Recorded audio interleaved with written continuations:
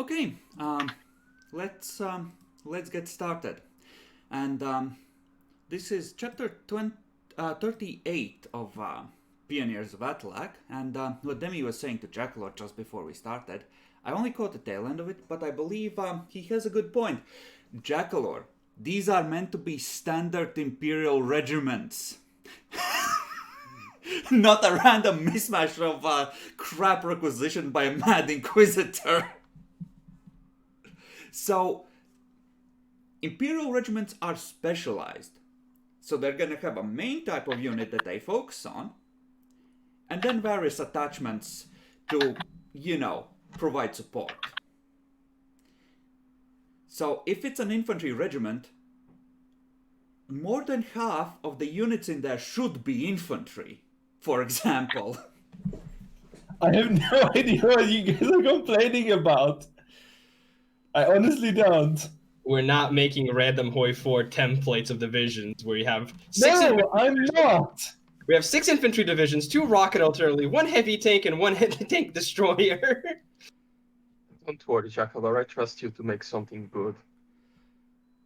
No, that's more trust than I have, so sure. I mean, it's change 1 tank and 1 tank destroyer to 2 tank destroyers, and that almost makes sense.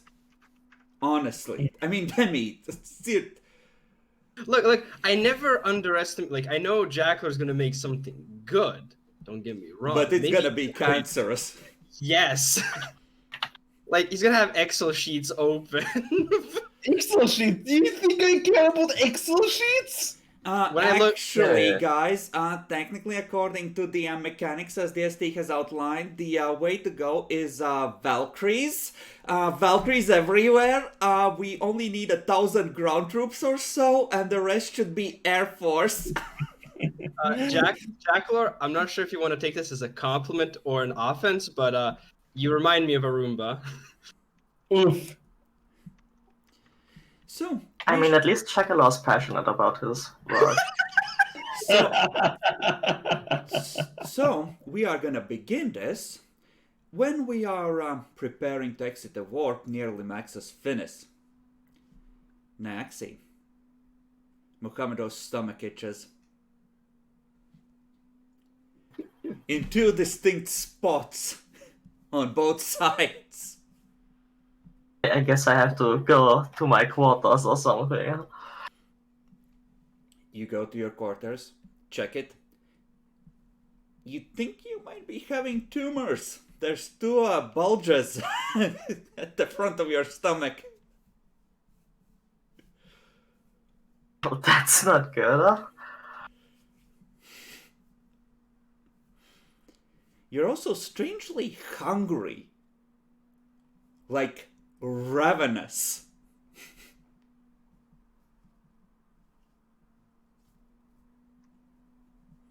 Luckily not for flesh, because you rolled off of that one. But anything will do. You must consume, my son. I mean, I can get food to my place, right? I mean, someone surely is willing to deliver it. I mean, technically, you're a guest of the Rogue Trader, and you have some of the better rooms, so yes, you can ask that something be delivered to you.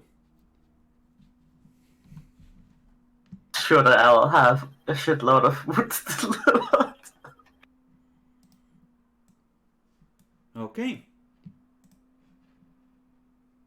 You request that a shitload of stuff be delivered to your room. So, sure, you get a feast laid out. Enough for 2 or 3 people of your size. You consume. About an hour later, you're hungry again. Consume some more. Another hour and a half. Yep, hungry again. Consume what's left. Shit, you're out of food. Also, the itching doesn't go away, and you feel strangely uncomfortable in the belt area. Whether it's because of something, which shall not be mentioned, or the amounts of that you have consumed, I cannot comment. Maybe I should seek out a doctor or something.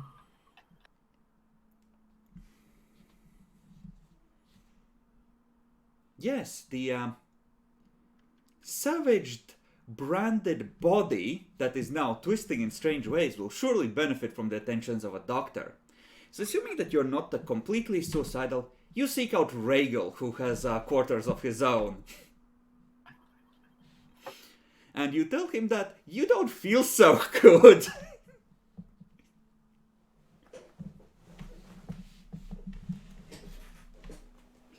You're muted, Jackalor. Scan him. Do you have an auspex? No, I was thinking the lab scan.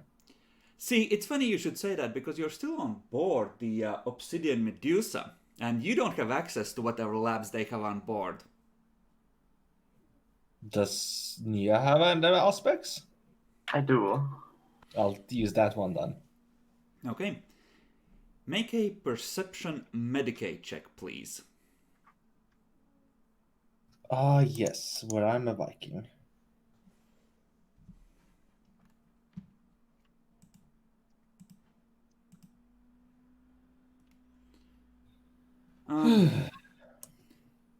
For starting, actually, let's do it this way. Take Mohamedo's total XP minus... actually, no. I'm not gonna cuck you. Just take Mohamedo's total XP. Since this Okay. is really in no way, shape, or form your fault, other than being a dumbass and rerolling off of a perfectly good and hideable mutation. Okay, wasn't gonna want to crave flesh. Well, you don't crave flesh, you just crave food now. Okay. It was plus 20 to influence starting off, right? Yes. That one I will fuck you on. Yeah, no problem. It's fine by me. You can get the rogue trader to pay you. The influence is not really an issue, since you can just, get it off of dynasty stuff if you need it. Jacklord, that's 5 degrees of failure. He's having a relapse. It's like something's trying to force its way out of his skin, and he reports itching in multiple spots now. You've seen these symptoms before. Except this time it's gonna grow out farther than we imagined.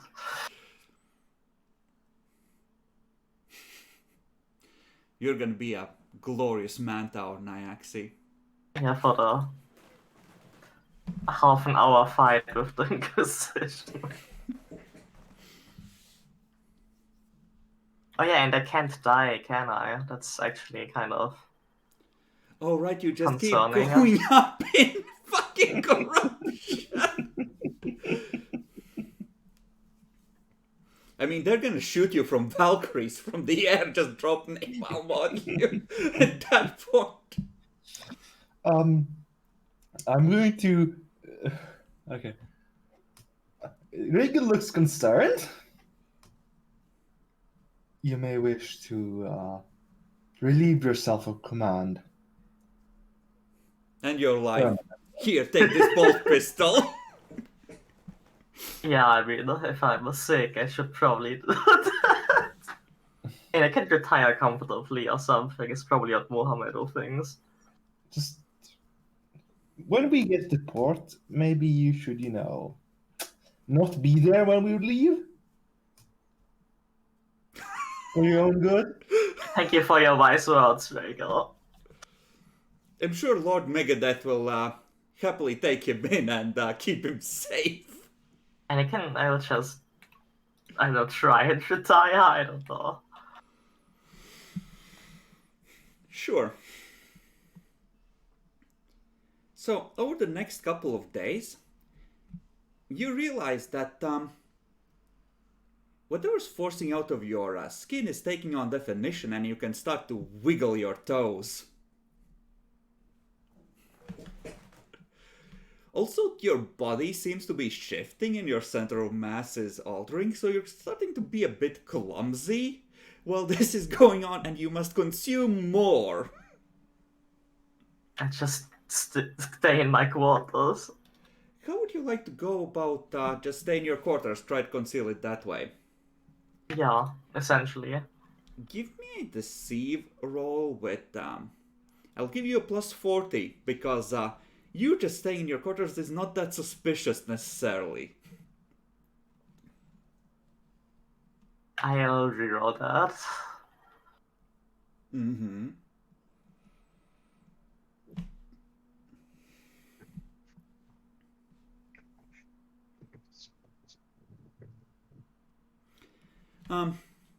Bacon. Yeah. I assume the rest of you are gonna be occasionally dining with rogue trader Luchenko as well. So, during one evening's dinner, when Muhammado is once again absent, he's gonna ask all of you if your companion is feeling well. Apparently, his crew has reported that something is bothering him. Ever since you translated from the warp, he stays in the room in total darkness and eats enough for 4 people. Well, Muhammad was always a bit, how to say it, he likes spending time on his own, but if they report he's feeling unwell, I think I should check on him. Thank you for informing me. If you wish, I have a couple of squads of ratings I can send with you, just in case. No need. It's something I will have to do it on my own. Well, as long as it's handled, if it is what I think it is, I don't want it on my ship. No issues. I understand how you would feel. Well, I'll leave it to you then. Loads bolt pistol. Shame! It will be literally putting a horse down.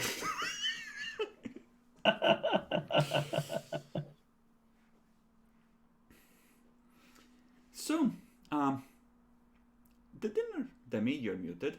The Yeah, I'm aware.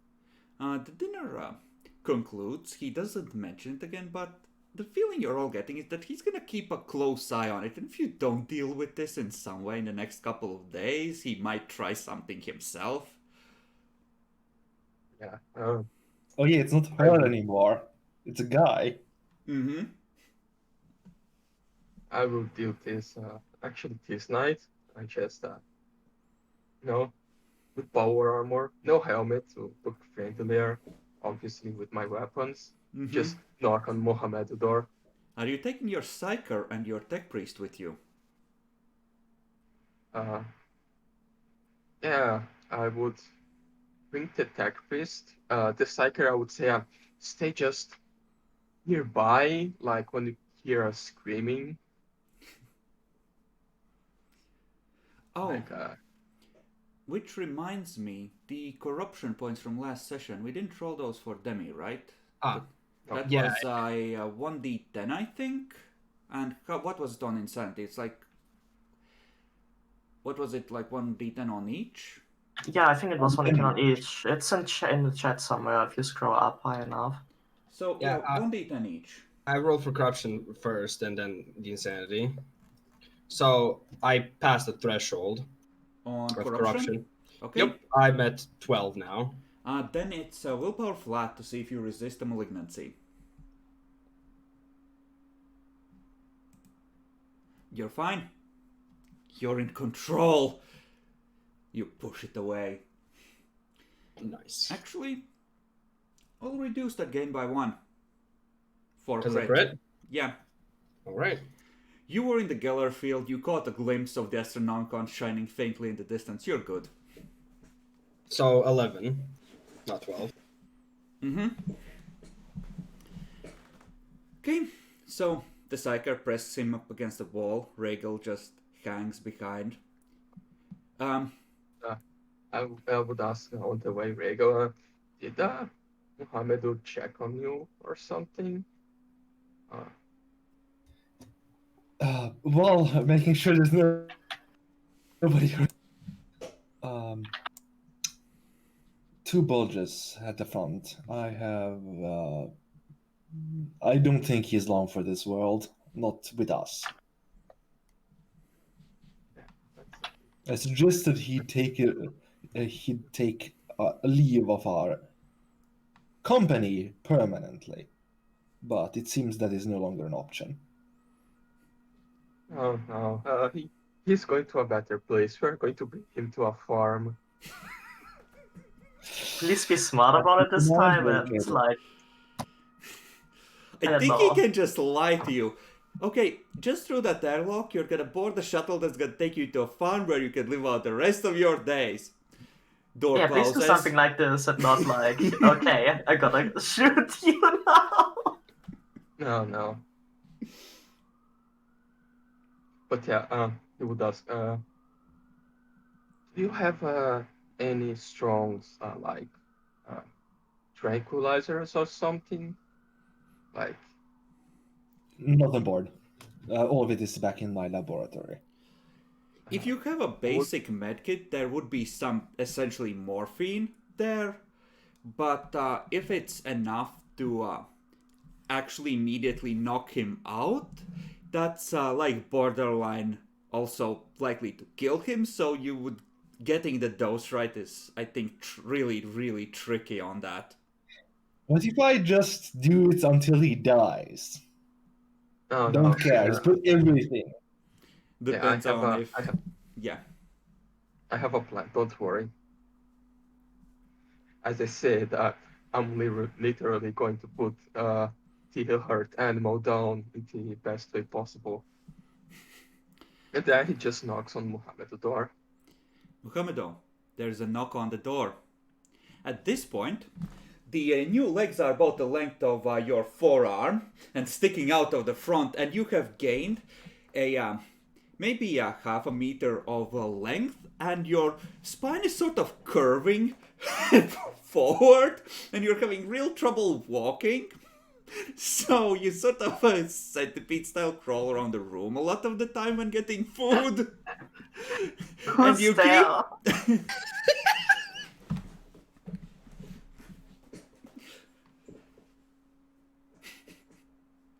Yeah, I ask who's there. It's me, Mohammedo.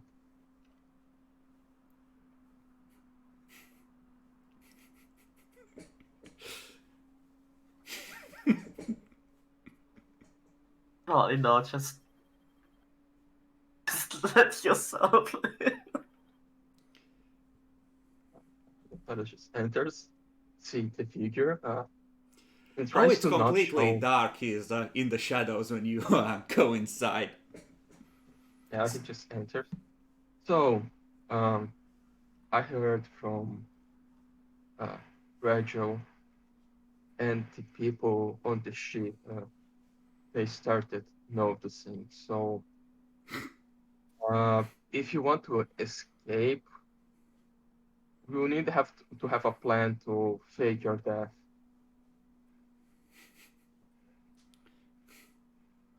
I see. Well, that might be difficult. Don't worry, I can't rig you.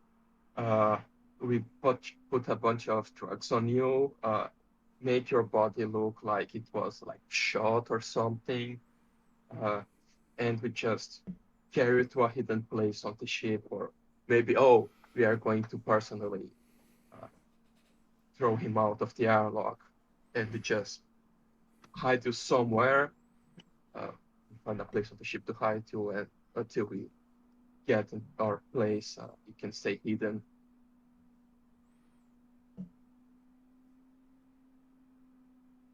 Okay, I mean, that sounds good. Well, I trust you, Rogue Trader. Don't worry. You are a great warrior. Everything's going to be fine. Make a deceive roll.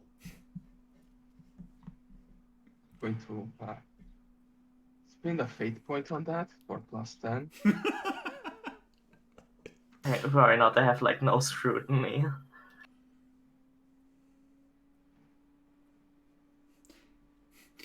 Where's Muhammad, oh dad? Don't worry, son, he's at the farm. Should I reroll that or Probably. yeah? Do I roll scrutiny? Since you have none, we're gonna say just if he succeeds, he manages to deceive you. And yeah, no, it sounds okay. He's backed all kinds of heresy. Him you can trust, and you know this is a blessing from the patron gods. The Emperor has blessed you. You'll have greater speed once this is finished. You're useful. It's what the Emperor would want. So he hesitantly, if provided Muhammad is willing, approaches the light, and you see the strange elongated shape approach. Sort of stands up, the legs hang off like T-Rex arms off the front, the extra ones. Yeah, I see that you if it's going to be like I imagine, you have a tremendous battle capacity in the future. But yeah, I will get Regio. Rachel, it's so much worse than you thought. Well, shit.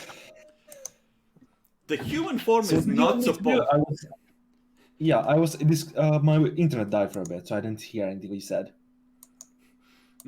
So effectively, he just comes into the circle of light that's coming in from the door, and you just see him sort of standing up, twisted forward, elongated, with the legs hanging, the new legs hanging off like tiny T-Rex arms off his abdomen.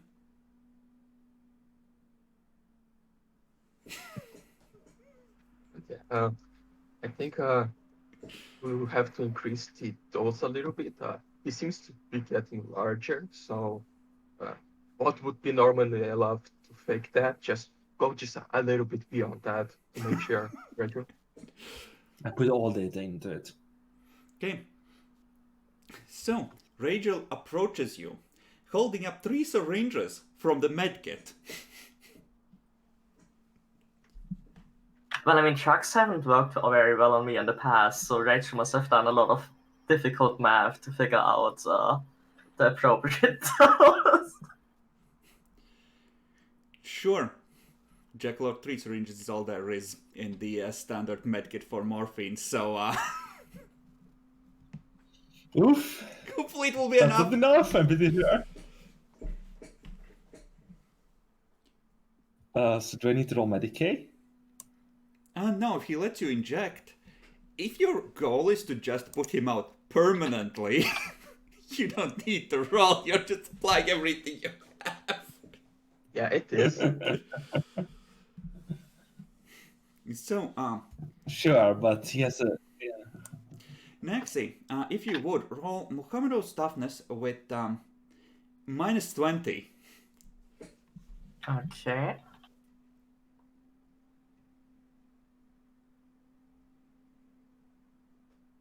I feel like he's gonna pass. Yeah. Oh, Oh!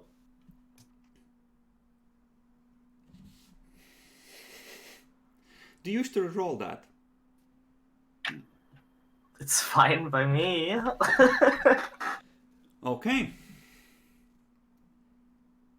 Do you keep your weapons near at hand in this changed state when anyone could discover you?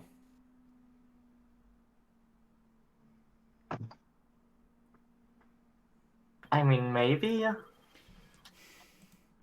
And probably, just in case. So we're gonna say that you just have the chainsword on you. So, effectively, you have a turn as you see him start clawing at his face and foaming at the mouth and start screaming in unbridled rage as the allergic reaction takes hold. You're pretty sure he's not long for I the assume I 12. don't have my autocannon. Yeah, you probably Go on, don't have one go of on. those. Effectively, you're pretty sure he's still gonna die, Rachel. In fact, you're sure of it based on this reaction.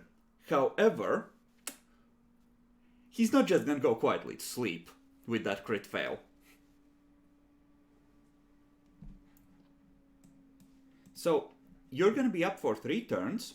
First is spent frenzying and just, you know, foaming at the mouth. So 2 turns that the party has survived against you being in a killing rage.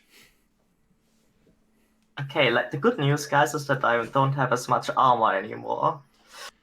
Yes, he is not armored.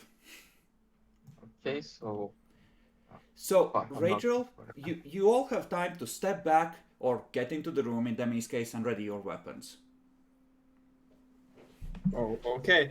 The rogue trader said, if I hear screaming, I hear a form of screaming. Yeah, you just hear sort of gargling scream that's just pure animal noise. Demi. Wait, I've heard this one before. You can position Yeah, yourselves which is on the bad. map as you wish. Wait. Fuck. Give me a second. I need to delete all the initiatives from other maps. There. Now you can go. Why the fuck my initiatives are They're moving always so bad? Yeah, Mohamedo. Still need yours. Yep. Yeah. Rachel, you can all position yourselves on the map as you wish. So you can be behind the rogue trader. You had that one turn. So yeah, you can have moved behind. And Demi, you can have moved into the room and readied your stuff as well. This seems close enough. Yeah, you just peek in through the door and you see the mutated centipede-like form of Muhammad foaming at the mouth, clawing at his face and screaming, beating his chest, ripping out the chainsword.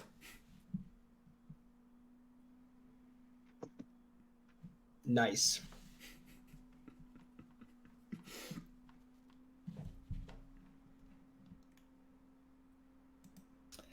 Well, you see, there's this thing called the shuriken pistol. Uh-huh. I like to fire it. Okay, you are in point blank. No size bonus, though. No size bonus, but the I'm gonna say due to the positioning, he's gonna count as being in melee with the rogue trader. Mm-hmm.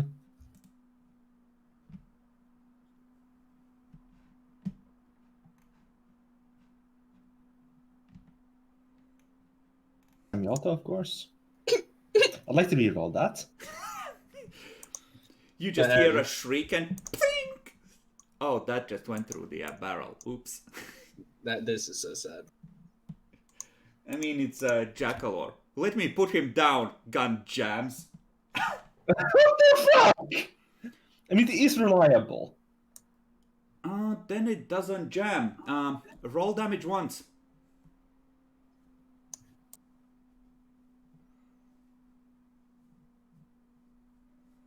98 into 97. Of course, it rolls max. So, it's a crit fail, so I think the fairest way to do this, because who knows where that bullet rebounds to, right? Or that shuriken. So where it hits on me. We're gonna roll luck and see which of the 3 people... Well, actually no, let's make it all 4 of you. The bullet just randomly bounces around the room. He completely whiffs it. Nice. So what? We're all rolling 1d100. Highest gets a Highest prize? wins. Fuck! Oh! Bacon. actually hits the intended target. You don't get the fury, but you do the damage. Okay, that penetrates all of my inbuilt armor, so it's only 6 toughness bonus.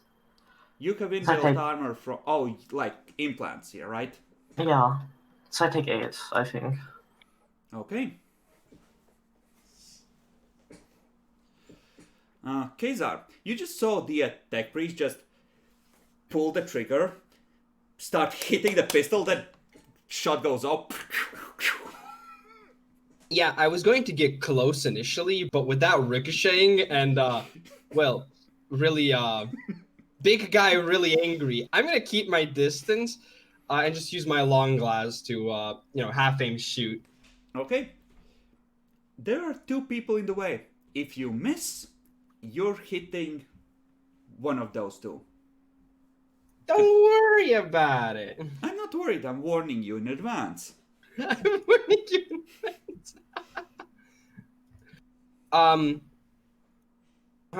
That's a good question. Would it be on maximal or not? Oh, not maximal, the overheat. Fuck it, is. I'd like to actually wait, no. I need to re-roll that because technically engaged in melee, so I should take a Yep. -20, right? Yeah, you should. What did you add? Accurate, half aim, Yeah. single, short. Yes, and now it's just a -10 modifier. Boom. That's 4 degrees. I think I get a 1d5, right? Yes, you do.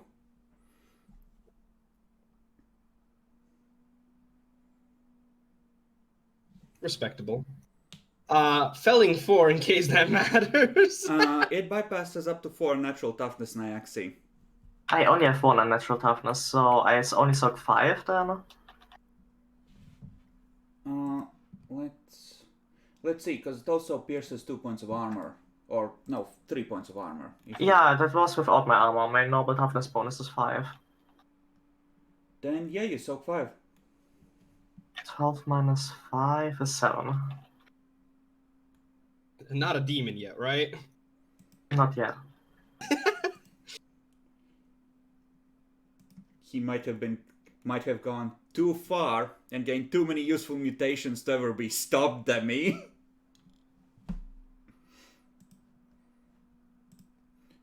Yotarus. So this ended up like this. At least we have a first hit on him. But yeah, let's start with the You should be sword able to end me, I think. of aim. Is he large? No. Mukamedo, do you have the frenzy thing that lets you parry in frenzy yet? Alright, that's a good question. Yeah, I can parry in frenzy. I have battle rage. So you can parry these as he comes in. I will attempt to, I suppose. So you guys thought that the second attack with the 2 weapons won't have the half aim. Yes. Because reason. Okay. I don't like that, but let's do it. So that's the first one. I'm using normal attack, so it has an escapable one. So it's -20 on the first, on the parry there. Okay, still, what does balance do? Plus 10. Plus 10 on parrying. So it's -10. Mm-hmm. Yeah. Good luck And taken. You need oh to... no, it's only when you parry. Yep. And that would be the second one. Aim because reasons. Third. And I can reroll 1 attack per turn because I can. Mm-hmm.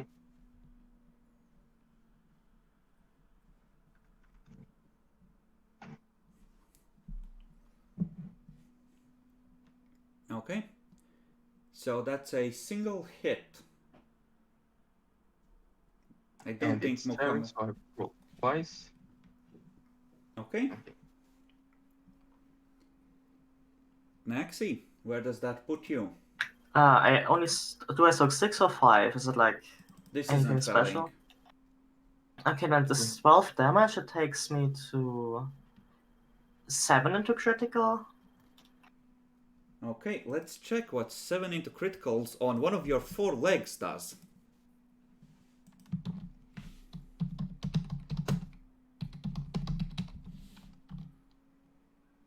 Alright, fucking Adobe Reader.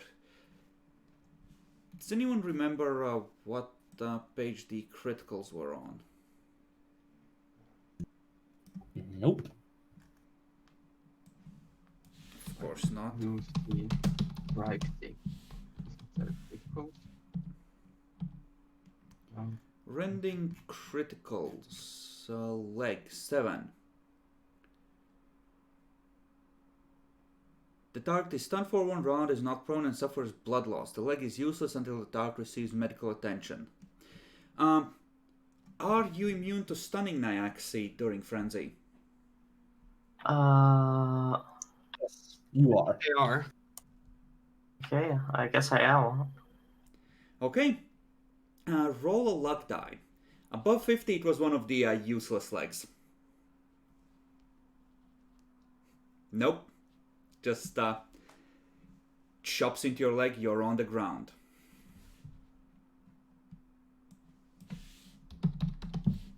I think you can spend a half action to stand up in any case, but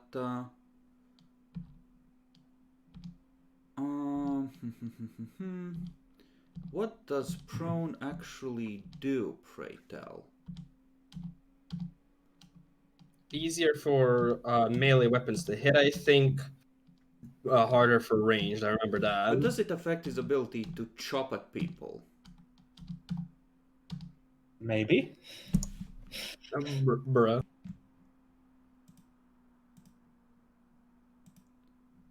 Prone, okay.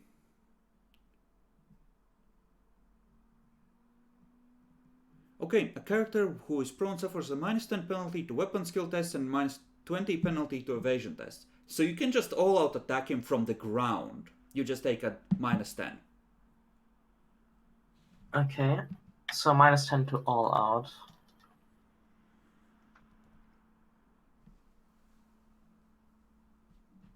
Hit, no aim. All out, oh, that's the wrong weapon. Let me do that again real quick. Hit, no aim, all out. -10 from being on the ground, +10 from frenzy. Mm-hmm. So it's +0.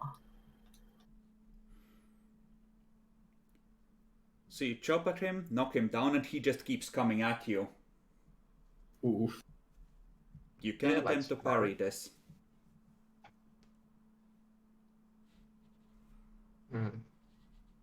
Blade Master? Isn't that for attacks, not parry? That's for attacks. It's for attack. No, it's any weapon skill test. He also already used it this round. It isn't Ah, refreshed yet. Fair. But I could reroll that. You might want to. Next, he is gonna get a second attack in any case, cause that thing. That's oof. Next, your second attack, if you will. Should I roll damage first? Yeah, go ahead and roll damage. Tearing means I roll twice and we take the higher one, right? Yeah. Yeah. Yes. Mm-hmm.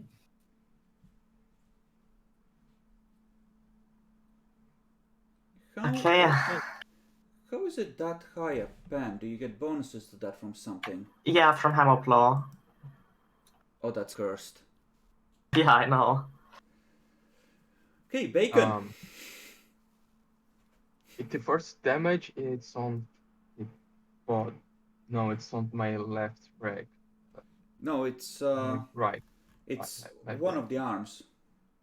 Because it's It is? 28. You flip it. Wait. Oh, you flipped the target, not the value. Wait, no, Naxi rolled 17, so 71. Oh, I'm looking at the wrong thing. My bad. So yeah, 71. It is on one of the legs. Okay, and it has span 8, so ouch. So How bad, Bacon? I don't know. I'm not even sure if I can calculate. I never understood the Okay, armor so correctly you unless soak 5 of this by my Okay. count, because you have 10 armor, right? Yes. So Oh, you took yeah. 13. Okay. Ouch. Now, before he Uh, rolls the damage on the next one, you can choose to spend your last fate point on 1d5 healing. Remember when I told Jacklor he might want to do this? Wait, Um, last fate point? We're an hour in, guys. I had to use to lie to him. If not, he would be fighting with no drugs and the better weapon. Drugs made him frenzy. I don't know, man. Could have been better. Jacklor kind of cocked you with the double crit fail. Okay. 1d5 healing, you say. Okay. Nexi, you may roll damages. By the way, I just want to note that 19 damage was when he rolled a 2. Yep. So,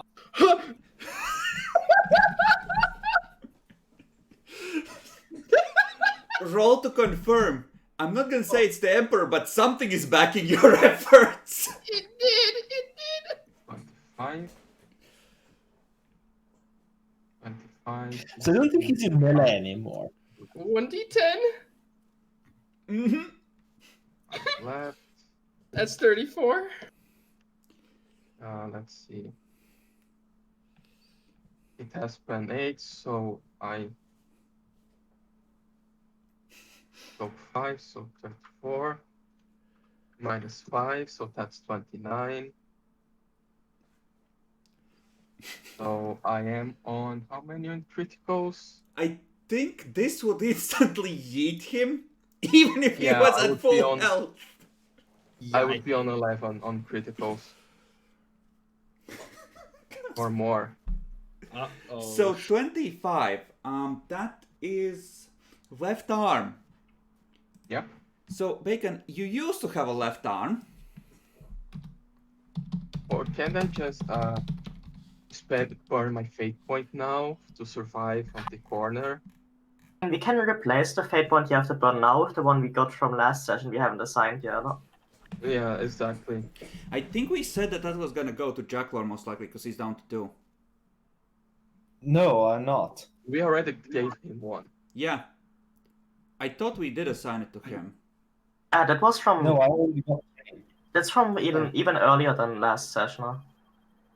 Yeah, the last time we gave him one. So we got another one. Yeah, that might be the case. But Huh. no, who needs an arm? I can get a robot arm now. You could. Let's see.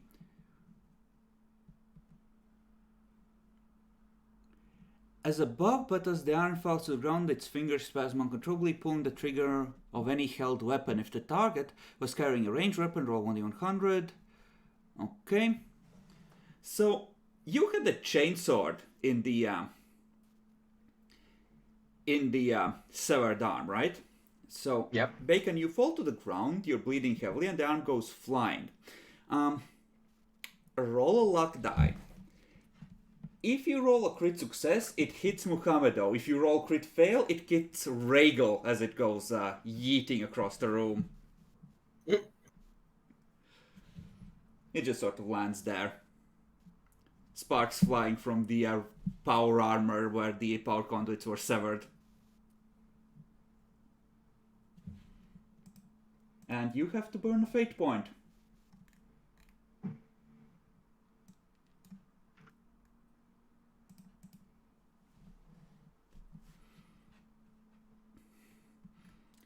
Now, Muhammedo is still on the ground. Regal, what do? So he's no longer in melee, right? Yep, I think you still take a -10 for him being prone to hitting him, even though you're on point blank.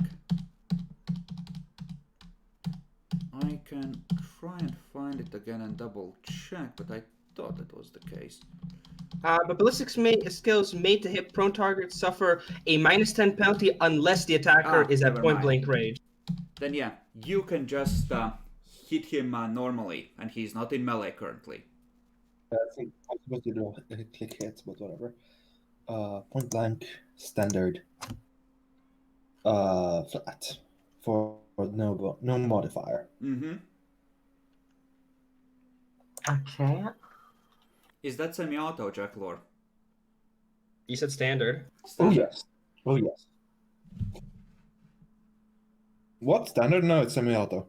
You said standard when you were counting.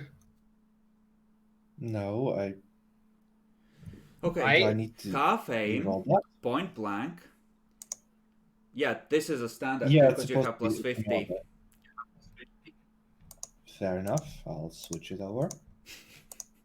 God damn it, Jackalor. Hey, it's better. Okay, so that's how many hits? You get... Up to 3. So you get all 3. Mohamedo, you take minus 20 on evasion test, but you can attempt to dodge if you still have a target above 0.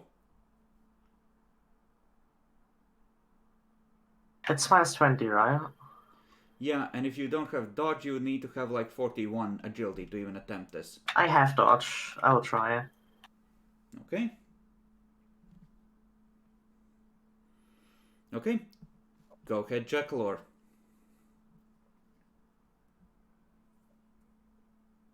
Roll to confirm. Emperor's Fury. Yeah, roll to confirm. Nope. Okay, so norm. It's just so toughness from that, right? Yes. Because it penetrates all the armor. I mean, it actually doubles the penetration because razor sharp. It's fine. Yeah, okay, and that's 10 to get us on 25 into criticals. Okay. So, you bring the pistol to your lips, and you tell it that you will personally disassemble it and melt each part down if it doesn't do as you wish. Pointed at Mohammed and pull the trigger multiple times. The pistol does as it's supposed to. And 3 large gaping rents are opened in Mohamedo's abdomen. And he collapses in a rapidly spreading pool of gore. Even the blood seems off in its coloring at this point.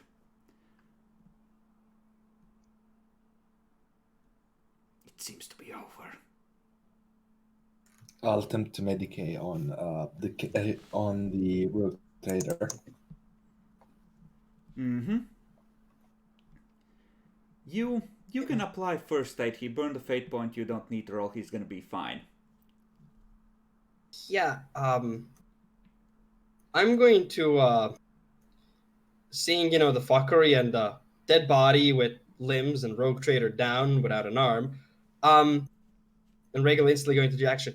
I'm just going to, close the door, make sure, go out myself, close the door, make sure, and just basically, stay guard. Oh no. Oh no. I'm not doing anything. This is an emergency. That's the issue. You're leaving me alone with the guy that's going to revive immediately. I don't know that. Nyaxi, what's your special ability from your one of your latest mutations? Whenever this character would die, he instead survives as if he had burned a fate point and gains 1d10 plus 5 corruption points. So roll Wait, your corruption points. Wait, that's a mutation? Yes. Yep. Yeah. Okay. Out of character did not know that. In character definitely would not have known that. Okay, I'm passing a threshold to 41.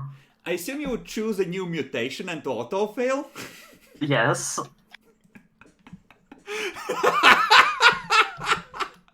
What's the 5? Okay, let's find it.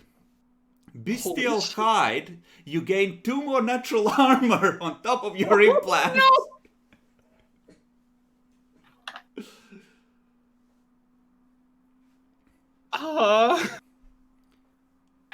Jackalor, roll an awareness. with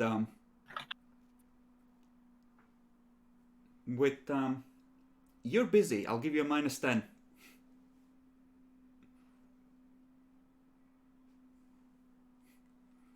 I'm not passing this one. Nope. Okay. Mukamedo, you are badly hurt. Your insides hurt.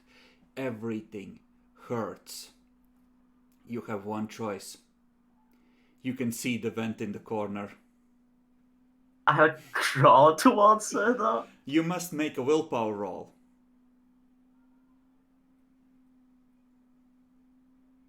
Because we all know what lives in the vents. I will reroll that.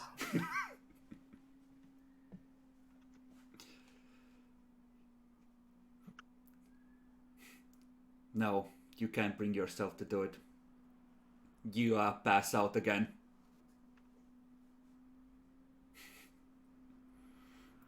Regal, everything's fine. The rogue trader seems to be getting stabilized. To me, Yes.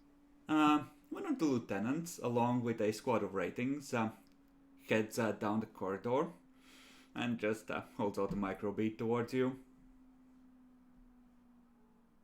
Very well. So put it up. Hello, it's Octavian. Who am I speaking to? This here is Keza Japelis, one of the rogue traders' more trusted individuals. Mm-hmm. Is it handled? Yes. Good. The men will stay there and make sure that the disposal goes smoothly. Please hand this back to the lieutenant. No.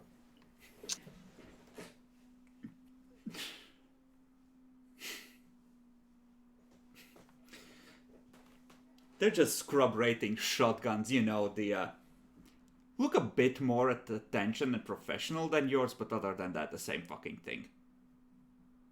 Before you upgraded them. Yeah. Just sort of look at them.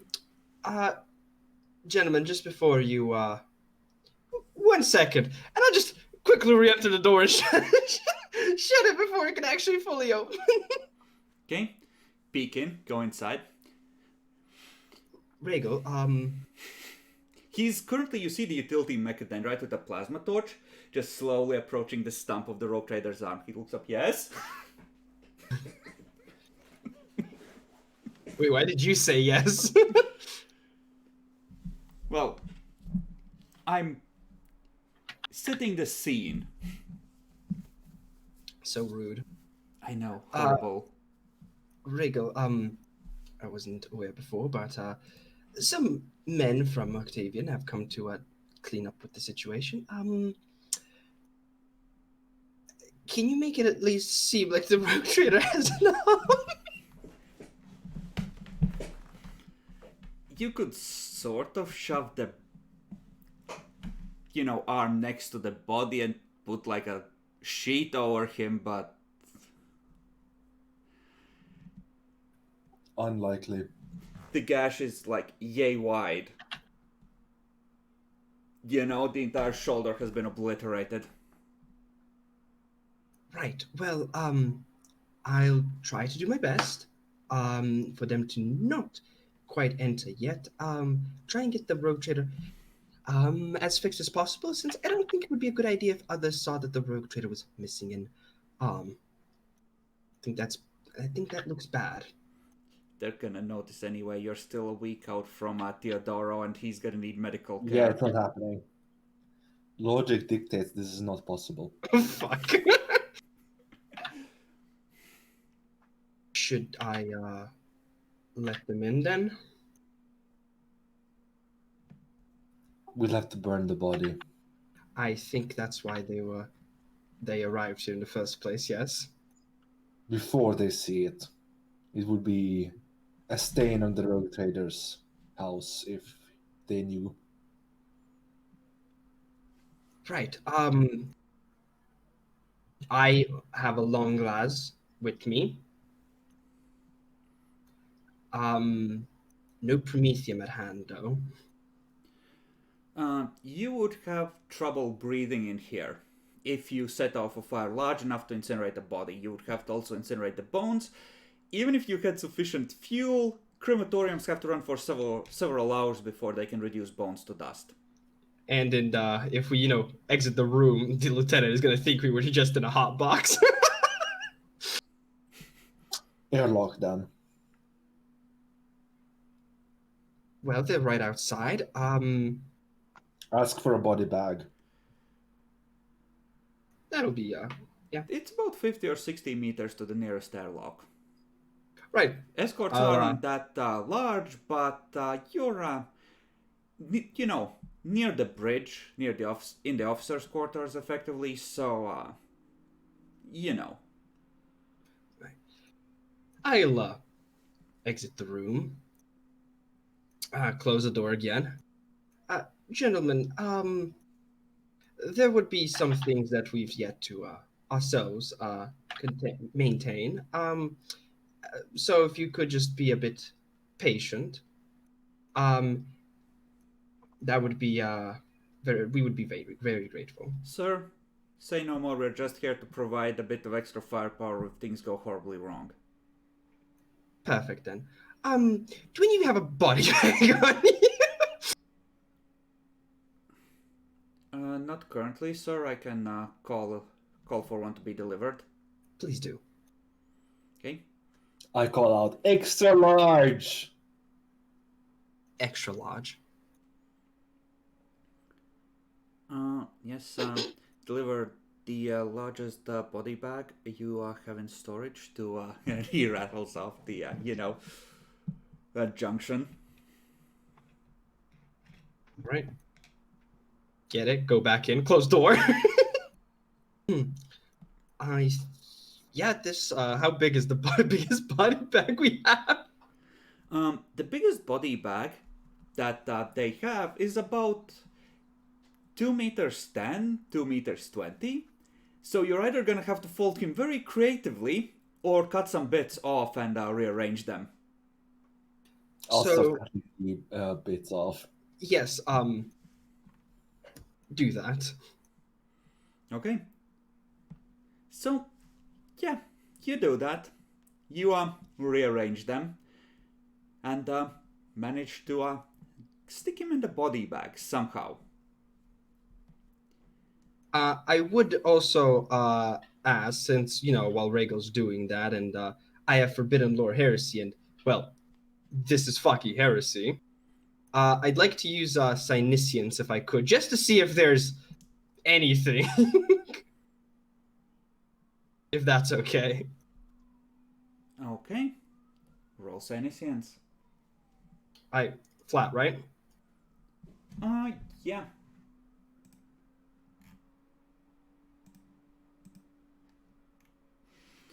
There are 2 psychers on board the ship. You feel their attention focused in this direction. Understandable. But nothing, in this room itself, right? It's strange. There's like the edge of something. You can make a willpower roll and try and probe deeper. I've learned my lesson with that. No. It's kind of that thing where it could be something absolutely horrible or nothing at all, essentially. Yeah, pragmatic choice indicates I don't do anything, and result with the latter. Okay. So, Right. Where do you take the body? Venti it.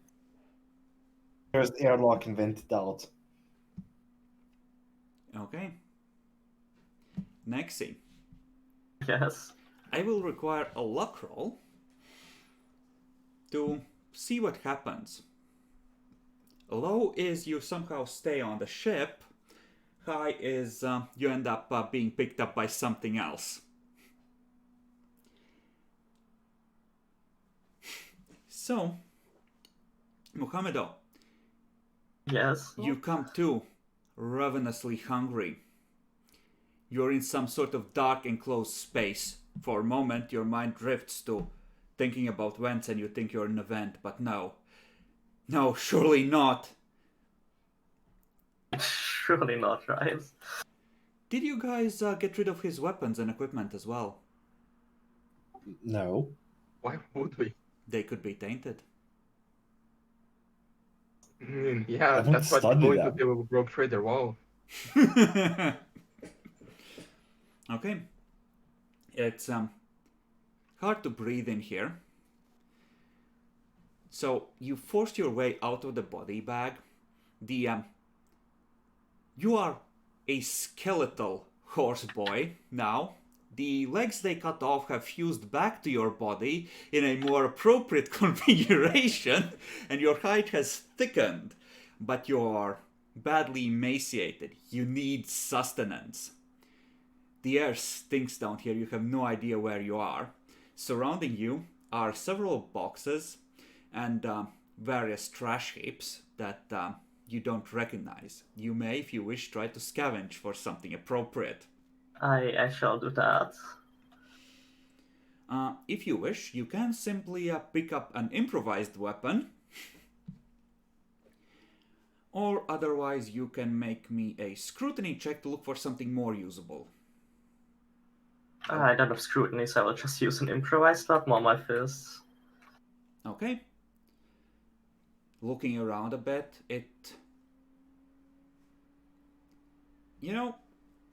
you're gonna be able to swiftly find that you're still on the Obsidian Medusa, in the lower decks, in a rarely used area. And the room you're in is filled with various kinds of trash. Maybe some lower decks ratings idea of treasure or things that might be sold or scavenged.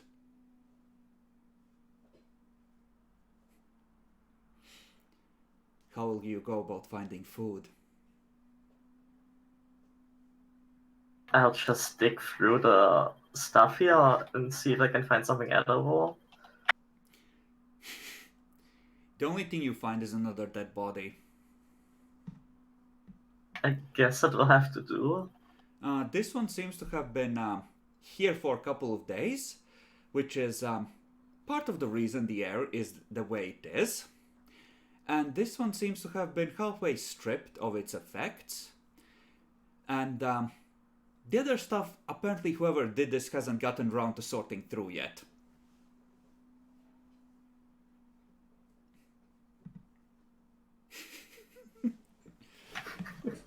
But yeah, your transformation is able to complete, and you are ready to go charging down the hallways.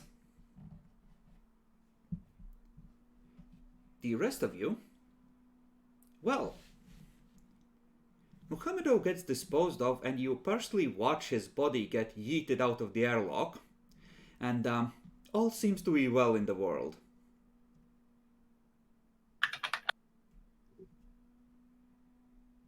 I lost my fucking arm. These things happen, Bacon. You wake up in the sick bay with a machine attached to where your left arm used to be, Bacon. Well, at least robot arms are good.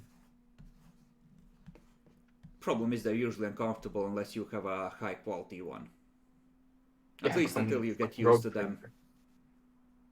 Obviously, I'm going to have a high quality one. You think I'm a peasant or something? I know. So, Octavian is of course gonna offer his sympathies for the streak of bad luck you seem to be running into, and he'll inform you that at least in your absence, the rogue traders have really gotten their shit together and got into gear about this mission. So that's at least some good news.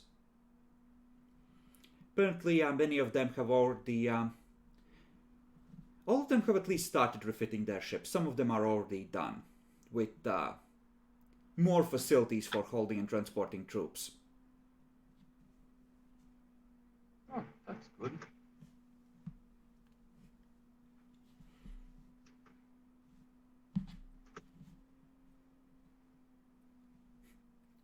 Nyaxi, I'm gonna need a stealth roll. Sure.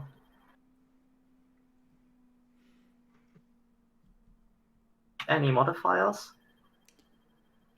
Presumably you're gonna want a way off the ship as well, but lower decks, I'll give you a +10.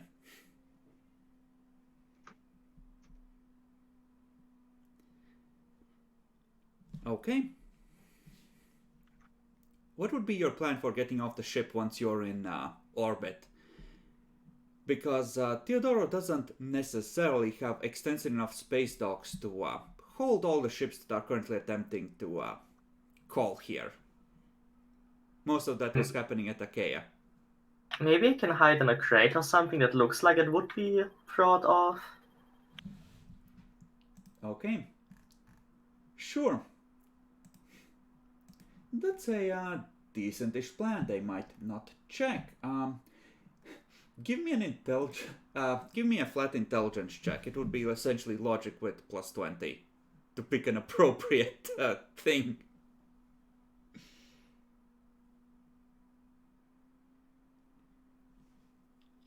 Okay. I assume you're not gonna re-roll that. I can't. Okay. The rest of you return to Teodoro, and well, it is an interesting time because apparently people have been trying to claim the ships, and the transport, well, let's say it's changed hands half a dozen times. Because the crew doesn't really give a fuck and they just stay out of the way of the various cousins and brothers that keep fighting for it. The Immortal Acolyte, well, they've sort of told no one to approach it because there's no news that the rogue trader is actually dead. And Voluigi personally told them that he's not gonna fly for anyone who claims that ship until you know, it's confirmed that he's lost by the ships that went chasing him. So you're able to swiftly reclaim your flagship, and the cousins who are on the transport swiftly realize that, hey, this isn't gonna end well, and essentially go into the my bad, how could we know mode.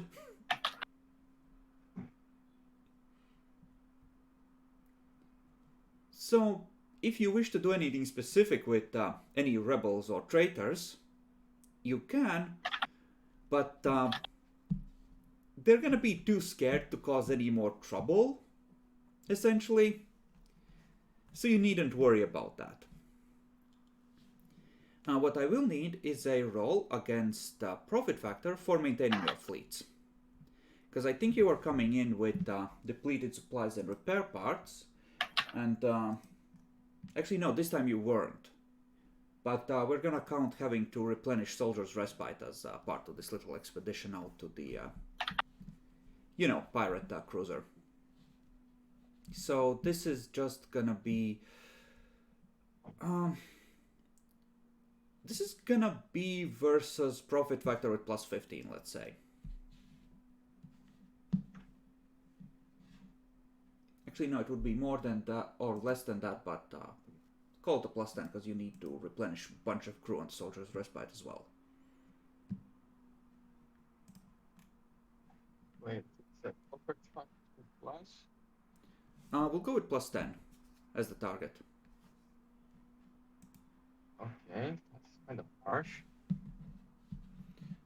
We need It's plus, like your base is plus 20, just for maintaining 3 ships. Okay, so it would be 49 or lower. Do you have that little profit factor? Oh, right, you spent a bunch. Okay, fair enough. Then, unless you wish to re-roll, you're gonna lose 1. Yeah, I can't reroll. Sorry. Mm-hmm. Someone wants to reroll? I don't know, can we?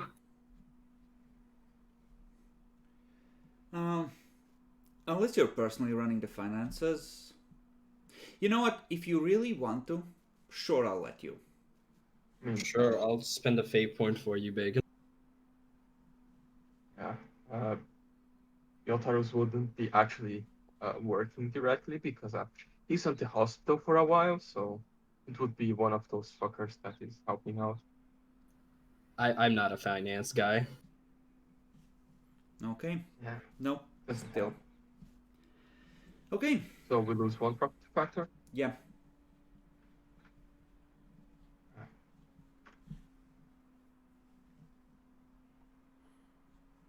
All right. So, you are in port. Gonna say that a basic replacement limb you can just get, or you can try and roll influence to requisition a betterer one. Yeah, I would do position. And if the two of you want to, like in the first week, while you're just, settling in and recovering before all the meetings start, make a requisition roll, you can as well. Does it have to be a requisition roll, or can we do something else? Depends on what else you want to do. Not sure how long it's gonna take. And I was thinking I could roll influence for this, but considering what we're about to do, Mm-hmm. and we've kind of just lost an important member of, us. I was basically trying to see if I could, influence requisition or try and find out and actually any skilled individuals that might be around, essentially, to recruit. You want to go looking for Naxi's new character? Basically. Sure. So you busy yourself with that. Ask the Inquisition if they have anyone they can recommend, presumably using your good relations, and just in general do that. Yeah, that's fitting. It fits my character well. Perfect, Okay. right? Okay. Excellent. Then you're doing that. Jekyll, or is there something you want? I'd like to requisition a Mind Impulse unit. Okay. Go ahead and roll for that. Let me just check if I want a good or best quality one. It's Memorance. Yeah, I'll definitely take the best one, good quality one. Okay. So it's rare, so minus 10. No, minus 20. Right? Yes. Should be correct.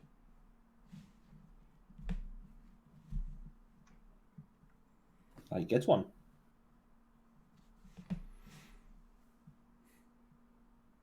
Jekyll.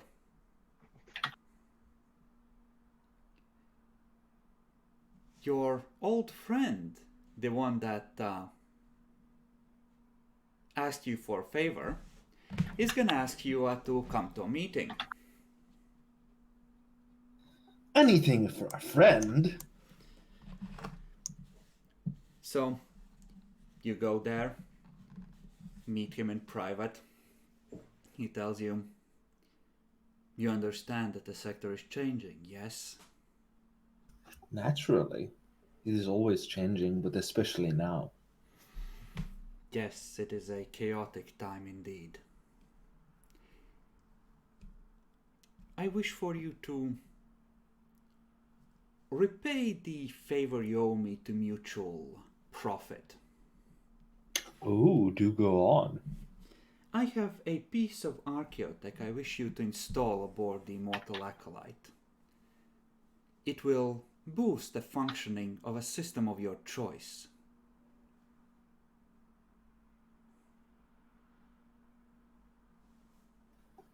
It is an advanced cogitator array used for optimizing shipboard systems.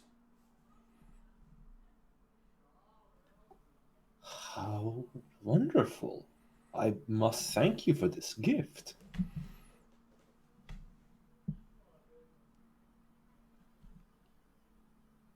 It will warn you should danger threaten you personally.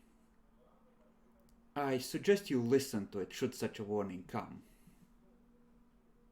Of course. It's gonna pull out another canister. This one with a computer bag. Good luck, Magos. You shall have a high place in the New World Order.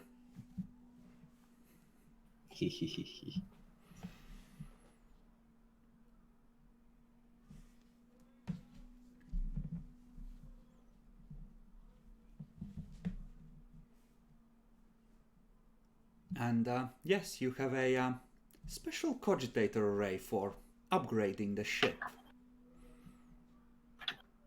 Now, Jackal, usually when someone gives you something and says to repay a favor, you say, "What is the catch?"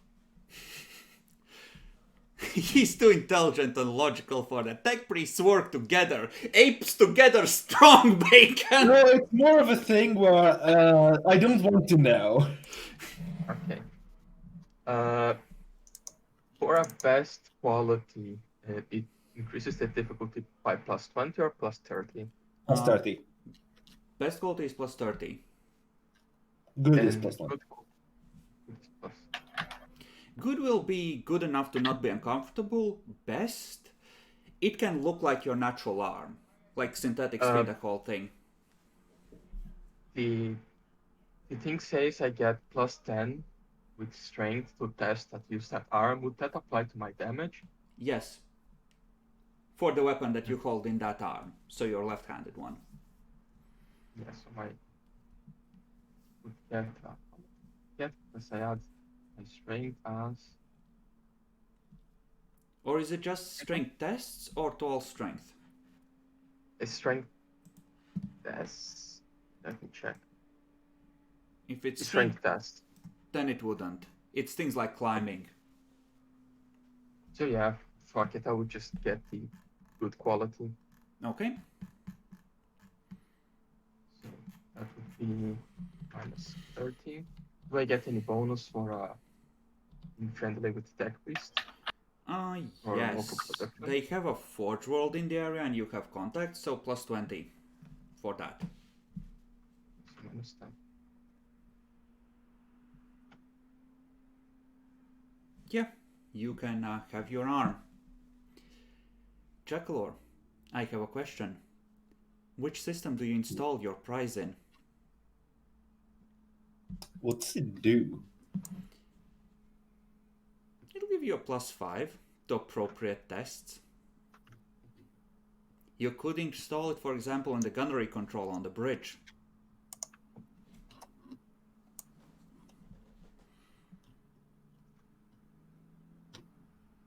Let's still install in the murder servitors.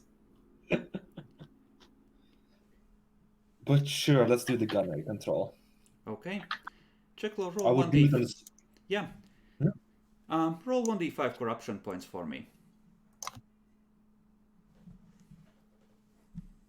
that's a threshold. Mm-hmm. Have you hit 30? No, 21.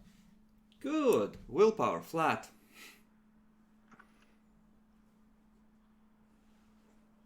I'm re-rolling that. Hey, I passed. Okay. Excellent.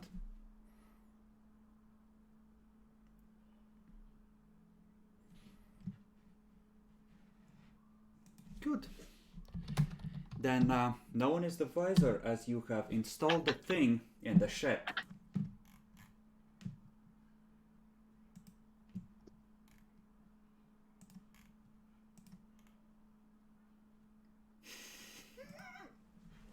Lovely. Okay. I mean, Muhammedo was ejected, one imposter remains.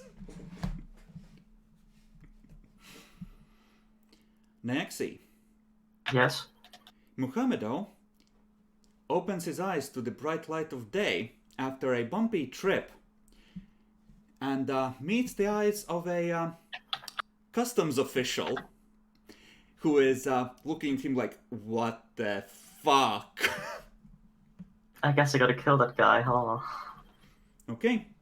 You yeet out of the box and into the customs officials and a pair of security forces that are there. Give me a weapon skill test. Okay. Make it flat, but this is essentially, you're not gonna lose this. This is to determine how much damage you might take. So you get like 1 point of damage. What should I note down as wounds and stuff? Same as before. Like, no, let's put it this way. You would still be hurt, at least a little. But for the sake of you surviving, put yourself at 2 above being in criticals. So like, if you're 18. yeah, if your total is 20, then 18. And you can now have a sword and a pistol, if you wish, scavenged from the dudes in the port as you go yeeting off into the hive. Yeah, I would grab that.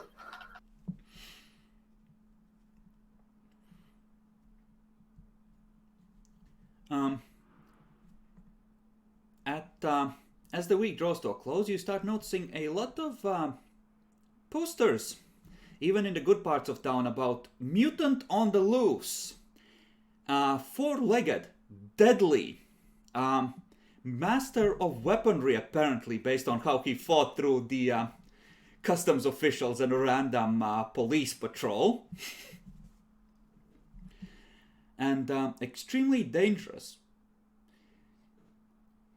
Thick hide, hard to wound, strong beyond belief, speedy as all fuck, able to see in total darkness. Some of those things don't fit Muhammedo, but the facial features and the 4 legs definitely do. And you start to have doubts.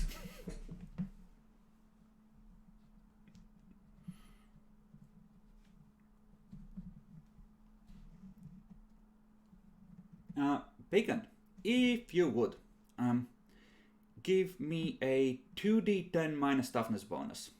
See how long it takes for you to recover from your surgery.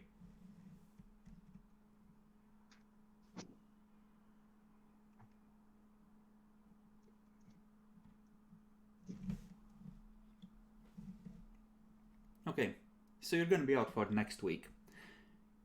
Jackalor, you're done upgrading the ship. Is there anything else you would wish to do?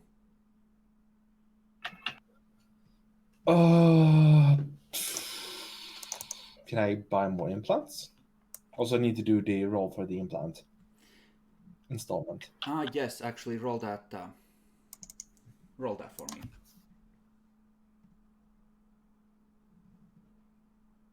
Okay, so no, you're out for next week. So you're both in the hospital when you start hearing news about Muhammedo loose in the streets. Oh, and by the way, Jackalor, add a to the special rules and bonuses of Immortal Acolyte, add Demon Possessed, +5 to ballistics.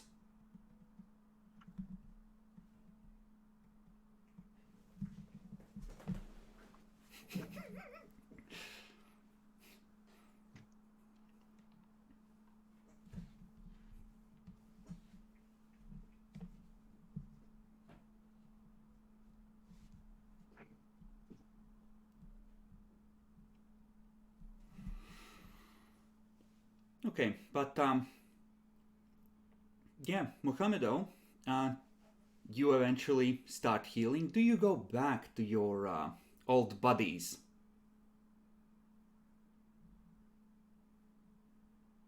I mean, what's outside the hive? Swamps. I'll try and escape into the swamps. Okay. I have 1 tick in survival after all. Make a survival check to try and avoid things in the swamps. Based on what stat? Whichever you would prefer of the ones traditional signed with survival. I think it's like perception, intelligence, and what, agility? Yep. I'll go with perception then. Okay.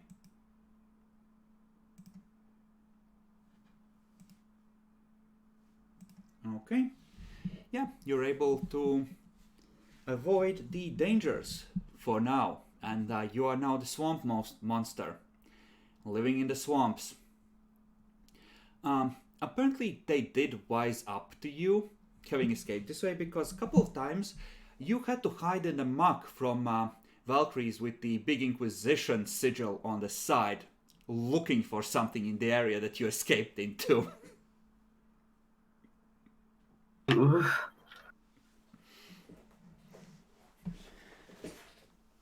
And Demi, Yes. you as well, as the first week draws to a close, see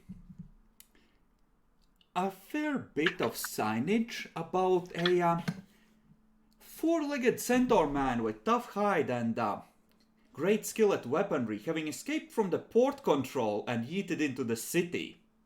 And please forward any news to your local Arbites or the Inquisition if you have news of his whereabouts. Right. If I inquire with the rogue trader, I believe the rogue trader is already aware, correct? The rogue trader is in the hospital, nursing his newly installed arm, but yes, people have mentioned to him. Okay. Well, I'll speak with the rogue trader for a bit if he's conscious enough to talk. Sure. And so, rogue trader, on that matter, should I assist the Inquisition or anything with this search for, well, Mohammedo, essentially, or should we just leave it at that? You should. And get a little bit closer. Give a little cough because he hurts himself up. If you get to him, make sure he dies before many questions are asked, please.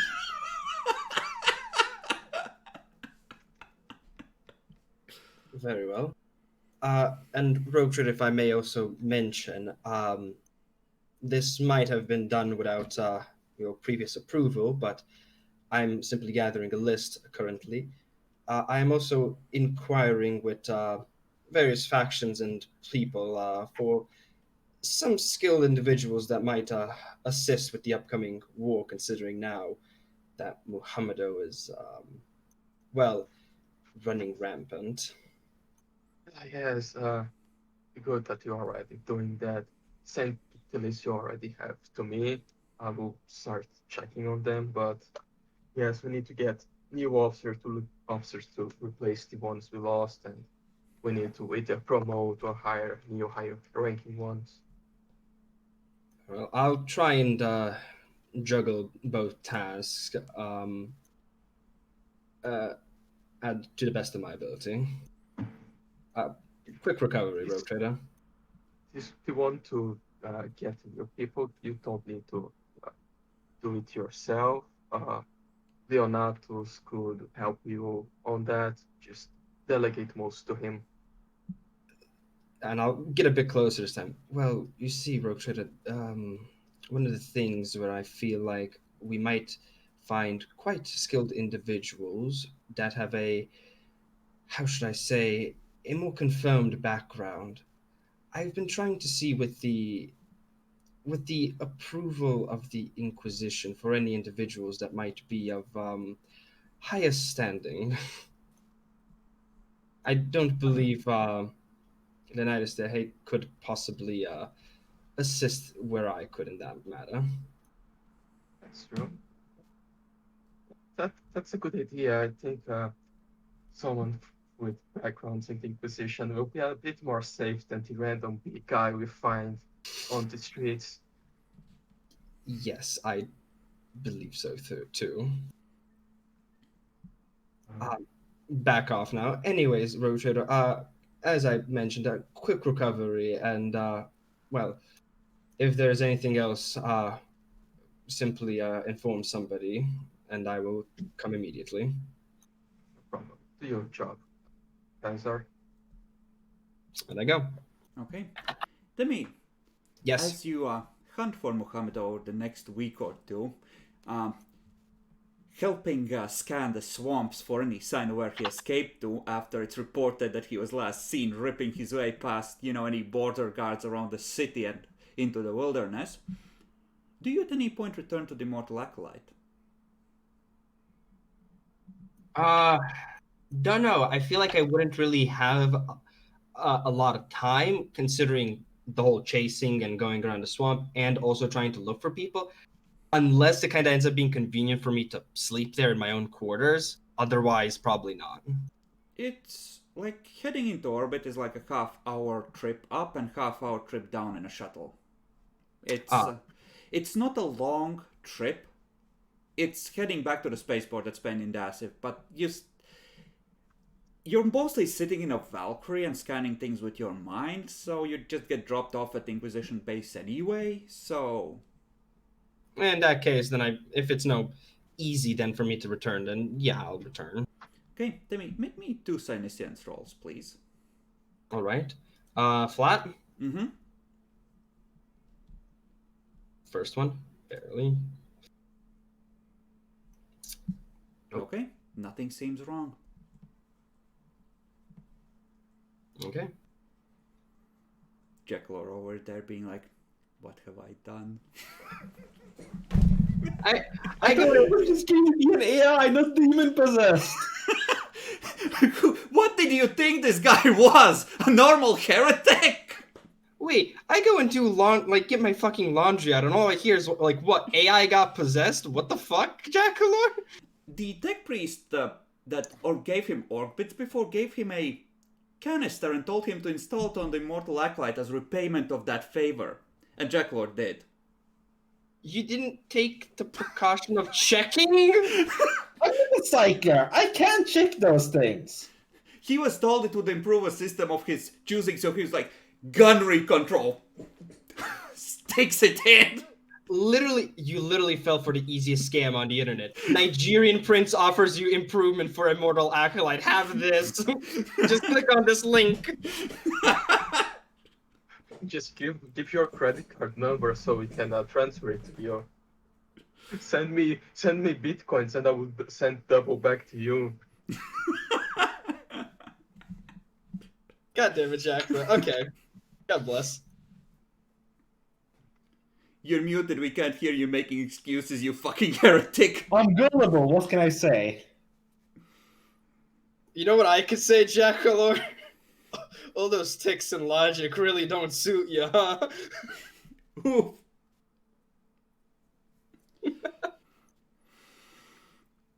Okay, but 2 weeks later, you are gonna be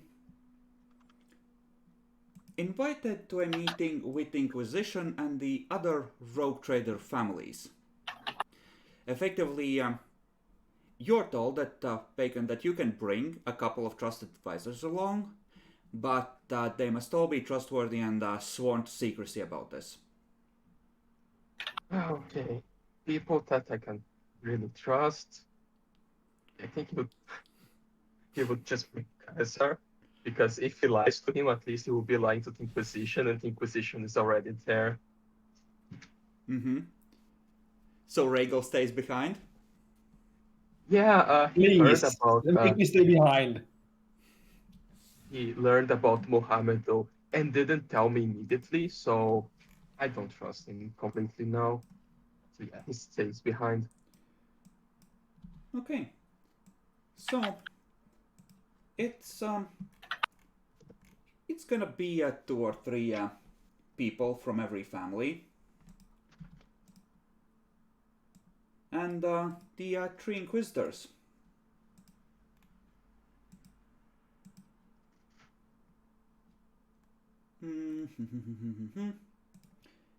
I'm not gonna drag out all of them, because fuck that.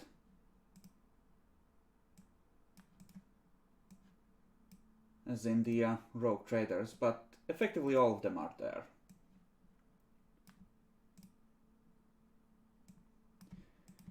And Tobias is gonna open the meeting and tell you that he is aware of your plans to distract the enemy and destroy significant amounts of their fleet or bog their forces down before they can strike planets that are actually valuable to the Imperium. And he approves this initiative, and this effort has the full support of the Inquisition in this particular case. To that end, Inquisitor Tesserovoldus will be accompanying your fleet as the Inquisition's representative. And at that point, he asks those present to, effectively just pulls out a Emperor Bible and makes you all swear an oath of the utmost secrecy, under pain of internment in a penitence machine. Yeah, I believe everyone just do that. We know here, right? Mm-hmm. Yeah. Everyone swears, and he stands up and personally starts handing out data slates. This is a confidential briefing of information assembled by the Inquisition on your target and its current military capabilities.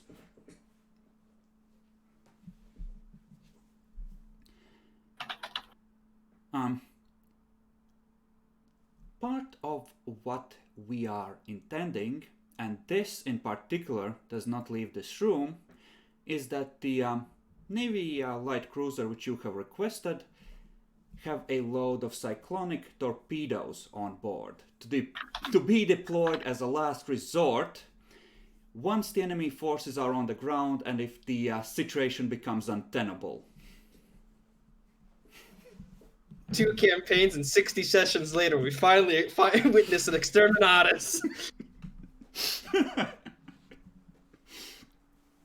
think it's more like, at this point, I think it's like 80 sessions between both campaigns. Fuck, yeah, you're right. And, effectively, they want the world intact. But they want that Chaos Warband more, so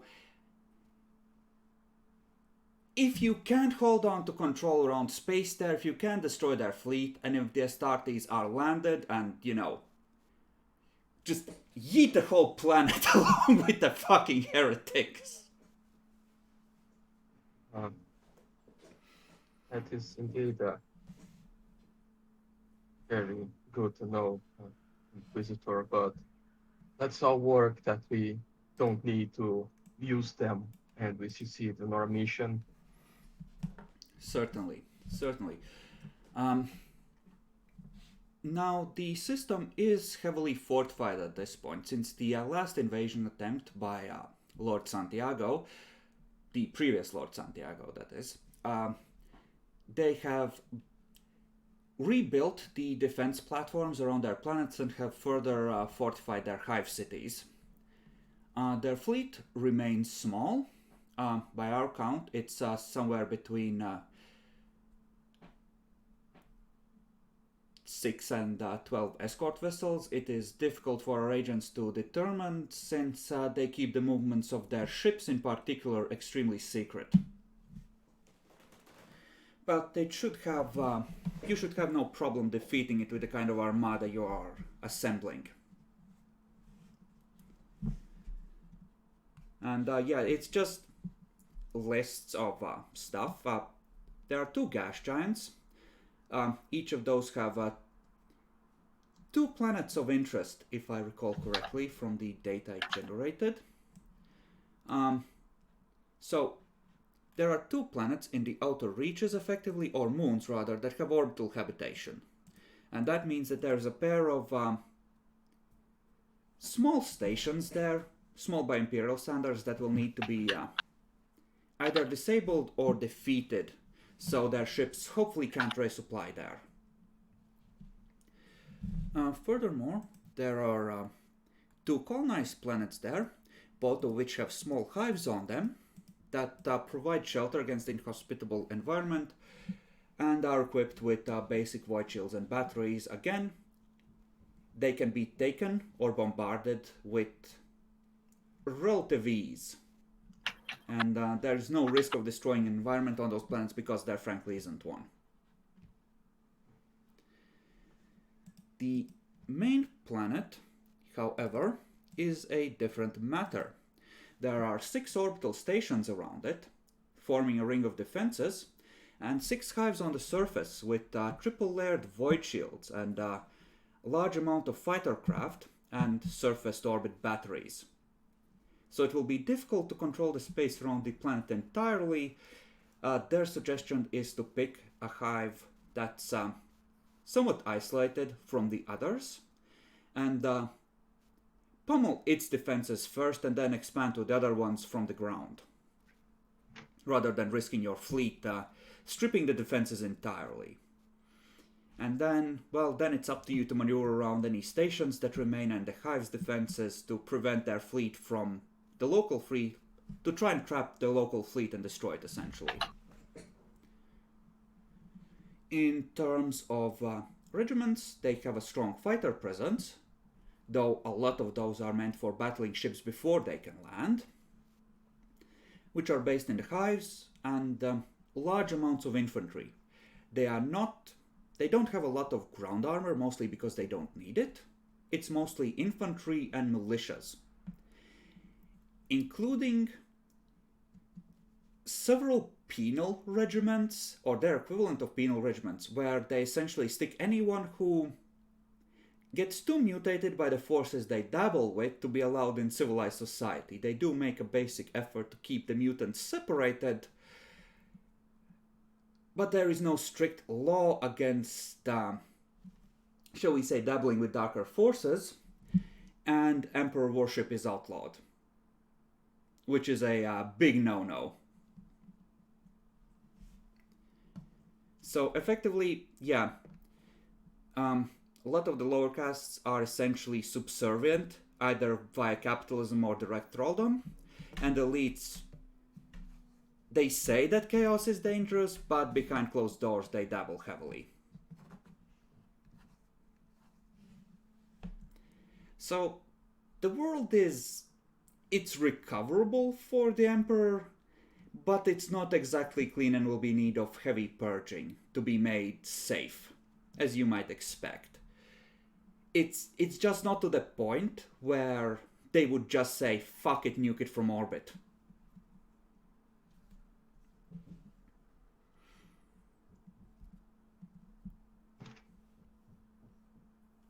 So just looking at the data slates, and I'm no tactician, but just looking at numbers and stuff like that. How does it look?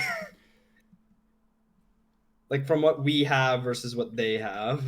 You haven't actually raised those regiments you want yet. You have decided on how much money you want to spend on it. Based on what you have planned for the first one, Vanguard, with a bit of luck and good planning, you could probably overwhelm one of those hives and take it relatively quickly.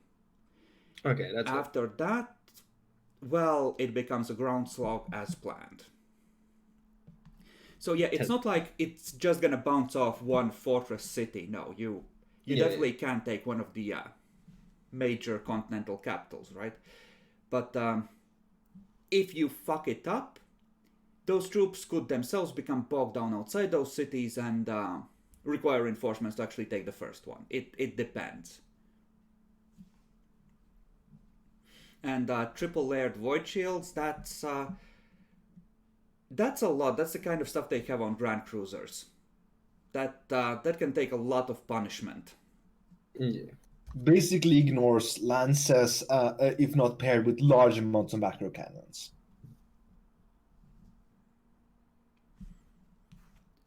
So yeah, there's historical data. Apparently it wasn't as bad before. The stations were largely commercial. They were relying on fleets. But, well, Santiago's third attempt at taking the planet actually ended up in a 5-year ground campaign, and apparently they don't want such a large amount of troops ever landing again. So, they have poured a lot of resources into that, and as a result have squeezed the people harder, and the Inquisition suspects relied on darker forces as well. especially since it took that Chaos Warband to help them dislodge the Imperial presence permanently last time. So presumably there's gonna be some kind of deals, and they do know for a fact that a lot of underperforming or flawed individuals are shipped off-world for correction, and they never come back. And based on what you're reading there, and this is probably part of why the secrecy, there's a good chance they have active agents on the surface that will be able to relay some information to the Inquisitor going with you. Is that Inquisitor a psyker? Yes. Fuck. As long as she's not on board the ship, it's gonna be fine, right? Yeah. She's boarding. She is probably gonna be on the light cruiser with the with the cyclonic torpedoes. Fair, I guess. So effectively, you are slotted into having a Dauntless light cruiser of the torpedo variety, and one of the torpedo loads is replaced with cyclonic torpedoes as a last resort. Just so you know, at least one gets through and cracks the bitch. Mm-hmm. So yeah, effectively, you have the Inquisition's approval and information that wouldn't otherwise be accessible based on Navy scouting. Like, for example, an idea where the main Void Shield assemblies are on several of those hives. Little details like that. Because a facility of that size, it's kind of hard to hide, if you know what you're looking at. During the meeting, if it ever comes up or if she points out, because she has agents down below and they have these whereabouts, will we basically have insiders doing sabotage on the void shields and stuff? They are essentially deep cover operatives, and their primary specialization is recovering information and safely getting it out. They're not equipped for sabotage because, believe it or not, they have strict rules about what kind of armaments locals can have, being rather oppressive in that way. Got it.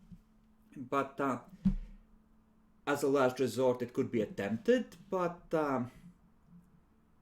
she makes it clear that she doesn't wish to sacrifice the usefulness of long-term operatives for this. Yeah, understandable. Just asking if that was like part of the plan or anything. Not per se. What they can do is inform you, or try and inform you of any troop movements they're observing, or try and give advance warning of things.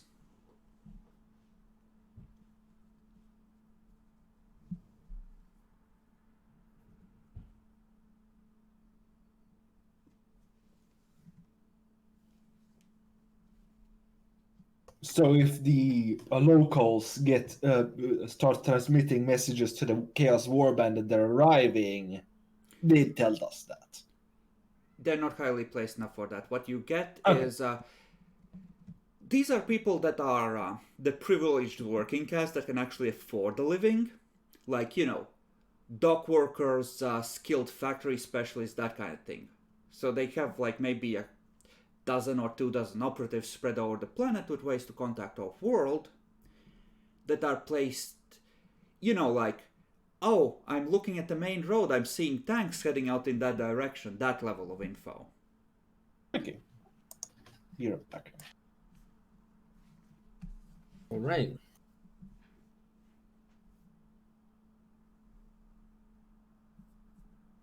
So that seems to be, all in all, it seems like a solid plan. An additional thing that I will inform you is that expect their fleet to have caches of resupplies and resources and munitions, fuel scattered across the system. Last couple of times, they've had fleets that had to retreat from the planet and harass enemy invasion forces.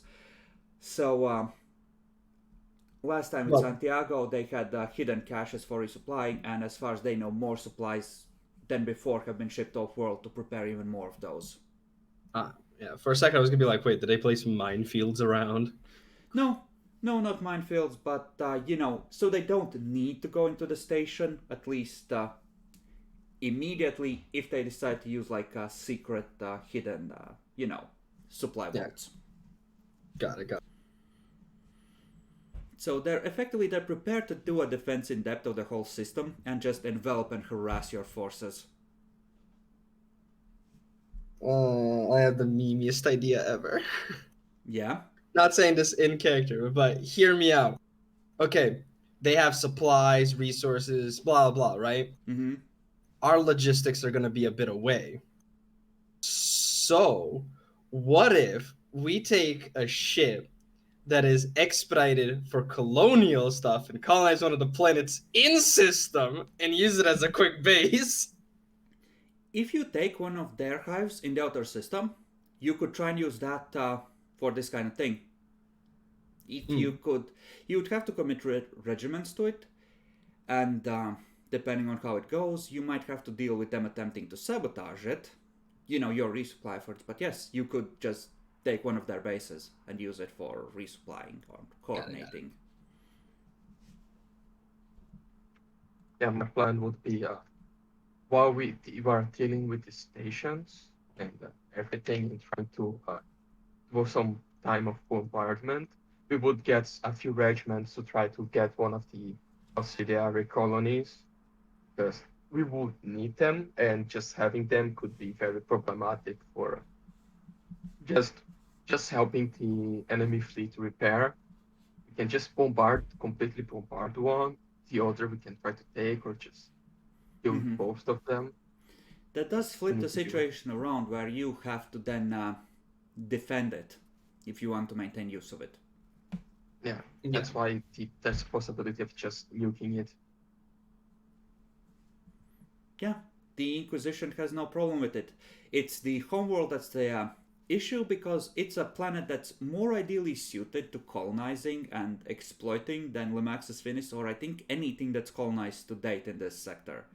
Oh, it's that good? It's literally perfect environment. Oh, shit.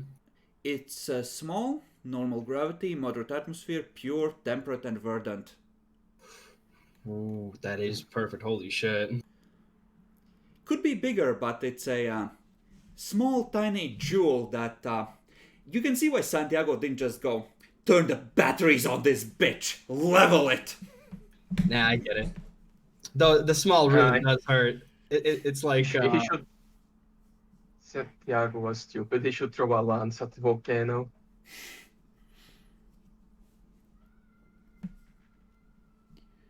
So there are 4 major continents and apparently 17 smaller islands. So time to conquer Iwo Jima, guys. Smaller islands in terms of things like Iceland. Islands big enough to actually be nations. Oh, got it. Really small ones there's going to be a fuck ton of. So, Koi for Iceland hopping? Yes. I mean, you can. It does make it easier for their aeronautica to go, yes, they're on this island. My Lord Governor, yes, glass it. Actually, one important question. When the planet has water, who takes control of the water, the Imperial Navy or the Imperial Guard? The Imperial Guard, but the Navy lends them snorkels. Snorkel.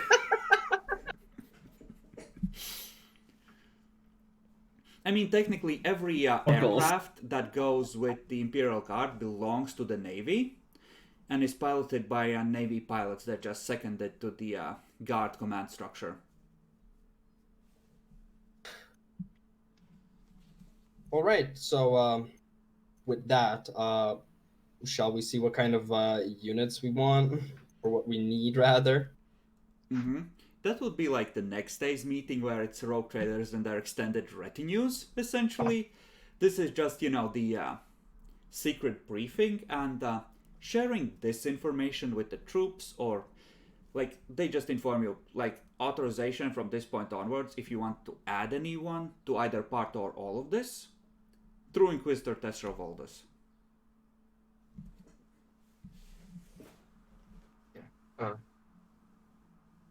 After this meeting, I will try to use the opportunity to approach the Valois and Mm-hmm.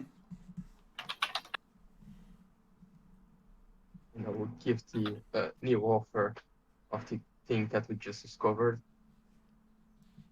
What is the offer you want to go with? Hey, you know our plan to get our ship?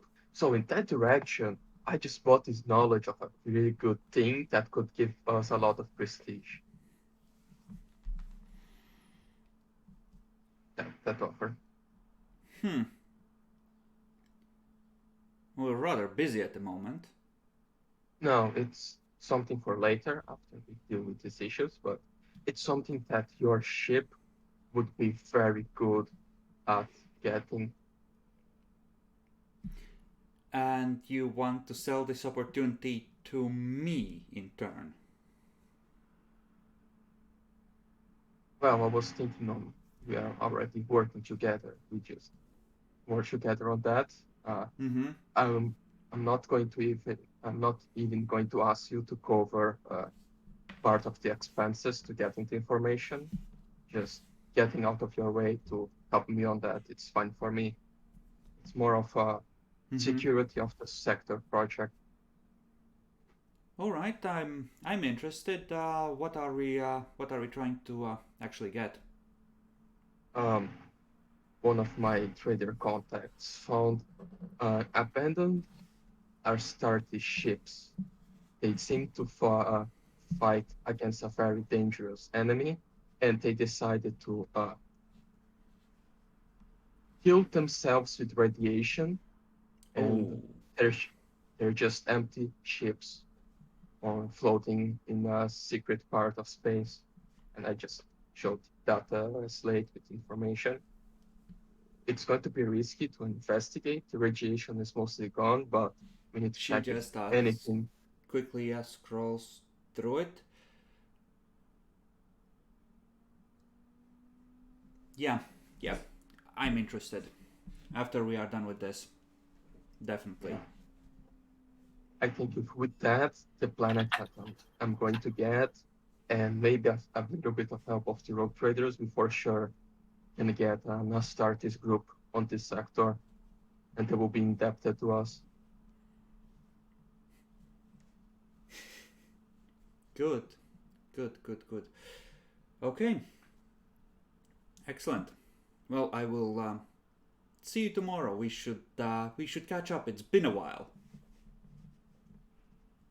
Yeah, I've been through some harsh things. And I am really quickly gonna make a check for Captain Demetria Volantian.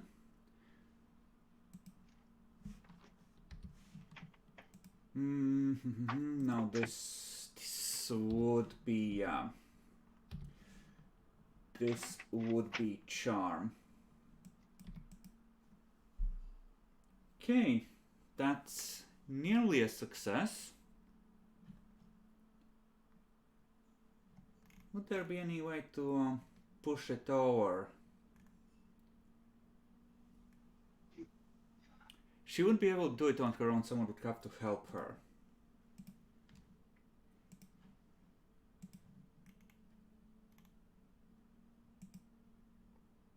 Right, then there's this guy. Well, let's do it this way. See if he can. Okay. So, in terms of escorts, you're probably getting those two Claymore frigates that you got sent as a pit eating in one of the Dauntlesses. That's part of the sector fleet, Bacon. Okay. Unless you want to specifically request a different type of ship, but... No, I'm fine. Anything will help. I don't know the ships. Probably the Firestorms are the best, but because they're the Lance frigates, but they're also, the one of the best ways the sector has left to deal with capitals. Draclor, I can barely see you. Can you consider turning the lights on? Is it that dark, really? Yes. Yes. It really is. So now it's the troop buying time, right? Hmm. Yes, there's gonna be the next mission, and there's gonna be more of the interested groups involved, including now Captain Palanza Cartesius, who is gray and severe, showing clear signs of some of the less effective Juna treatments that don't leave you looking like a 20-year-old forever. But she's here as the commanding officer of the Navy detachment assigned to you. It's gonna be... I will leave the troop part to you guys. I'm going to eat right now. Should be back. Other than that, there's gonna be... Yeah, it's fine, Bacon. You can go. There's gonna be the Inquisitor Desra Voldus, and I think... Let's see, who would they send? We're gonna say that there's gonna be Voidmaster Festus Laurentius as an observer from the Styges Mechanicum.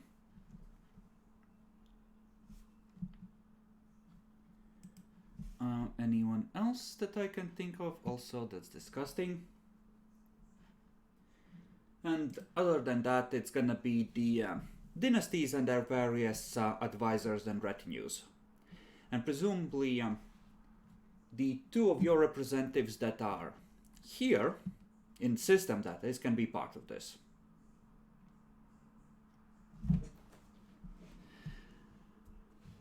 In terms of logistics, currently it would take a month and a half for the warp jump from Vanguard to the system you're invading.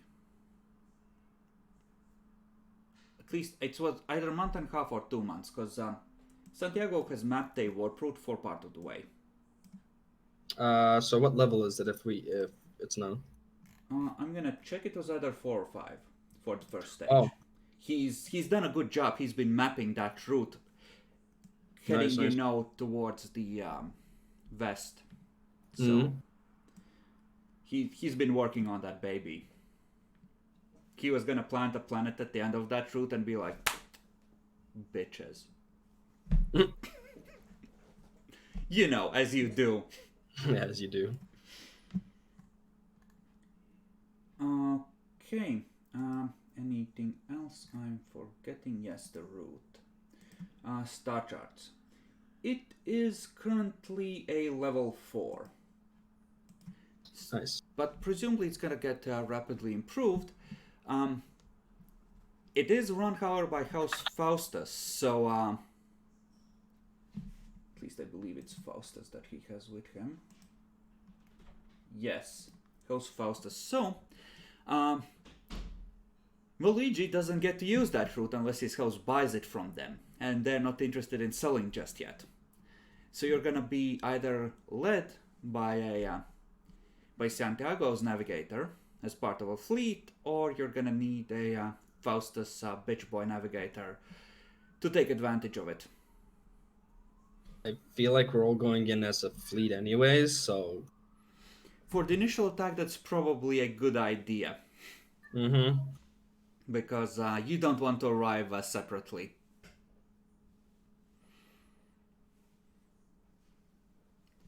Okay, so for the troops, the army hiring costs, it's like a year since I last opened them. This is cursed, but okay.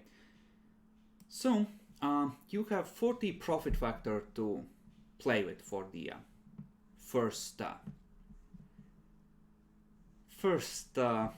wave. Cool. How much is a Titan? You can't buy Titans. You can request that they be deployed on this front by petitioning the Mechanicus.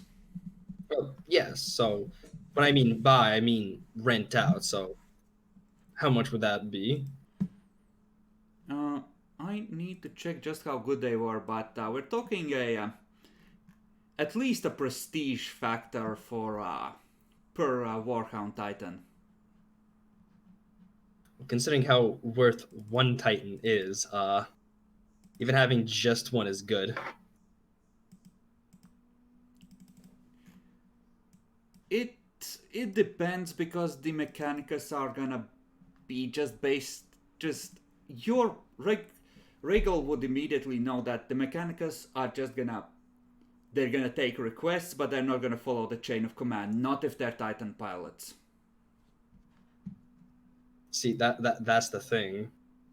We don't tell where the Titan goes. We just follow the Titan. Waging war. There were rules for making Astartes units and Titan units for on Titans. Let's see. Scout Titan Warhound. Unit strength is 50, power level 25. Okay, so they're not that super powered. Can we get a score of Titans in that case?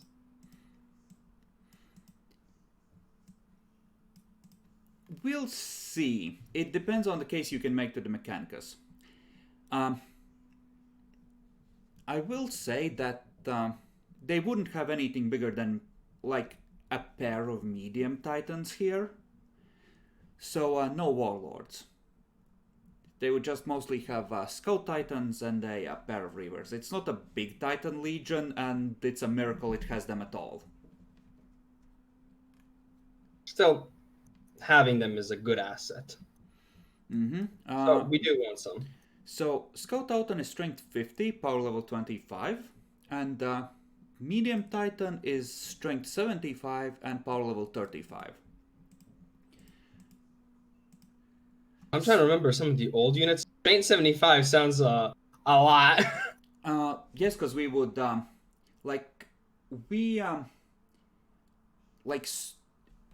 it says strength 50 in the book, right?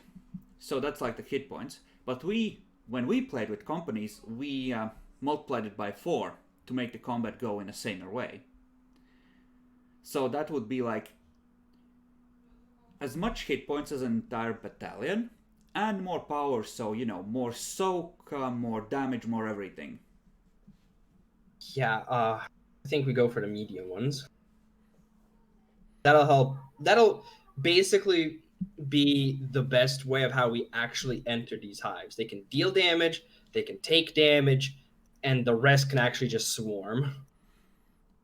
Okay. So...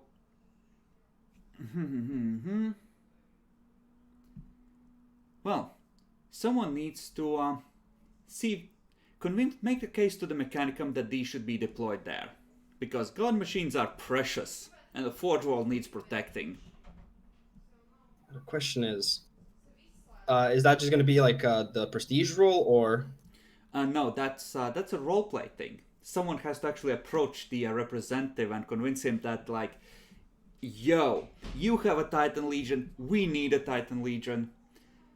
And, well, you have a fleet enough to punch through to the planet, but they're gonna be reluctant because you don't necessarily have a fleet to reliably hold enough of a access to orbit to safely withdraw the Titans should things go badly. So it's either me or you, Regal, since, well, you're a tech priest. What kind of case would you like to make, Regal, to your brothers that the Titans need to go there?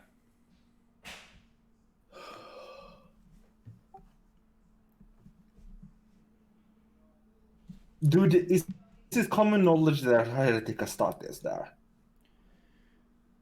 It's not common knowledge among the normies, but presumably the Mechanicus knows what the fuck is going on.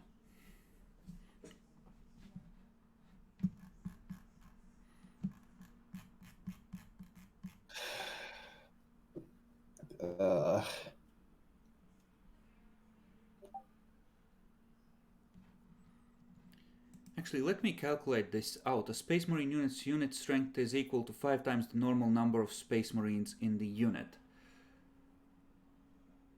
Ah, so it's super elite.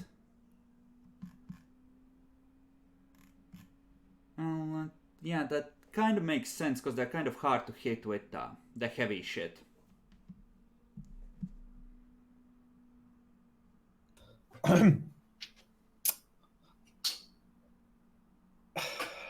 Who am I talking to? An actual Magos? Oof. I was thinking, like, is it like the fabricator general, or is it lower? He's the Void Master of one of the Void Masters of the Mechanicus fleets here. Essentially, he's in practice second in command behind Owen Zolson himself. Voidmaster. It has come to my attention that we are planning an invasion. Yes, I had And it would be noticed. yes, as I'm sure you're aware, but we are in we are in, we would like a Titan Legion to be deployed here to fight against the heretic Astartes.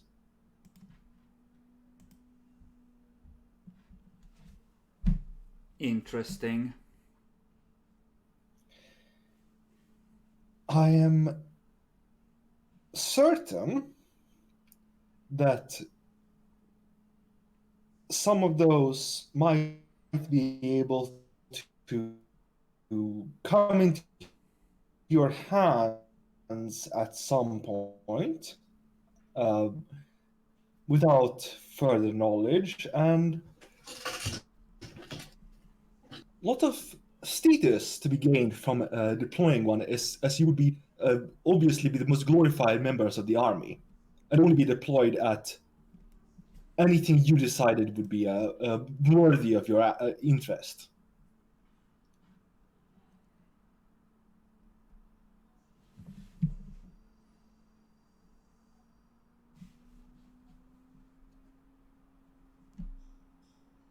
Our ships are currently committed to analyzing the Xenos wrecks.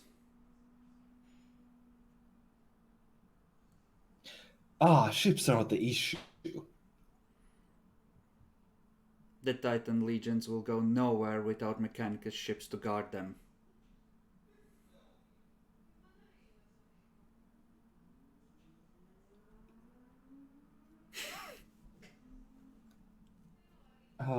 Well, are we not friends with Mechanicum? Can we not count for that? We are good friends. You yourself are Mechanicus. The Immortal Acolyte is not a Mechanicus ship, nor is it a ship strong or powerful enough to guard god machines.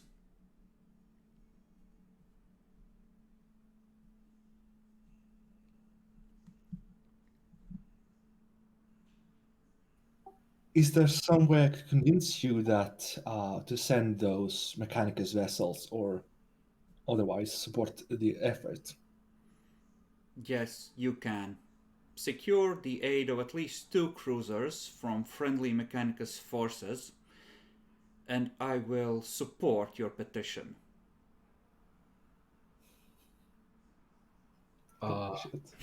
We don't really have those, huh?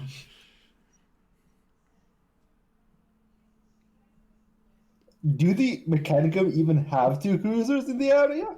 Not named ones. Effectively, the named ships, including their mobile shipyard, are busy recovering the one light cruiser that got hulked in that fight, and otherwise, gluing things together. Now, the legacy is nearly spaceworthy as far as you've heard, but effectively, in order to... You're asking for their entire Explorator fleet to commit to this action in order to provide appropriate escorts for the Titans if they decide to deploy them. And that's a big ask. If you're asking for a Titan Legion, they at least want a cruiser or two in orbit to make sure that they have their own forces that can go like, no, we will stay behind until the God Machines are safe.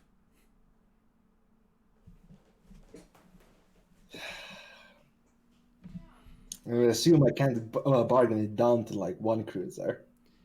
Maybe you could, but you don't have one cruiser either. Yeah. So that's a no. That's a soft no, essentially. As things stand, he really doesn't want to with the size of your fleet. It's real risky right there. Like, if all this fleet was Navy, you can trust the Navy not to fuck you over because they really, really need you. An individual dynasty might be stupid enough to. Especially when there's 3 other dynasties who they can point the finger to and go like, well, they left first! So,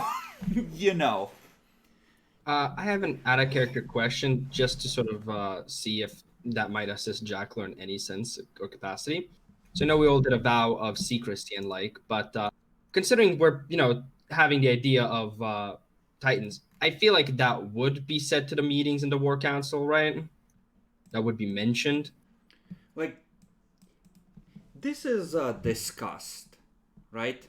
And like the other dynasties are willing to, of course, offer their promise to keep the God Machines safe, but it's it's more of the fact that if I remember right from what you said, that the heretics fleet itself isn't actually what is it called, that large. And I was mostly seeing, are we able to at least share that information to sort of act as a persuasion? That part was something that you had from Santiago, and that is common knowledge in this council. Okay. But the argument against that is they managed to pull in one Chaos Warband to support them. We cannot know if there are more in the area hiding in the many, many storms near here that might be willing to come to their aid in exchange for, a price. Okay. And that's the concern. If it's just what you know about, it's probably gonna be okay, right? Unless you get really unlucky, but the odds are a bit iffy from where he's standing because, like I said, Titans, that's like, you're going into battle with a holy reliquary, and, like, you're not gonna risk that unless you're pretty sure you can at least escape with it. Yeah.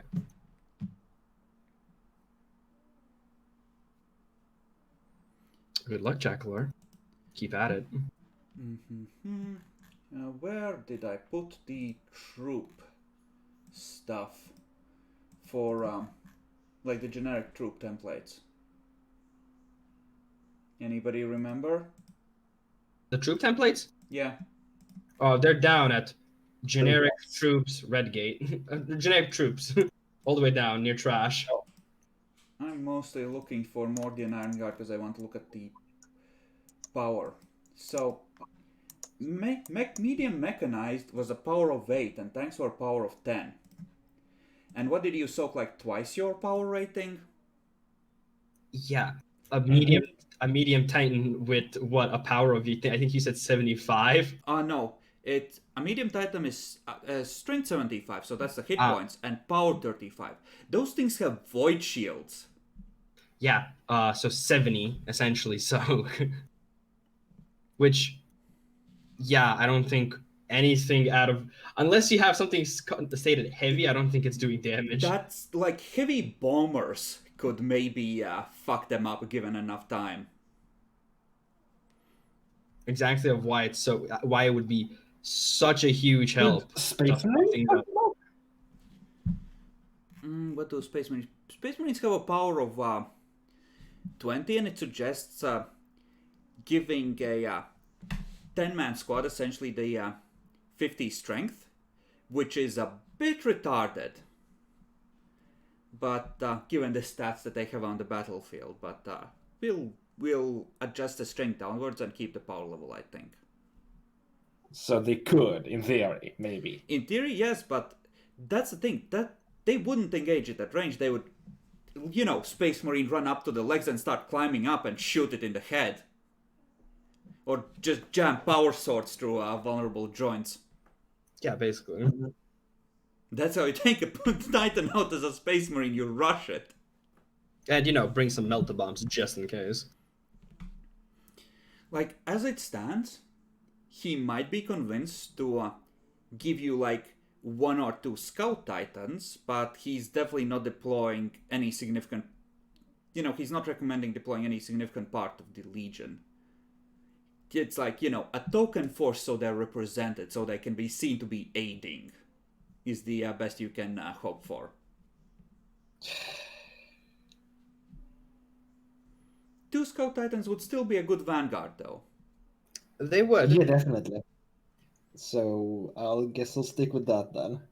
Here's the thing. I'm not sure if we can pull it in any way, but it's actually, Chris just said it. They'd be a good vanguard. After we finish with the fleet and, actually get a stronghold, could we possibly then secure a medium reaper so that things go faster?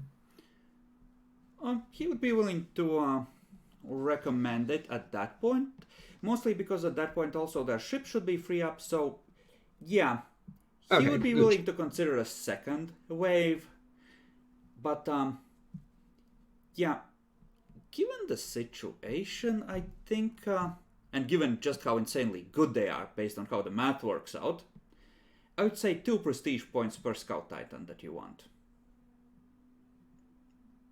I think 2 is going to be enough. Can we spend for the 3? I mean, I kind of want Bacon's input, but I don't think we need 3 is the thing. Because remember, the first thing, we'll get better Titans on the simple principle of we just need we need an enemy fleet down, which, well, the Titans are going to help there, and we need a hive city down. We're gonna focus everything on that one hive city. I mean, we're rolling in prestige, Demi. We're rolling in prestige. We can spend it however much we want, and we wouldn't be hurting. Sure, go for fucking 3 fucking Scout Titans. Okay, I'm gonna make a handout for invasion troops, so you can start noting what you have. Not it.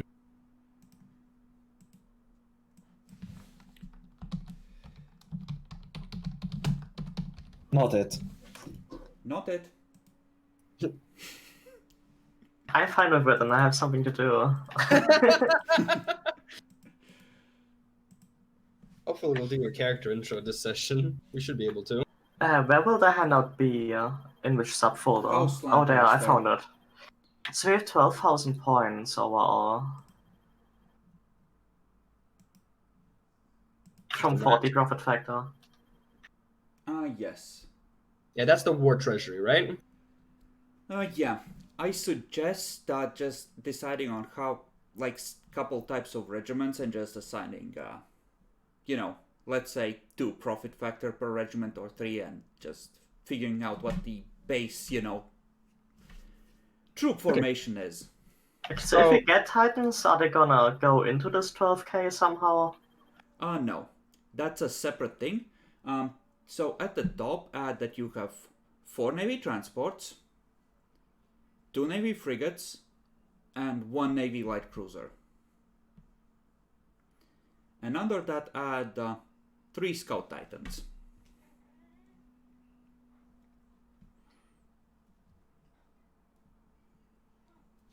Okay.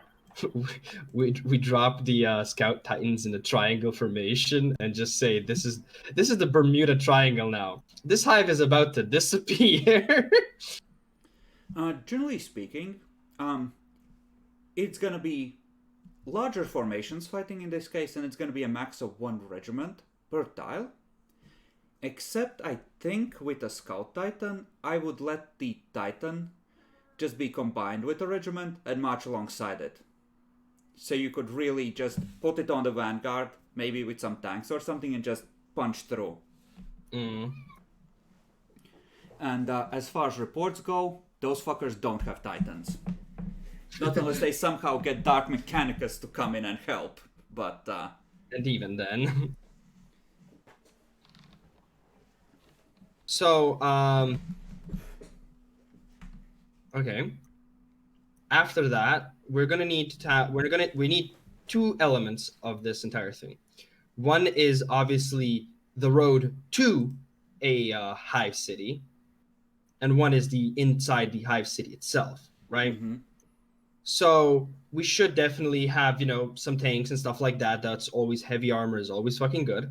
Effectively, yeah, like, in terms of road to the hive city, assume you're landing like at least 100 kilometers away to be below the horizon line, so they can't try and snipe your shuttles from the hive city with their long range guns. Yeah, so we do need some speed. The scout tines are going to obviously help with tanking and getting close and stuff like that. For the actual cities itself, I do think we're going to need a nice mix of like light and heavy infantry.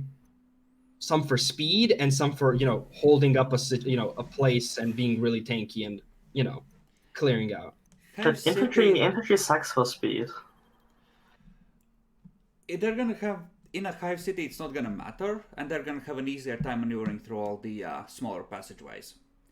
Outside, yeah. Inside infantry, it's like if you want, you can focus on mechanized infantry.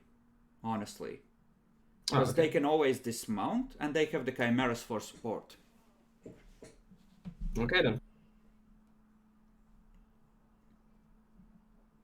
So mechanized infantry. What else? Like, should we make it like light or medium or? Probably medium or heavy. Yeah, we need him to be beefy. I think medium is the better choice. We'll be able to have more of those. Or we could maybe do possibly a mix, have a little bit of both.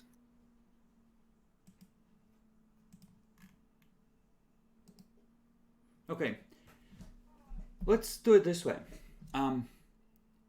First question, how elite do you want your regiments to be? And by that I mean, how many points of profit factor are you pouring in per regiment? Do you want more regiments and make them, less powerful potentially? Or do you want to focus it on a smaller number of elite troops? And by that I mean also better equipment.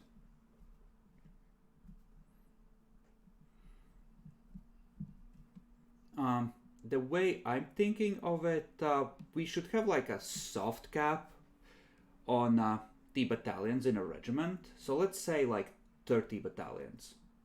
So you could raise a regiment of like just base bitch infantry of like 30 units and call it a regiment. Or you could, pour in more resource and make that more elite. And this is kind of important for the sake of figuring out capacities, right? Yeah. What do you guys think? I obviously don't want a full conscript army either. Yeah, no, not on a thing like that. You might want some just for cannon fodder. Like, Yeah. just throw in Redgate fucking cavalry. Yeah, basically. So once again, I think it's nice to have a mix, right? We'll have some number and some elites, right? Stormtroopers and cannon fodder. Okay, so let's say we have at least two types of regiments. Do you want to start with cannon fodder type regiment or the elite, or actual proper fighting regiment? Well, let's start with the elite, since we're going to spend on them, and the cannon fodder can be like, the rest of the profit factor. Okay, then I am gonna make a heavy regiment handout, because we will need those to be easily findable, because we'll be looking at what is in those essentially. And okay, let's start figuring it out. You have a maximum of 30 slots. We'll say that goes to maybe 20 if it's a fuck ton of mechanized or armor units because they just plain take up more space.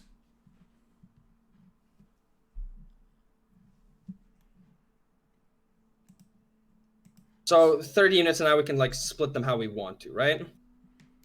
Mm-hmm. I feel like if we're gonna have cannon fodder, we're gonna want a number of them. So what do you guys think about like rounding out? And I'm talking about the max capacity of a single regiment. And how much you can fit into a single barracks component.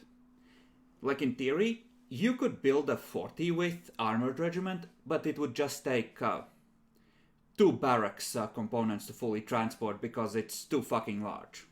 yeah.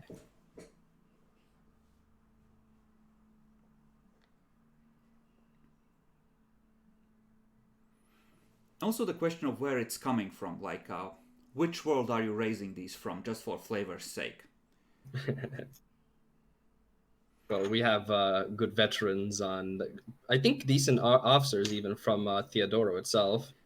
Yes, but troops from Teodoro rely heavily on rapid redeployment and Valkyrie bombing runs, because you produce excellent air machines here.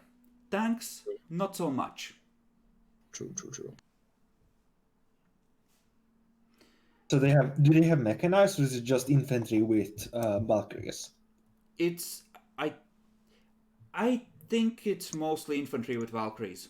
They rely on the Air Force. In terms of Valkyries using to redeploy things, if it's a Valkyrie that's just technological, it'll only be able to deploy infantry. You're gonna need modern Valkyries to have the lifting capacity to actually shift over, tanks and chimeras. So like a heavier, more advanced variant.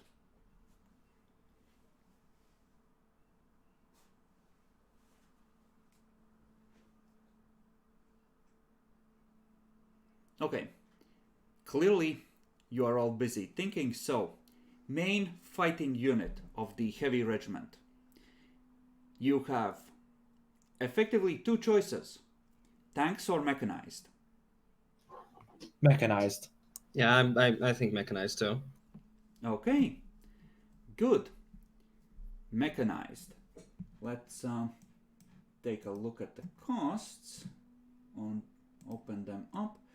So mechanized is a base of extra 30, and let's see what's the base unit.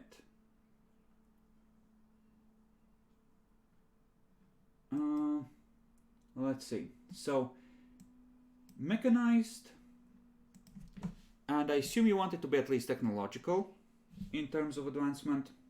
Yeah. Okay. I mean, we could also go with feudal. So mechanized and technological. So it would cost 50 points per battalion of these if they were conscripts. We'll probably want to make them veterans at least. Yeah, since that's going to be our, main hitting force, like, the elites. Well, what's beyond conscripts? Conscripts, Volunteers, volunteers, then professionals, professionals. then veterans. This affects mostly how well they roll on any maneuvers they take, like special actions, and it affects how easily they break once they get damaged. Now, since this is a larger campaign, units that break aren't necessarily going to be gone. A few of them might get shot by commissars, and then they're going to be forced back into the fight. Yeah. I don't think we need to go big dick with veterans. I think professional is enough, right? I wouldn't go below professional. I definitely wouldn't go below professional. Same. Veteran would give us a 50-50 shot of doing basic maneuvers. Okay, so What's the cost difference, if we can also know that, between professional and veteran? 10. 10 per battalion. it's 10 per step. So if you want them to be professional, you are looking at 70 per battalion of them. And that's essentially 40 chimeras, or 40 or 50 chimeras, and about 500 troops. which is, not that many in terms of holding ground, but it's in terms of a hitting force, it's relatively effective and very mobile. So you can, use them for like flanking. What do you guys think? If it's only 10 difference of things, fuck it, I say let's go veteran. Yeah, I agree with that, veteran. Okay, so it's 80 per. Okay. So, how about we do it this way, right? We construct your ideal heavy regiment with, let's say, a cap of 20 units since they are, coming with heavy equipment. And then we downgrade it or shift it around if it turns out to be too costly. So, 20 slots. How many of these do you want to go to these frontline fighting units per a mechanized regiment?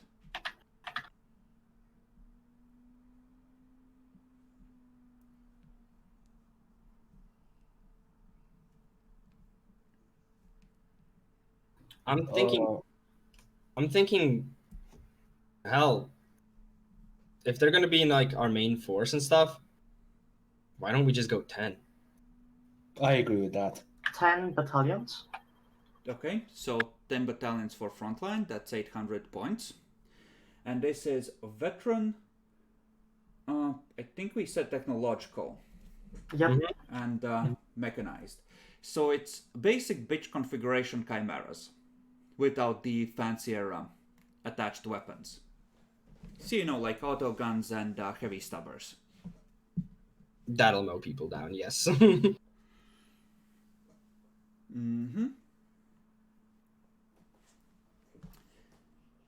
Okay. So 10 of those. That's already heading into nearly 3 profit factor worth of cost territory, by the way. What kind of attachments do you want these guys to have? You have 10 slots open. Probably artillery.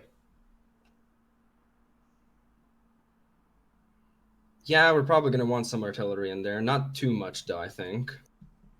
So, Okay. 4 And- units of artillery? Excuse me? 4 units of artillery, or do you want to full 5?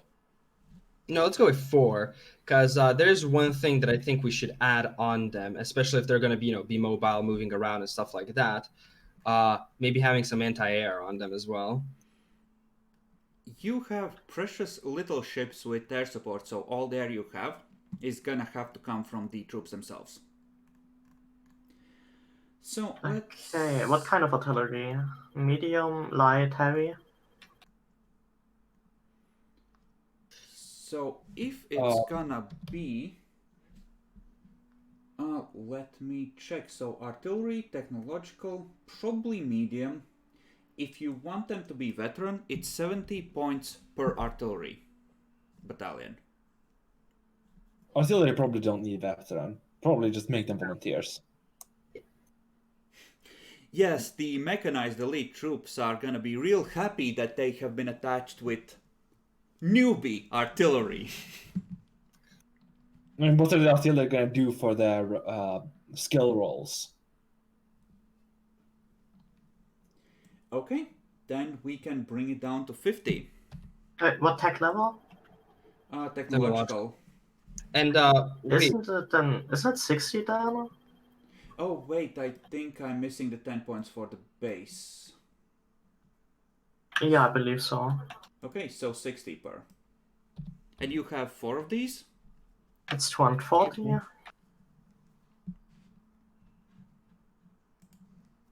Okay.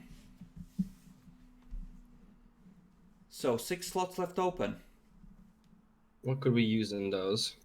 Air Force, armored, anti-air maybe. Yeah, definitely. How much AA do we want? At the minimum 2 units, preferably 3 or 4, so they can support each other. I gotta ask, what cost is anti-air? It's not on the table. It's a... Anti-air is a specialized type of artillery. So... Okay. It's... it can be in a pinch used against emplaced positions where you just turn the Vulcan gun on the dudes running towards you. So, my idea right now, since we have 4 slots, how much slots left? 4, 6, 4. 4. We go 2 anti-air and 2 armor just to give it some extra. Oh no, that's with counting the anti-air in there already. So, Oh, 10 mechanized, 4 artillery, 2 anti-air, 4 left. ah.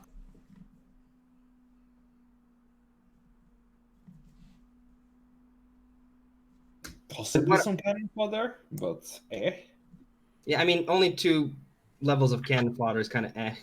Valkyries are good for, logistics. True. Yeah, we could do Air Force Valkyries for modern, so they can move the mechanized around. Another idea I had, but I'm not sure if that would count as a unit or anything. Having units made for demolition experts just for those hive cities.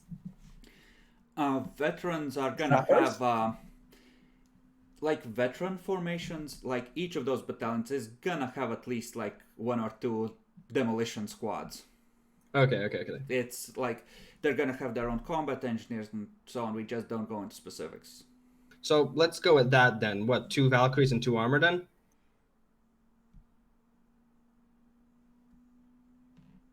I don't want to say the full 4 Valkyries. Sure. We already have mechanized for armor, for punching. Okay, what's so modern?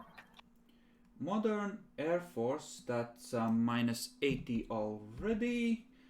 And then if you want to make them at least volunteer, that's gonna be 90 per.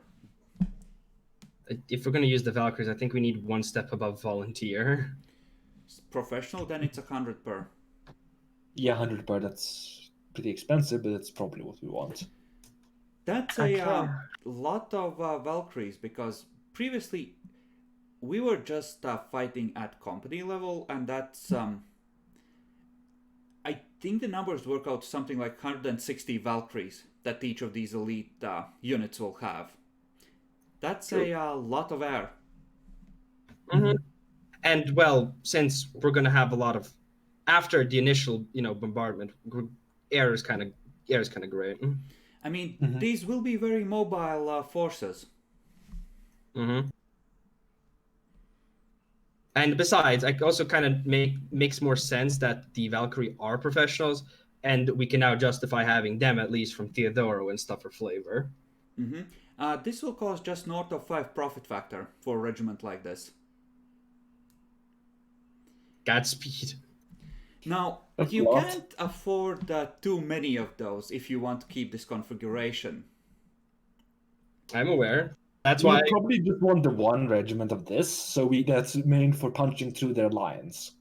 And the rest is filled with cannon fire. One is gonna get attrition to high heaven, like one of those hives, especially once they realize, oh shit, they're coming right for us. You can expect like between 20 and 30 regiments of various infantries. So if you keep using these to punch, it's gonna be... So probably make it 2 of them, so they can rotate. You can I like- also downgrade them slightly. Be right back. We could. Personally, because we need heavy hitters, I'd say we go for 3 and fill the rest with regular conscripts and armies and stuff like that. So we have 3 really good fucking regiments filled that can fuck things up, and then the actual fucking manpower. Keep in mind, this is not something we're really calculating in detail, but 3 of the 4 houses here have house troops, and that's another 1,000 and change points. Oh, that's gonna go into this cost. No, not necessarily, but those can be like more specialized units which you recruit for your own house. This is what you're literally just telling the Astra Militarum, listen, we need this, and pulling in favors, paying bribes, etc., getting the troops ready. And the reinforcements they send you are most likely going to follow the same templates. So you're also deciding the form that the Astro Militarum forces sent this way are gonna have. And there, the total cost is gonna matter a bit, mostly because just pulling together this elite and this expensive a regiment is kind of hard. It might end up being easier for them to just send 3 trash regiments your way instead, for the same amount of effort. Okay, so to rest after these elite units, we're going to get just medium industrial infantry of conscript quality, right? Basically. They just get MP5s. I mean, I think if we reduce to light, isn't it free? Because it's 10-point base. It isn't free. Instead, for those 10 points, you get double the number. And if you reduce it by another 10, it doubles again, so you can literally just flood men with sticks into there, if you want. Amen, brother. So in theory, you can just take 300 profit factor and just fill your ships with Unga Bunga and drop them on the ground and tell them to run in the direction. Yeah. Yaxi, what's your opinion? I mean, we can put one together that's lighter and cheaper. We probably don't have to make it super cheap. Yeah, it was just a joke. I think we should at least go for some technological My recommendation would be that having veteran on some of those units is kind of a waste. Because in terms of doing damage, they're going to do the same damage to incoming formations anyway. And if they last long enough in combat, they are going to gain veterancy as the campaign goes on. Fair. So what, they're saying that for the mechanized we put down to professional? Professional, yeah, or volunteer. Like, you don't have to. I mean, I wouldn't go down to volunteer because that's a big drop in morale of 20 points instead of just 10. Yeah, but professional is already good enough. Yeah, so okay, if we drop it to professional, how many points are we saving? We save 100 points. So 1,200 in total, right? Yeah, so that regiment's going to cost 1,460. Yeah. If you want these to be the kind of thing that Astro Militarum can match and effectively provide reinforcements for you with, I would say the total cost of the regiment shouldn't be above 4 profit factor. So ideally, I would recommend bringing it below 1,200 was the soft cap I had in mind. But you can go with super beefed up ones. You'll just have very low chance of getting more of these as reinforcements as this goes on. Because this is better than the Astro Militarum bothers making, essentially. Unless it's literally some famous planet that raises super elite troops.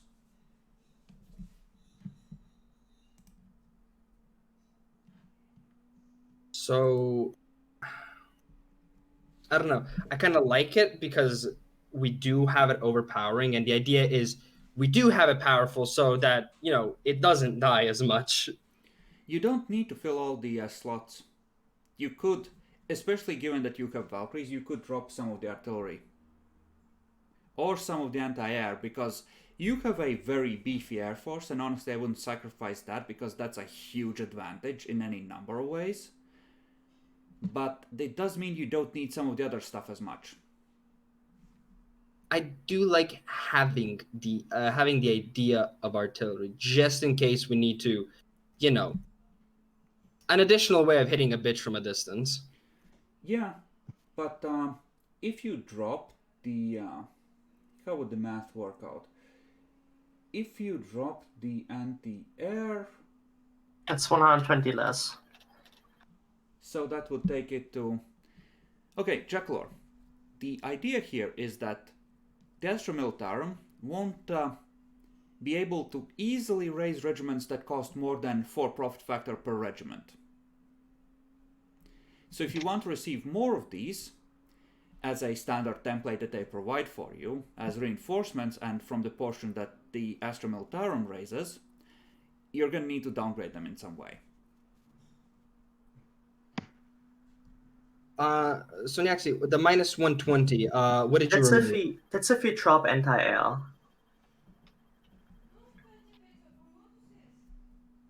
Here. All right. And then what we We can have. always drop some of the Air Force. We don't need that whole. Yeah, The Air go on. Force is honestly really good, and most of the cases they'll be able to shoot at things outside their range, so they can't attack back. They're also So really expensive. they are very expensive, but they And offer even a if lot of we- utility. If we leave everything as it is and just drop half the Air Force, it still doesn't bring us to 1,200. It's a Yeah. soft Okay. cap. So if Actually, wouldn't it? I mean, the Air Force has 4 battalions, cost 400. If we reduce by half, that's 200. We should fall below, right? No, then we are at No. 1,260. Mm-hmm. I would say 1,260 is close enough. Like I said, soft cap. I'm not gonna quibble over every point, but just as a general guideline. So shall we reduce it? So Let's go then. keep everything and reduce the Air Force to 2. And downgrade the mechanized to professional. That's how we're going. Yep. Okay. Then. Okay. Save that if you have the layout for the troops, so I can make sure to separate it out into the heavy regiment. Yeah, I have a table in invasion troops that has all of the information. Okay, then I'll do it from there. Let's see if it copy pastes it properly. Time for the cannon. Can't wait for to fucking do the cannon fodder. Okay, so that's your elite, costing roughly 4 profit factor per regiment. So effectively, you could just fill your boats with 9 of these. But Yay. given the size of hive cities, that would leave you relatively short on troops to actually hold the places. Based on the numbers involved of battalions, I think these might end up being something like 7,000 or 8,000 men regiments. So decent, but not amazing for, actually holding ground. Got it. And invading High World with 80,000 men So we is can make madness. some infantry then next. Go on. I'm just saying that invading High World with 80,000 men seems a bit insane. Yeah. Okay, then let's get something that's a little more killer. Yeah, which is why I'm, Heavily outnumbered 1,000 to 1. Actually, more than that, 10,000 to 1 which is why I was gonna just in say, pure like, population. for a cannon fodder, like if we still cannot, have the 20 slots essentially, just put like 10, 15, 15 probably of just light infantry. And that's No, just actually, wasted. like, Medium. No, Light we infantry really make actually light costs. infantry. Light infantry terrible. It's And they cost more. infantry is too cheap. You will need a medium and industrial, or maybe just feudal to get extra points. If you are going for infantry, you have up to 30 slots, so Mm-hmm. you can... Honestly, we should probably just go with a bunch of heavy infantry. So why would you bother armoring them? If they get hit, they're dead anyway, or they should be. Fair. If the Yeah. Emperor wanted them to live, he wouldn't have let them be hit. So medium then. Yeah, medium. What tech level do we want them though? Logical? Technological. Technological. Standard pattern las guns everywhere. Mm-hmm. That's the Emperor intended. And what quality? Volunteer? Or... Volunteering. Yeah. Probably volunteer, yeah. We need the numbers. Okay, they are 30 per pop, so they are pretty cheap. Yup. Just as the Emperor intended. How many battalions? 40. Are you sure you don't want to give them any support stuff?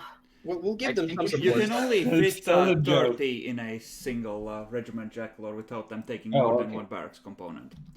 But I'd Fair. recommend start with a baseline of 20. Yeah. Yeah, that's more reasonable. Okay, what shall we give them? Anti-air, artillery, armored? Artillery and anti-air. Yeah. How much? 2 of each? Possibly some air force. Go on. How much? 2 of each? Probably, yeah, and possibly some air force to move them around, so they aren't just sitting around doing nothing. Because they're really slow. I mean, their objective is Okay. just to hold the advance, so I don't think we actually need to give them the Air Force. So it's 600 for the infantry, and then what was it per artillery piece of technological? 60. Okay, let's check. Artillery is a base of 30, then technological and volunteer. So yeah, 60. So how much? To anti-air to artillery or more?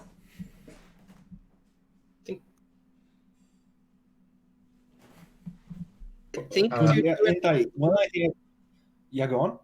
I think 2-2 ends up being good enough, and we can add just 2 No, air. the issue with anti-air being only 2 is that each anti-air gives a bonus to the others for not getting shot. So what? So You if want? there's 2 of them, only one gets shot, and then the other one is vulnerable. So how much do you want anti-air? At least 3. Jackler, we're gonna be how we're changing how we're handling units anyway. So keep that in mind. Because you know. I still think at least 3. So the lead regiment has 2. Here you're like, no, I don't trust it. Yeah, like if you can look at the cost right now, we're getting actually up. It's coming to the point where These aren't that cheap anymore. yeah. Well, yeah, it's also because like we have as many battalions as are in the heavy regiment, just as infantry in this one, and that does add up. You know, you could downgrade them to conscripts and save 200 points. They're there to die anyway. Yeah, but the morale is so shit that they instantly rout the instant they fight. And we could And- downgrade them to industrial instead. Listen, they need to hold the enemy for a couple of hours while the mechanized outmaneuvers and hits it in the side. Sure, let's downgrade it into industrial. Yeah, actually, I agree with that. Okay. Okay, that's 200 cheaper.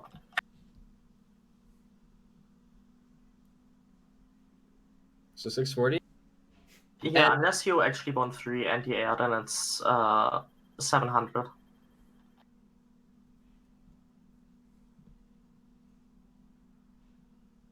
I think 3 anti-air is basically mandatory.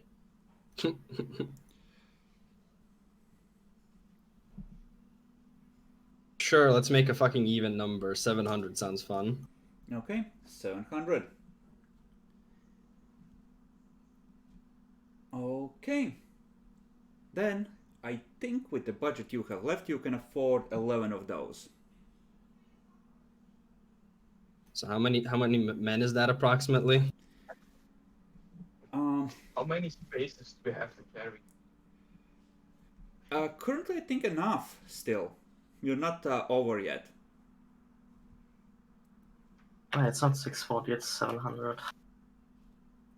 Yeah, it's 11. And we could add, if we find something to add like 40 points on it, we could still afford 11 of them, but I don't know. It might not be that easy. We could give them like Industrial Air Force. cavalry regiment. Or Okay, the and cavalry hear me cavalry. out, right? Downgrade the skill of the artillery and add more of it. We did learn that artillery is really good.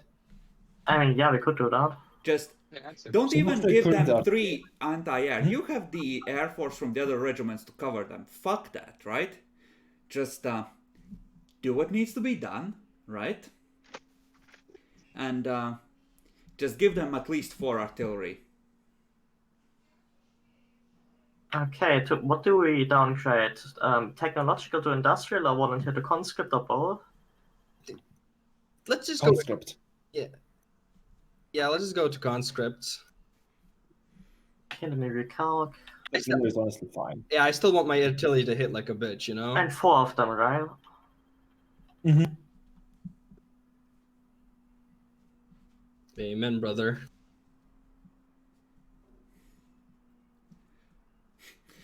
Listen, all you need to do is load the gun and pull on the string, and don't make a mistake punching in the numbers the tech priest gave you. Oh wait, sorry, that was mistyped. It's only 200, so it's 780. Okay, and how does that relate to the total? How many can you afford? 11? Let's see, 8220 divided by 780. That's 10.5. Ooh. If you can somehow get the cost down by 40 per regiment, we could get 11. We could also go, you know, conscript anti-air. Okay, what have you... Yeah, you didn't downgrade the anti-air. That would Yeah, set us conscript anti-air. 30, yeah. Wait, why are you... No, just downgrade 2 anti-air. Why do you want 3? Fuck 'em. A Jackal wanted 3, but if you take 2, it's, yeah, it would be in the budget. Jackal Okay, wants fair enough. Let's just do 2. Let's just do 2 anti-air. I'm convinced. Jackler played too much Civ 6 and likes his farm triangles.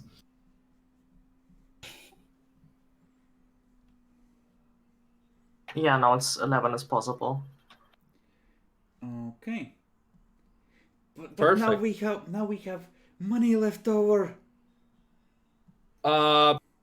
Fuck it, buy medics. Support the fucking camps.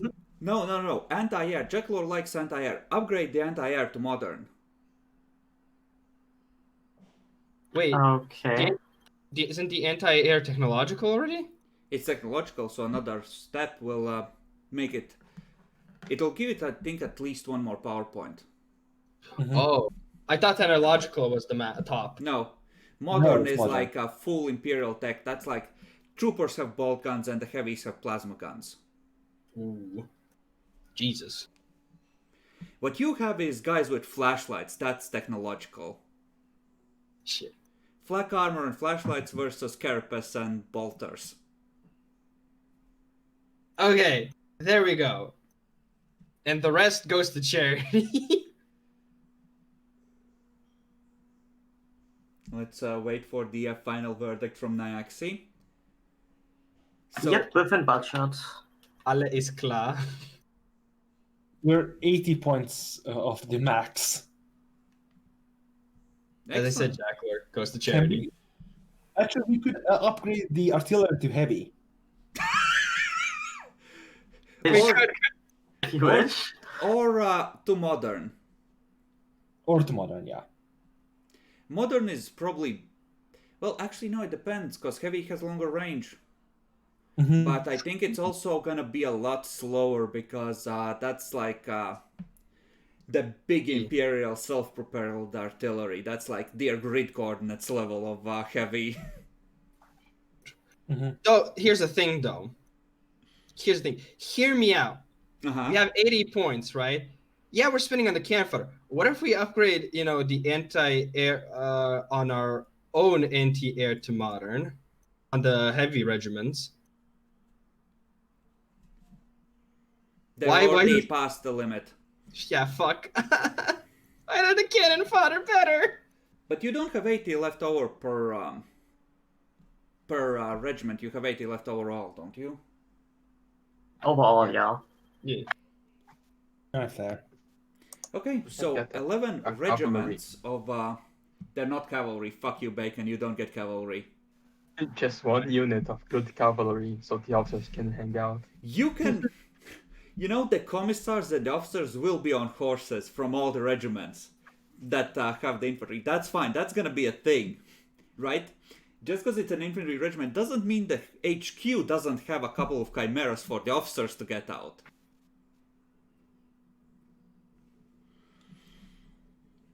So that is 14 regiments. How is that enough? Is that enough people? For the first wave, yeah, they should at least hold out until reinforcements arrive. Yay. So this is something like 150,000 troops, I think, roughly. Cool. And a hive city has You know, it's gonna be 30 or 40 million crammed into one at least.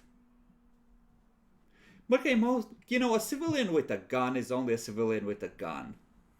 right. And it's not like we've done war crimes before where we inadvertently focus the artillery on the civilians or anything, wasting precious ammunition or something. Corruption, it's not war crimes if they are Xenos. The Geneva Convention doesn't cover Xenos. We're not fighting Xenos this time. Yeah, you're really not. Okay, so The New York Convention doesn't cover heretics. No, it doesn't cover civilians. It's different. So who wants to make a case to the army to commit as much as possible to this? I'm gonna say that the news has spread by this point, and there's gonna be like a representative from Astra Militarum, from, a proper sector, to listen to what you have to say about your little campaign. Regal did the tech priest right now. Should Yeah, I? Bacon, that was a discussion. The Mechanicus are willing to deploy 3 Scout Titans to help you with your effort. It will Fine. cost 6 points of prestige. Fine. No Okay. problem. Excellent. Then at least one of those barracks units is going to have to be given over to carrying 4 stories tall mechs. Understandable. So in total you need 15 barracks to transport everything that you've currently, arranged for. So should I talk or should you talk, Bacon, since you're the army dude? I don't have any fate points left to reroll any failures on talking. Jacqueline didn't roll anything either. I think it's just a pure roleplay thing, right? It depends on how it goes. It might go to a roll. Up to you, Bacon. I could try to talk with them, I guess, if there's a chance of not having a roll.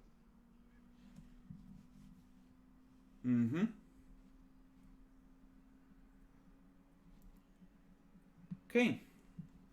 So the man here is a grizzled veteran, as you might expect. In fact, I can use someone who you won't necessarily recognize, but or rather your characters won't. It's saying it can communicate. And it goes to ruins of the past. What the fuck? It's leading you to the better campaign. He has bits missing in all kinds of places, but he is clearly a man of the Imperial Guard and carries himself with great confidence. The many medals making a soft clinking sound as he turns. The rank of Gold General pinned to his shoulders.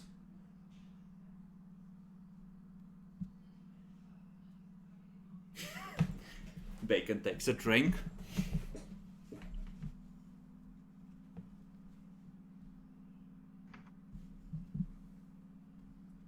Okay. General, I would like to make a proposition for you. All right. I believe you would be already aware that the rogue traders of Athelaq. Mm-hmm.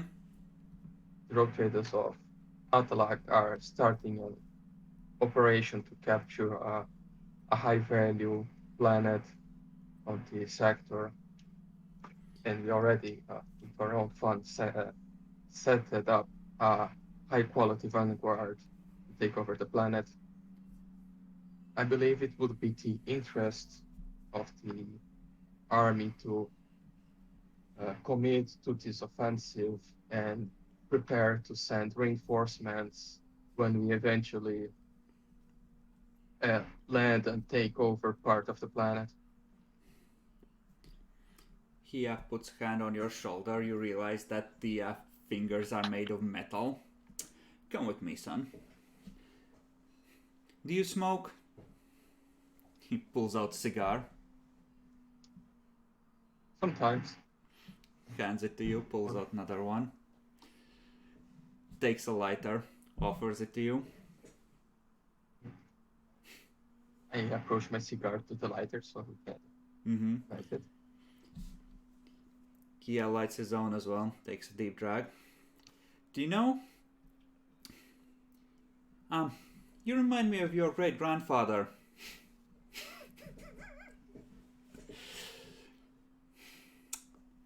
I heard this isn't really a battle we're planning on winning.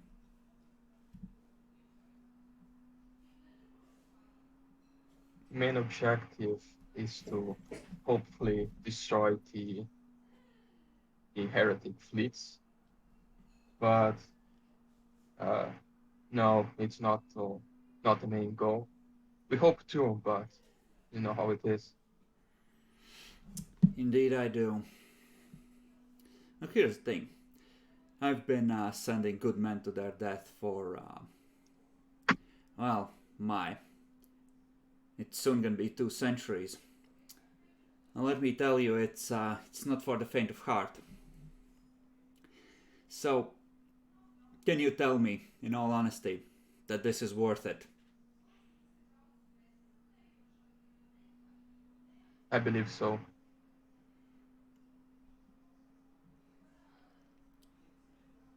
What do you need, son? I just that the state composition we have. This is our vanguard. They are high quality, but Yes, they can start yes. taking over. But I am aware the list was provided for me, and well, my orders are to provide you what you actually fund the raising of. But beyond that, what do you need from the Imperial Guard? we just need numbers, be able to hold the places that we breached, and make sure that the local heretics don't plan any revolts to take control of the army, small amount of elite units.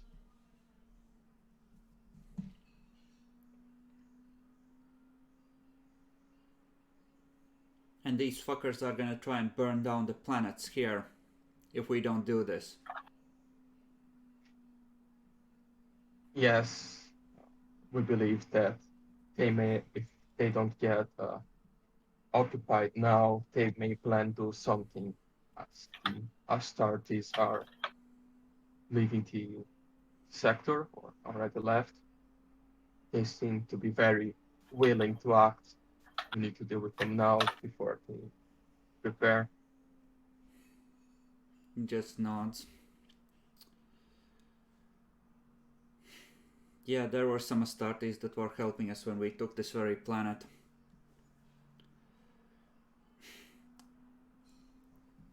Turns to face you. Hand grips your shoulder more tightly. You promise me that that you're not gonna be the coward and run away with your ship. That you're gonna stay there and use those guns and those lances of yours to bombard the enemy troops so my boys have a chance, okay? I will try to have the honor that some of my ancestors did not have.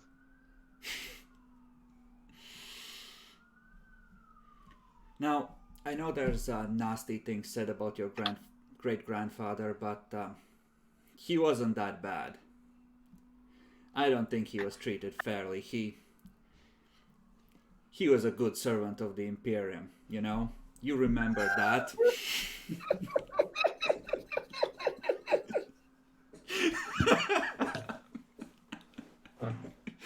Something's wrong. I can feel it. Thank you, sir. Bacon, if you would, roll me a charm test with +10.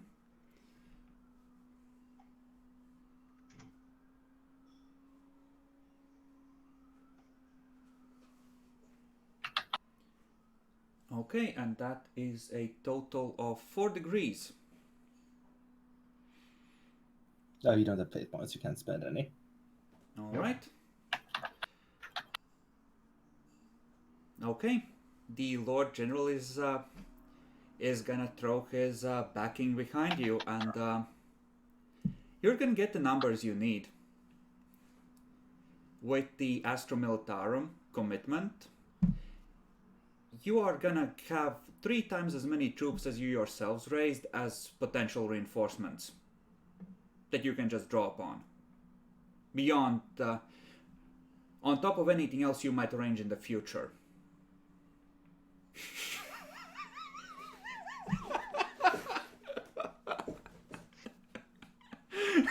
Ikotaros had the same sad look on his eyes as he tried to put down Muhammad. God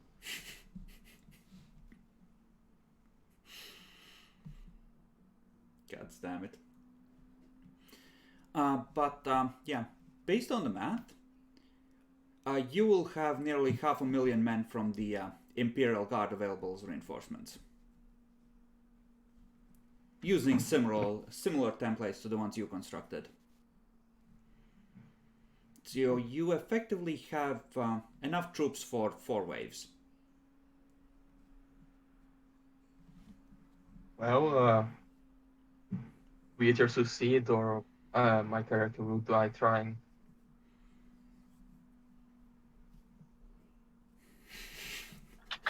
Fuck it! If we can't have this planet, neither can they. Ramming speed! I mean, that's why we have the cyclone torpedoes, but Oh, I thought you were gonna say that's why we have cousin Prek. No. Okay, so by my count, you have... how many transports did you have? 4? So you have 16 barracks worth of transporting space. In order for everyone to be able to transport their host troops, I think you need to have at the very least 1 barracks component on your ships as well.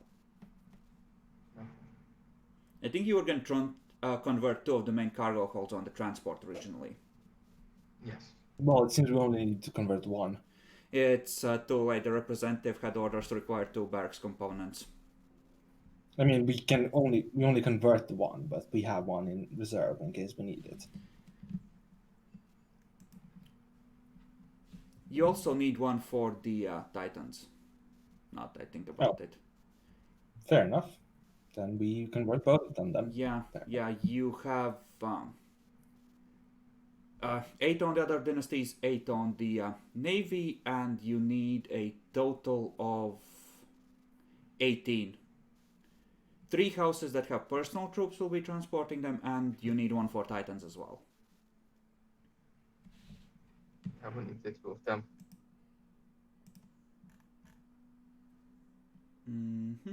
And let's see, Lancaster Holdings. So you need to subtract 4 profit factor for the barracks, and another 10 for your commitment to the troops. And I'll adjust the other dynasties. Okay, now the important question. Is that trading station with totally not orcs and pirates ready? There's like a caretaker crew there at this point.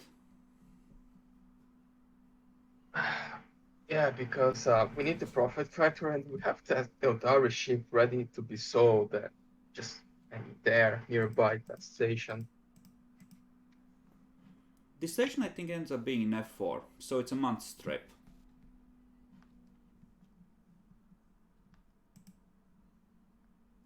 Yeah, 40 plans we did. When it's going to be the invasion? There are news from the Navy that effectively they have secured another group of Navy ships from outside the sector to help with the defense, though not as beefy as this one. So the attack might not follow immediately after this one leaves. And it's gonna take at least 6 months for those regiments to get here, more likely closer to a year. So the forces should aim to be assembled at Vanguard about a year from now. Okay. So how long would it take to replace the regular cargo holds to troop trans barracks? About a month. Okay, so 1 month. How much would it take to go to the Eldari ship? I don't know, look at the fucking star map and your charts. It wasn't on the star map, sorry. And how's the Valois resources? Oh yeah, those go down as well. Everyone is that much poorer. And then you have 480 points of house troops. And that I am curious about, because this is your personal troops, the ones you throw into the gap when you decide that the regiment needs help or that you want to personally fix a battle, let's say.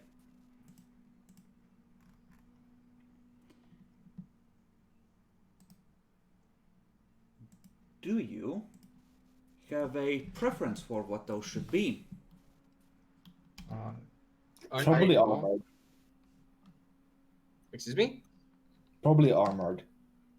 Oh, I thought that was going to be just our ratings and stuff, which is going to be like heavy infantry.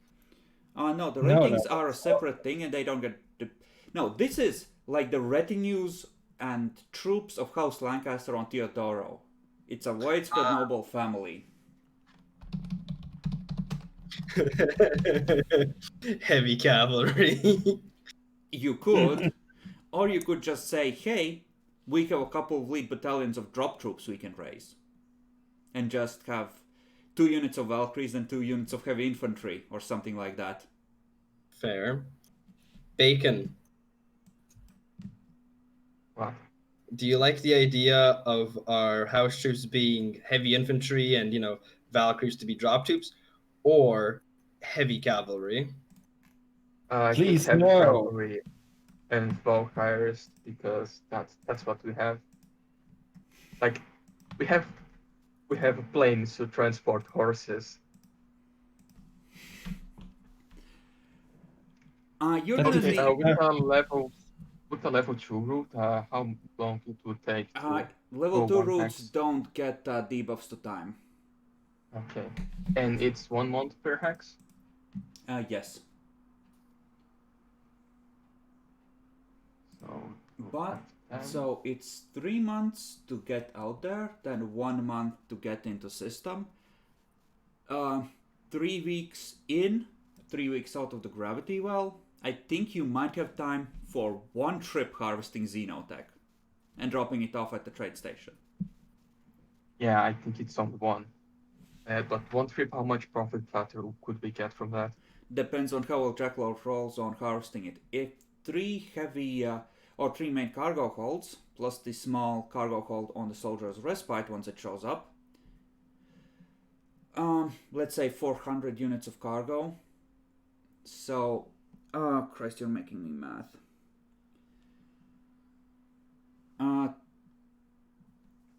Divided by 5, that's 80 divided... I think 16 profit factor you can bring out if you load everything up. Yes. If Yeah, you manage to harvest the maximum amount. You might have a better time going over and stripping that ore cruiser first. Because it's closer. Sure. It's much Yes. closer. Yeah, but we can't sell it, and we have to go here anyway to sell it. No, it's here we sell, so it's actually closer. Heading back out of the expanse, there's a location a month and a half Oh, from Yeah, that's like Climaxus effectively. but with the Inquisition, wasn't Inquisition like checking everything that comes in and out of the sector? You don't need to stop at Limaxus, you can just keep going through the warp. Okay, so it's only at the Maxus they were checking, okay. And Explorer's Rest another place, but listen, let's say you need to reset your warp drive so you can actually take advantage of the high level field, right? Drop out far beyond the Mandeville, run silent for a week and jump back out again. Chances of them detecting you are pretty much nil. That's a lot of space. Fair. Yeah. And how many could it... it's 1 month and a half away, right? So, heading to the Orc Cruiser is a month. Then another month back to Limaxus. Then month and a half out. So that's 3.5 months just tripping through the warp. 3 weeks to the planet where you're selling it. 3 weeks back. So that's, I think that's 5 months currently, right? And another month and a half to get to... Yeah. No, it would be 2 months to get to Vanguard. And factor in a couple of weeks here and there in case you get delayed. Or the trips are slightly longer than that. If you go for the Orc Cruiser, you would have 4 months to strip as much as possible out of it. So 8 rolls of Orc Xenotech for Jackalor, with bonuses from the lab and having extra ships there. Okay. So you'll have an easier time guaranteeing that you get at least 1 full cargo out of there. Yeah, we should go to the cruiser, and others may mind the cruiser while the... Yeah, the Eldari ship is kind of hidden for the time being. Yeah. So let's go for the Orc Cruiser. I think we can do 1 trip in time. Besides, and be didn't you sure... claim that system? I thought you put in for claim. Yeah, we put it for a claim. It's just we're running low on profit factors, so Yeah, no. we need to So start that one you don't need to worry about. If you detect that someone's fucked with it, I mean, you're a vast dynasty. You can use money to try and figure out who it could have been, and you take it out of their hide. You have 2 powerful destroyers.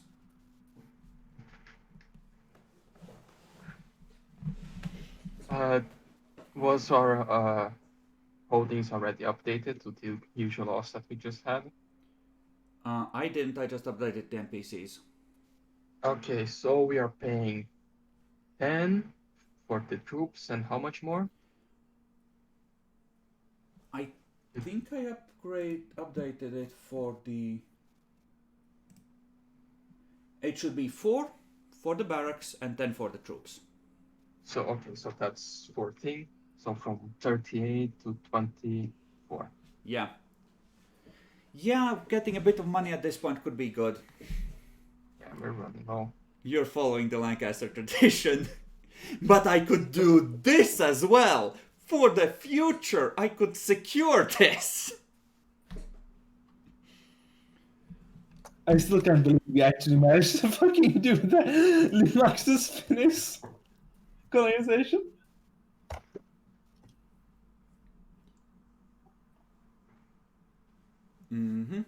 So, yeah, you could actually do this as part of the same trip when you recover the soldier's respite, in theory. Actually, no, how would that work?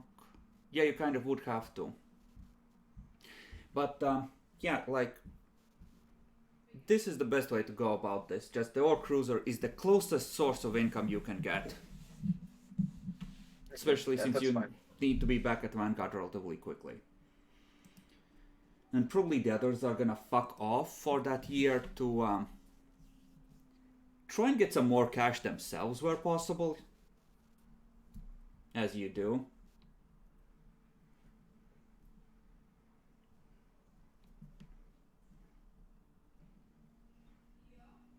I'm gonna say that the actual Geller field fixing, Draculor, it's not gonna take a fuck ton of cargo, because you just need the rarest and fiddliest bits of it.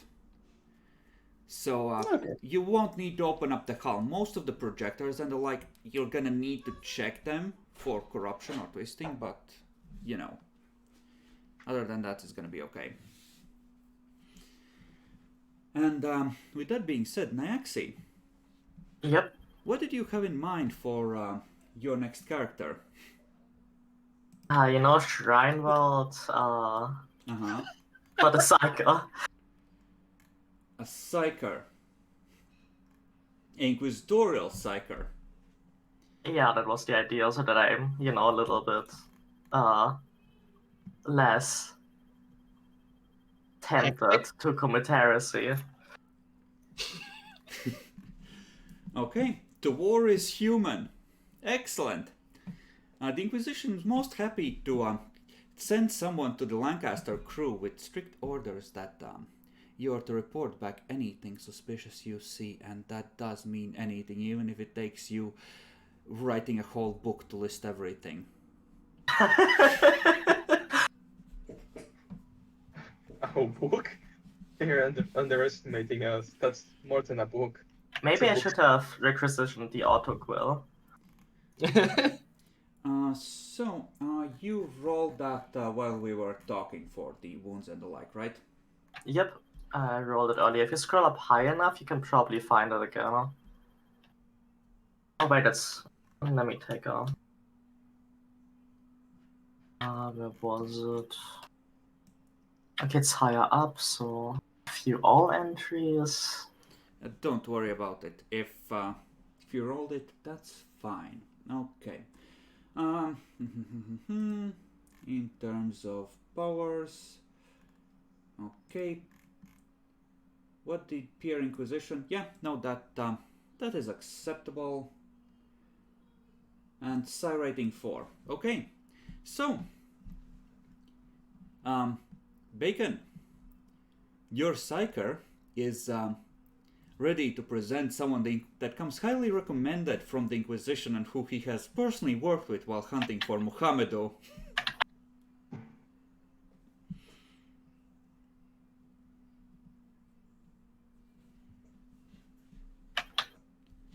Greatest individual win. Let's meet. Okay, so Naxi, you get led into the opulent spire of House Lancaster, where the personal quarters of Caradoc have been cleaned out and claimed by the current master of the dynasty. After discussing with some of his older uncles and aunts that no, he is actually the head of the family, not just a rogue trader. These were short discussions, as far as you know, and rather pointed ones. And yes, you are led into what, if you were being ungenerous, you would call the garish throne room, where the rogue trader does not sit on the big throne, but probably has like a desk where he's doing paperwork and looking through logistics and house finances, as you are led in by one of his retinue. Okay, would I have the resume at my hand? Mm-hmm. You do have a resume. Sanctioned Psyker, high marks, not very heretical, comes with a recommendation of the Inquisition. The it's like this. It's participated in these missions. Redacted.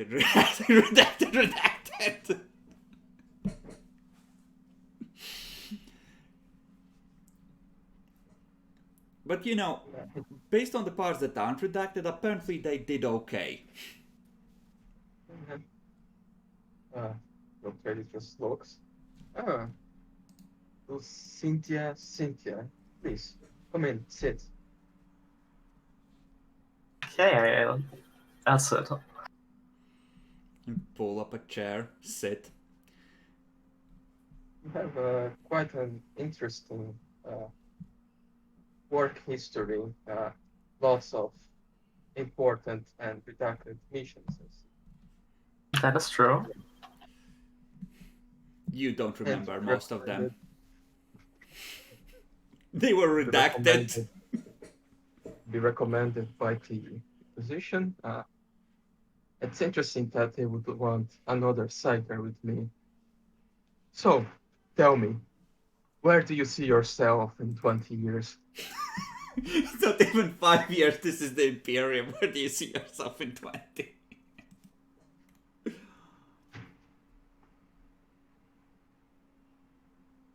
And 20 years aren't that long if you think about it. Yeah.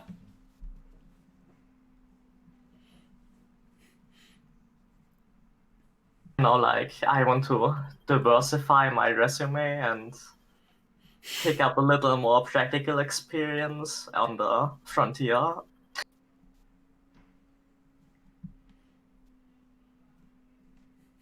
Oh, I believe you will get some, at least I hope, some different experiences. I'm not quite sure what 90% of the things you did on the past are, but I believe that you worked together with Kaiser before. Yeah, we worked on the mutant case. The case is still ongoing. But it's essentially it's okay. He slipped the net. We'll keep an eye out for any sightings.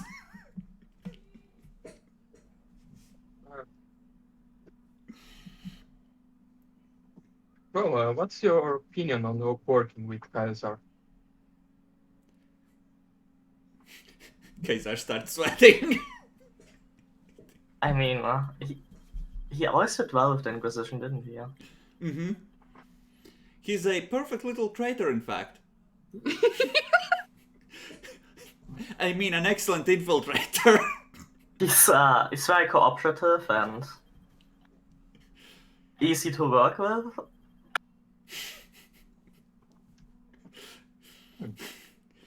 Rogue Trader Listen. throws a look at Kaiser. Yeah, I just take note. Very cooperative with Inquisition. He's Exclamation betraying me mark. like I betrayed my family? Question mark, question mark. Well then, what are your psychic specialties? Yeet him through the wall, show him. No, I'm not gonna show. I mostly specialize in telekinesis. Hmm. And what could you do with telekinesis?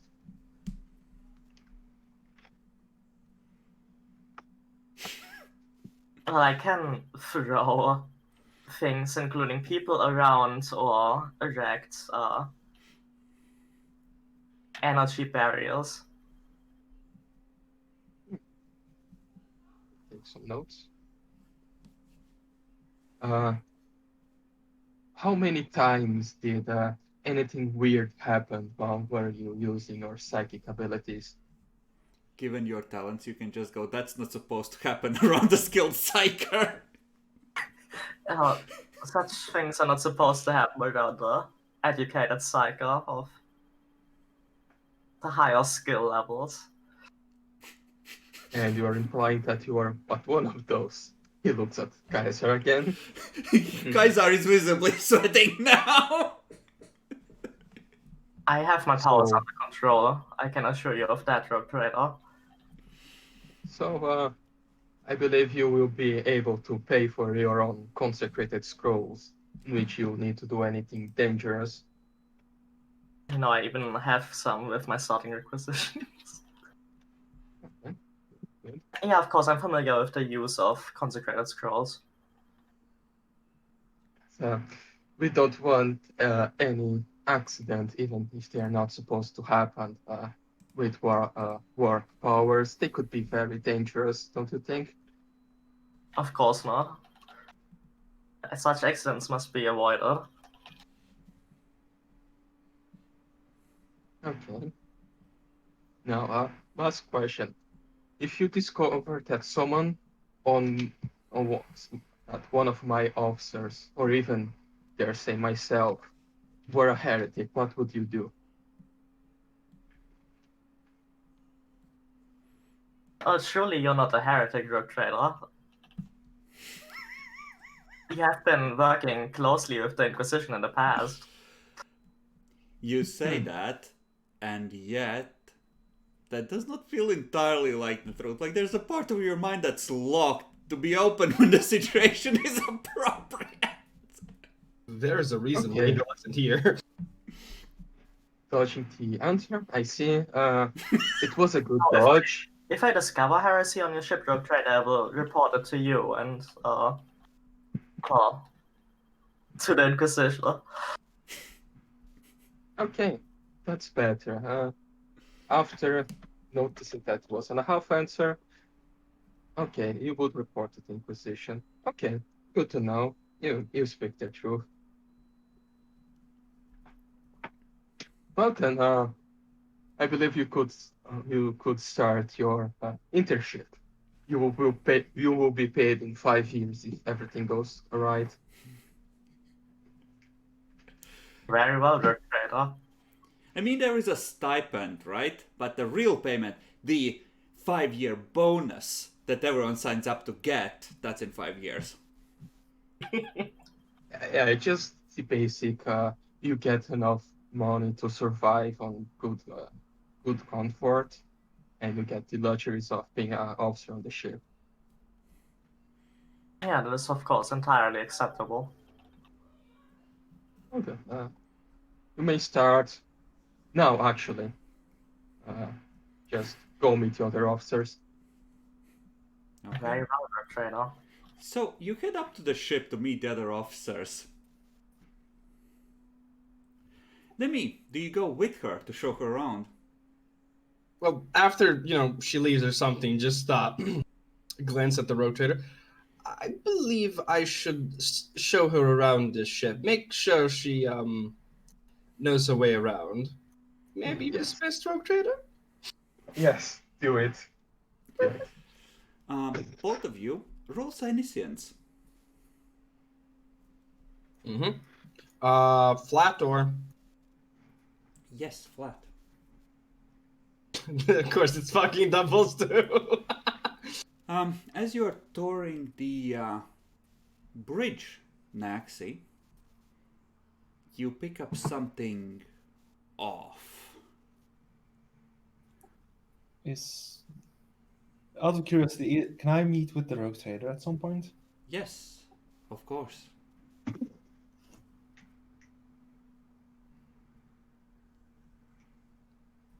You Now? can't immediately pinpoint it, but you could sort of follow that feeling, hotter, colder, that kind of thing.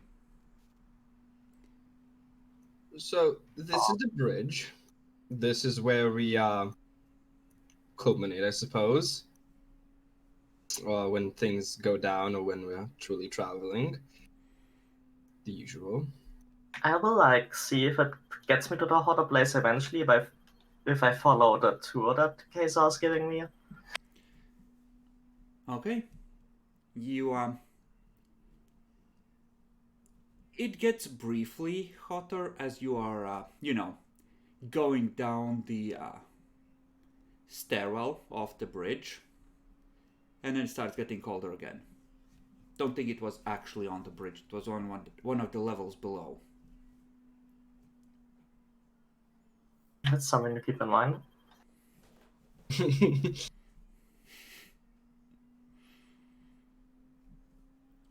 Other than that, the ship is, well, what you could expect from a ship. There are strange traditions. The traditional stealing of the cow, which has at this point turned into a highly symbolic act where people sort of form 2 groups at the ends of the mess hall, and there's just like 2 representatives tugging on a dude wearing a weird hat in different directions. Oh, that's at least less destructive. You get used to it. I'm not really sure how this became a thing. The populations of all ships have their quirks. I'd believe it. And after, I suppose I'd finally, escort to your room, I suppose. And this is supposedly the psycho quarters, if you'd like to mention like that. Down the hall a bit, and then to the left, you'll meet the, if you ever want to, the astropaths. Don't fully recommend it. Oh, is there something wrong with the ship's astropaths? Define wrong. Oh, right, my bad. Not heretical. More of, they're a weird bunch. Aren't they all? Anyways, my room is over there if you require any more touring or anything. Well, please come to knock if there's anything that's necessary. Oh, thank you, Kaiser. This tour was most enlightening. I've gotten so used to the ship that, well, it hasn't been very exciting to me, I suppose, but I'm glad it was to somebody.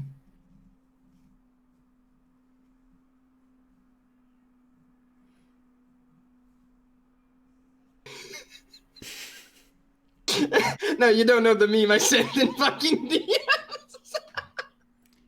Show us the meme, Demi.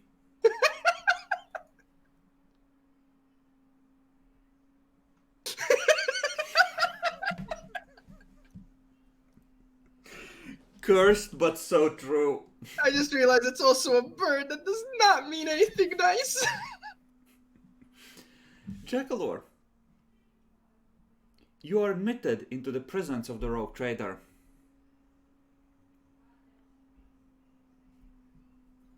He's still behind the Bacon? desk. Bacon? Fuck, I was muted. Rachel. Rogue Trader, I have taken the liberty of installing a new upgrade to the ship's cogitator arrays. This should improve our battle performance by 5%. Okay. Interesting.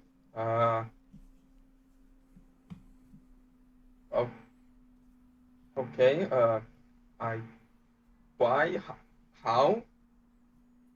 I acquired it through a contact within the Mechanicum. Less than perhaps ideal circumstances, but it seems to work flawlessly in the tests. Okay. Good to know that. It is the same person that let me acquire the orc parts.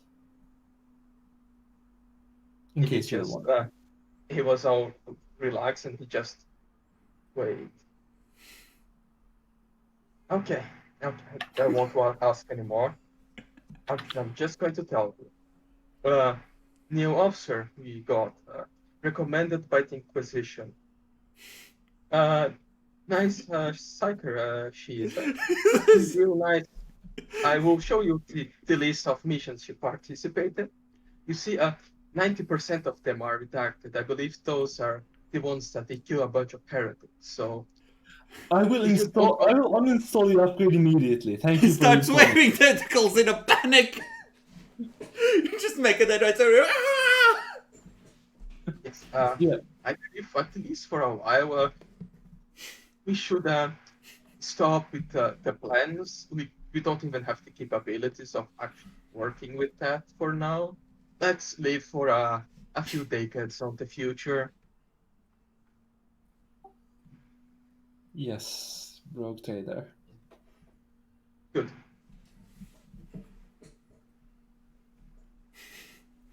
Okay. I believe you. Rhaegal's just like, my life is in deadly danger. Rushes towards the shuttle pad. Rushes towards the fucking, but I installed the damn thing.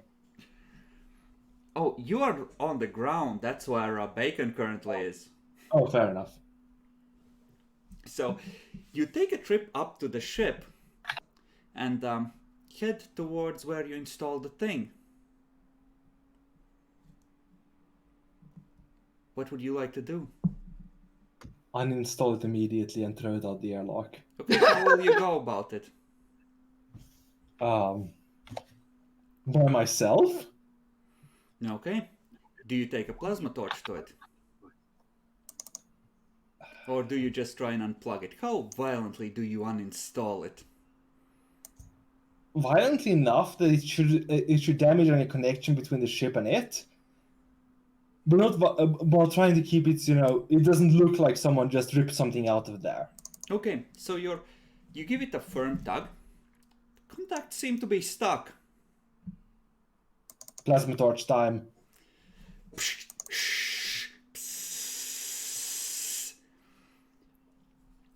The insulation on the contact starts to curl and melt off, and you see exposed the runes carved into the conduit under the insulation. Uninstall it Yeah. completely. You keep cutting. It seems reluctant to melt, more so than metal normally would be. It does start heating and melting, but it's taking a while.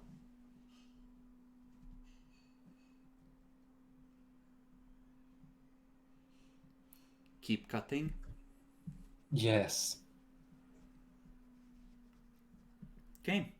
As you keep cutting, the first contact point comes free. The runes start to faintly glow. Move on to the second one. Keep cutting. They keep growing brighter, and they're blazing with a ruby red light.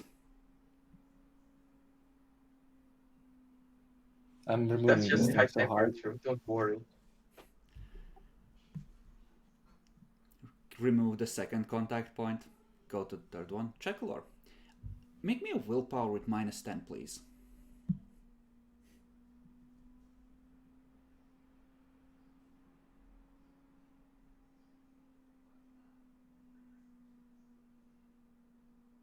I'm rerolling that. Okay, that's less bad. Okay. You cut through the conduits. About the time when you finish the one before last, the runes flare up and go completely out. They all look burnt black now. All over the casing. Every place where they were concealed or, covered with metal or insulation. The casing is starts cutting normally now without the strange resistance to heat as you remove the last one. Okay, I remove everything and just chuck it out there, lock into the sun. Or into the fucking atmosphere or whatever. Yes, it will eventually decay and burn up in the atmosphere, scattering no problems whatsoever. Doesn't matter. I don't care. Fair enough. Both of you who are on board, if you have warp sense, go ahead and roll Senescence. I do. Still flat? Yes, I would say so.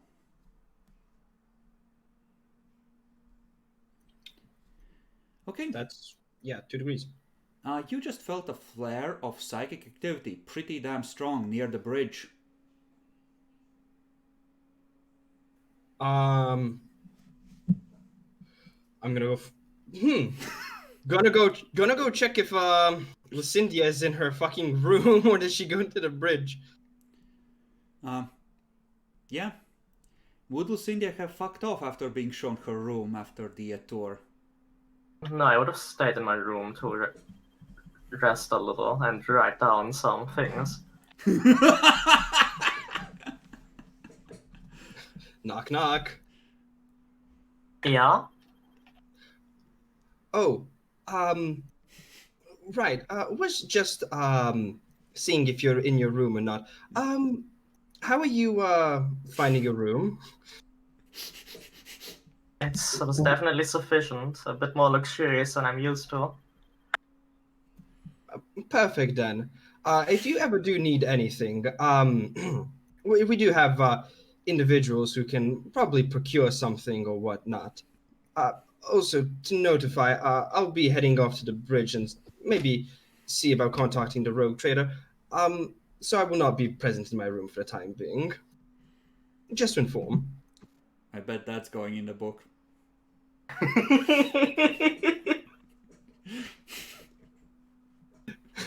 See, if Actually, she's not on the bridge doing psychic stuff, then somebody else is. You have 3 astropaths on board. True. I'm making my way to the bridge though. I don't have too much time. Okay, you head to where the location was.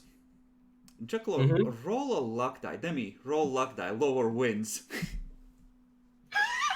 6, of course. So...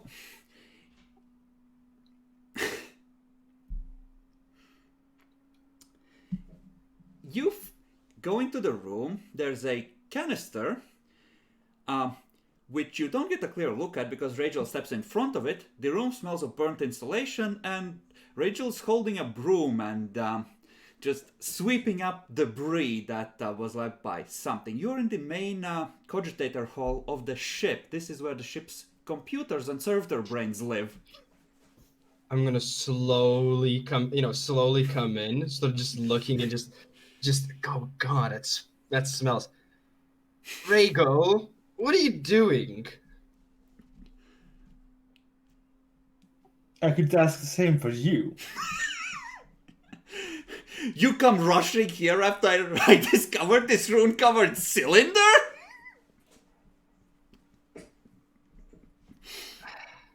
Look, I was uninstalling an object. right. For any chance or purpose, is this object psychic for any chance? I sure hope not. But assuming are you going to inform the Inquisitor now? I just give him a look. Well, one at a fucking time. It is very much psychic because I'm feeling it right now. Oh, the phenomena has faded, but definitely came faded? from here. It came from this very room that smells as something just burned in here. You have a broom in your mechadendrite. And it's dark in here. explain to the Rogue Trader. I installed an upgrade. I was unaware of the psychic in the least. Yes. I think it was simply a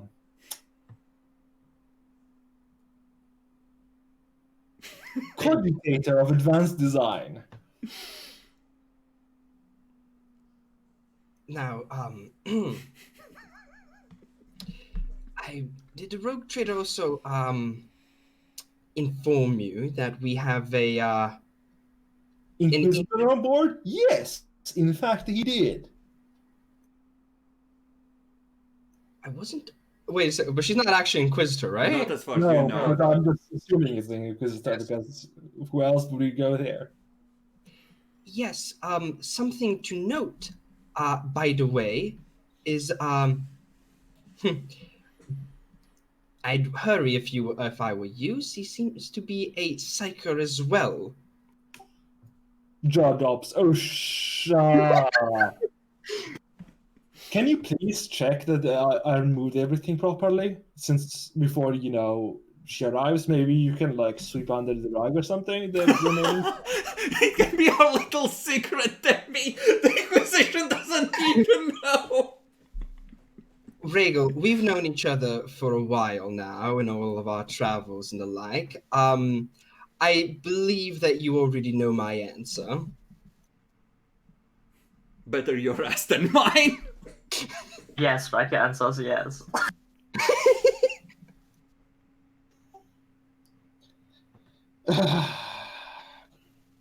So you're going to tell them, aren't you? I will inform the Rogue Trader of such things. However, if this does seem to have gained some attention, I'll be forced to mention it. Demi, I'm considering just killing your character right now. You're assuming you could. I know that's the issue. I'm trying not to kill you, Jackalor. We're trying really hard to do it, though. Demi, Yes. what forbidden lores do you have? Pretty simple. Warp and heresy. Okay. This is a pretty agitated conversation, so give me a forbidden lore heresy with plus 20, please.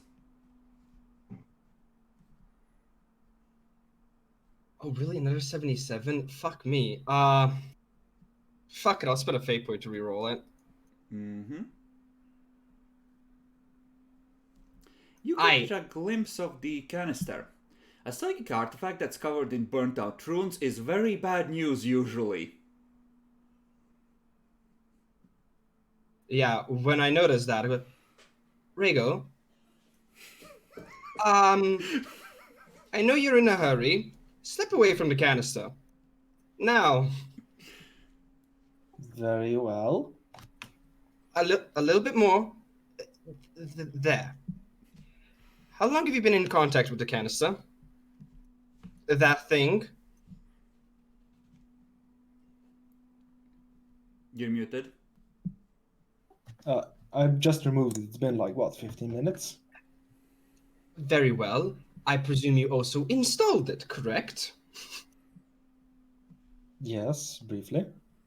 Right. This might not be for you to know. Maybe you do. I don't know at this point. I was going to say this. Don't actually take a good look at it. It has runes and sigils that I believe you may have noticed before, correct? I do not recognize them. All right. Did they ever occasionally glow, perhaps? When I was removing it, yes. Do you believe that to be a bad sign or a good one, Rego? I assume it's bad because that's what happened when Mohammedo got his thing. As per the Crusader. Huh? So...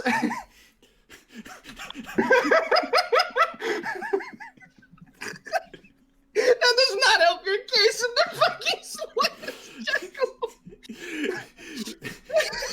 Kazar's like, okay, at least we know everything he's done, and it's almost enough for me to kill him. But that's okay, he's a good boy, he'll learn.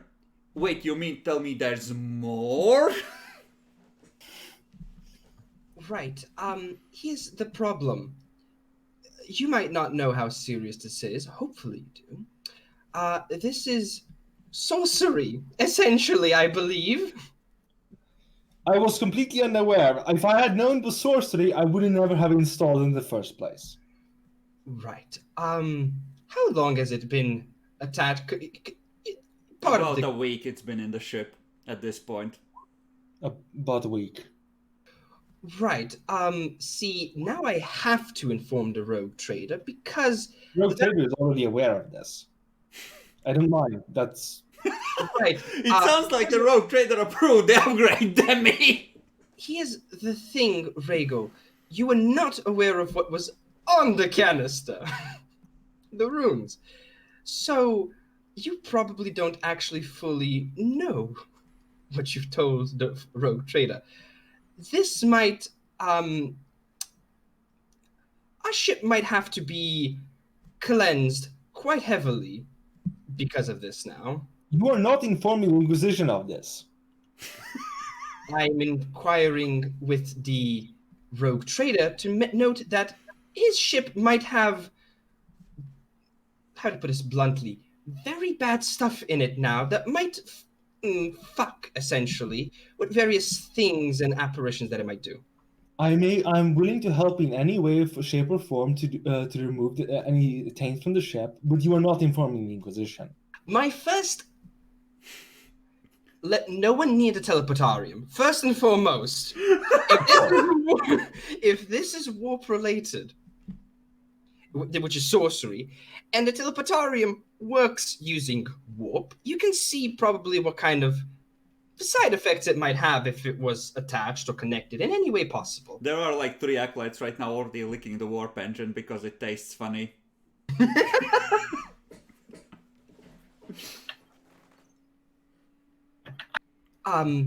So, you are a valued member of our team, but I will note 2 things. I will inform the rogue trader and see what kind of procedures and what we can do to make sure our ship is actually safe now to actually fly. And oh my god, what if we go into the warp? No, not again. And second, when strangers or individuals give you artifacts that have runes that you do not recognize. We did not have the runes when I got it, nor when I installed it. For the sake of optimism, I'll believe you on that one. Clean up this mess. I'm going to go and have a talk with the rogue trader. And if you see a black-haired female, seems to carry herself with, pride and, well, inquisitorial stance, be wary. Just screech that you don't speak Low Gothic in binary. Okay. One more thing to note. If this does go out, we didn't meet. Goodbye. Okay, Jacklor, what do you do with canister? Did you just leave with the canister? No, I just left. Fucking hell, you couldn't even help me with that. Nope. You're just a useless niche, aren't you? Says the guy who might just made our ship not safe warp worthy. I mean, the demon on the inside is between the warp and the Geller field, so it's safe. Exactly. No, it's behind the Geller field, so the Geller field is in between the demon and the warp, so it's safe. We just need to call Third Officer Bob and see if he has horns, tentacles, or anything like that. We are in danger. Okay. Bacon, as you're preparing to leave, you can request that Third Officer Bob report to you through the ship's systems.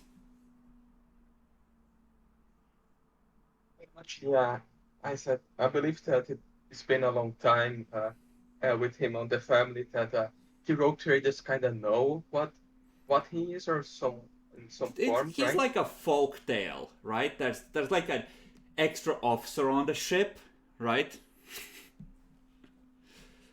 Who, handles issues of importance. Sometimes he'll help a new rating on the gunnery crews, just aim his gun a little bit to the left, that kind of thing. Okay, yeah. So I would probably ask if the Third Officer Bob has anything to report about crew activity or anyone that is to receive any what's the name? Punitive measures Okay. for damaging the ship or for doing something against the good of the crew. Okay. Yeah, he's gonna report to you. And he's gonna tell you that mostly the crew is performing as expected and the disciplinary actions seem to be taking their desired course. The tech priest has been doing something weird with the cogitator array, but he claims to have been installing an upgrade, and frankly Bob believes him. And give me an scrutiny check, Bacon, with plus 30, please.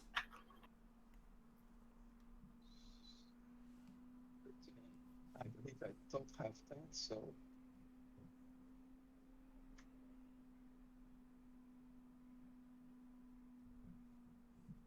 Yeah, you don't notice. Jacklor, where does the canister end up? Vented. Okay, give me a scrutiny check at...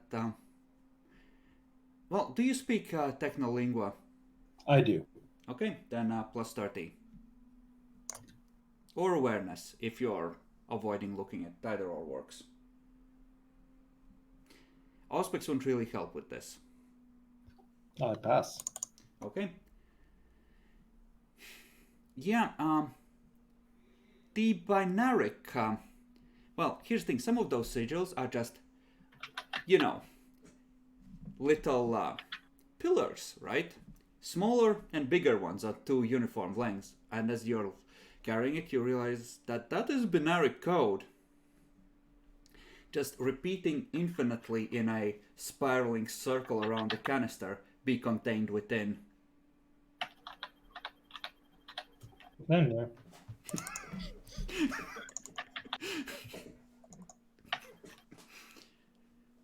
Just put in airlock. It's gone. The canister was ejected. One imposter remains. It's funny you should say that because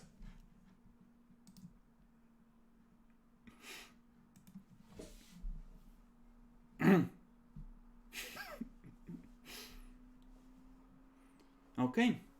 Well, you're gonna have to present the soldier's respite for the Inquisition to board it and check it that effectively it's safe to travel and for them to examine the crew. Because you did have a tiny trip without the Geller field. Can I organize a meeting with the rogue trader? Sure. Perfect. Can it be in private? Sure. Like full private. You are in his office. On the wall, his trophy weapons glisten invitingly. There's no one here. It's just us and the demons. Rogue trader. Before we head out,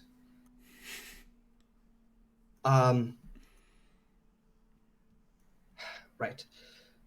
I believe Regil mentioned this. Are you aware of what he has done with the ship? He just gives a facepalm. Yes, he commented that he got from a contact some free upgrade for the ship. Click And now to receive 20% off your next purchase. It sounded very good, a 5% increase on the weapon called precision, but I informed him that that sounded retarded, and I also told him that the new officer that works with the Inquisition just arrived on the ship. Did he remove the upgrade? He has. However, he has failed to mention one thing. He mentioned so out of ignorance, but may I whisper it in your ear? Yeah, he approaches a bit. Okay, I approached him.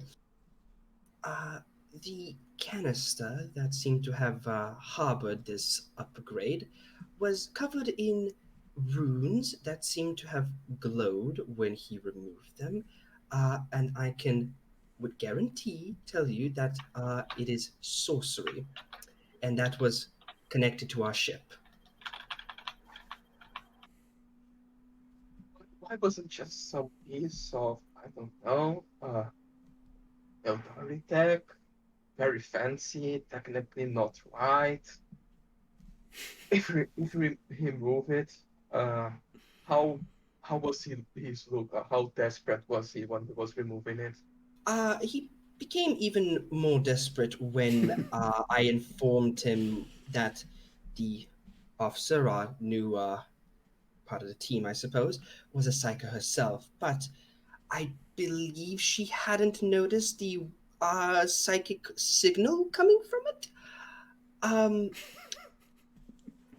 As a precaution, Rogue Trader, and this is my opinion. I'm not sure if you'd want the opinion of the other psycho or not. Regal mentioned it was connected to the ship for about a week, and if sorcery is connected to it, I would be quite hesitant to immediately make our way towards the warp or use the teleportarium or fully rely on the Geller field, simply because I'm not quite sure what it can do, but if it's had a week of time to do something, it might be a mess if we enter the warp. Okay. I have a plan to deal with that. I will use my personal funds to get assistance from some tech bits from the Connor Grant's planet. Not the local ones, not the one from Stygius, like the good, trusted, that work with good Astartes kind, for them to cleanse the ship, and you will accompany them while they spread the sacred unguents to make sure that they banish all bad spirits from our ship. Very well.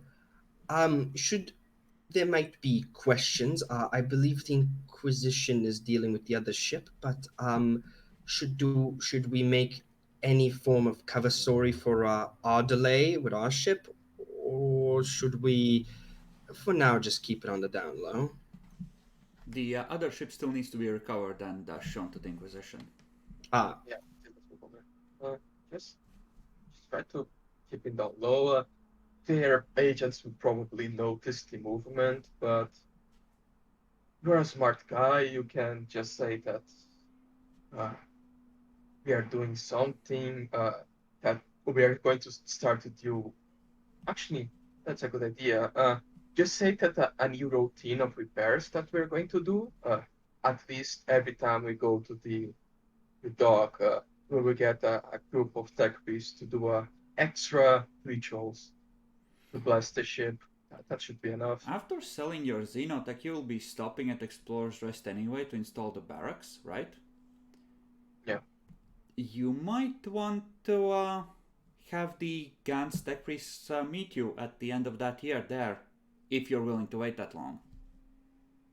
Plan was at least do it now a little bit, because I'm mostly scared of going to the war with Okay, sorry. well, you don't have any real Connor Gantz side contingent here, because,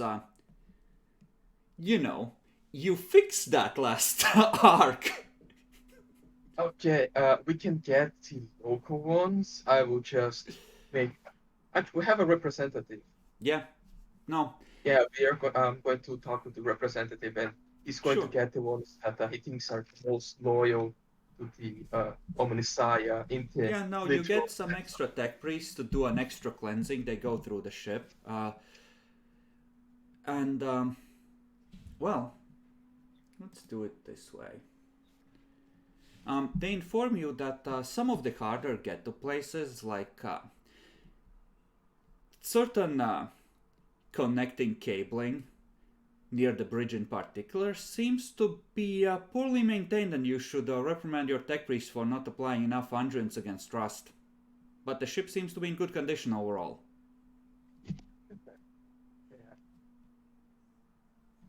Yeah, that's good. I will thank them for the extra lessons and checkups of the ship. Yeah. We have been on bad things recently. The tech priests have been very busy, so we didn't have enough time to do Yeah. a proper checkup like this one. The amount of cash that you have to pay is negligible. You're not going to have to subtract anything for just a checkup. Both of you, Psychers, roll Psyniscience during the checkup. flat. Mm-hmm. Naxi, you picked up something. It was faint, but it's almost like a flash of frustration, anger, annoyance.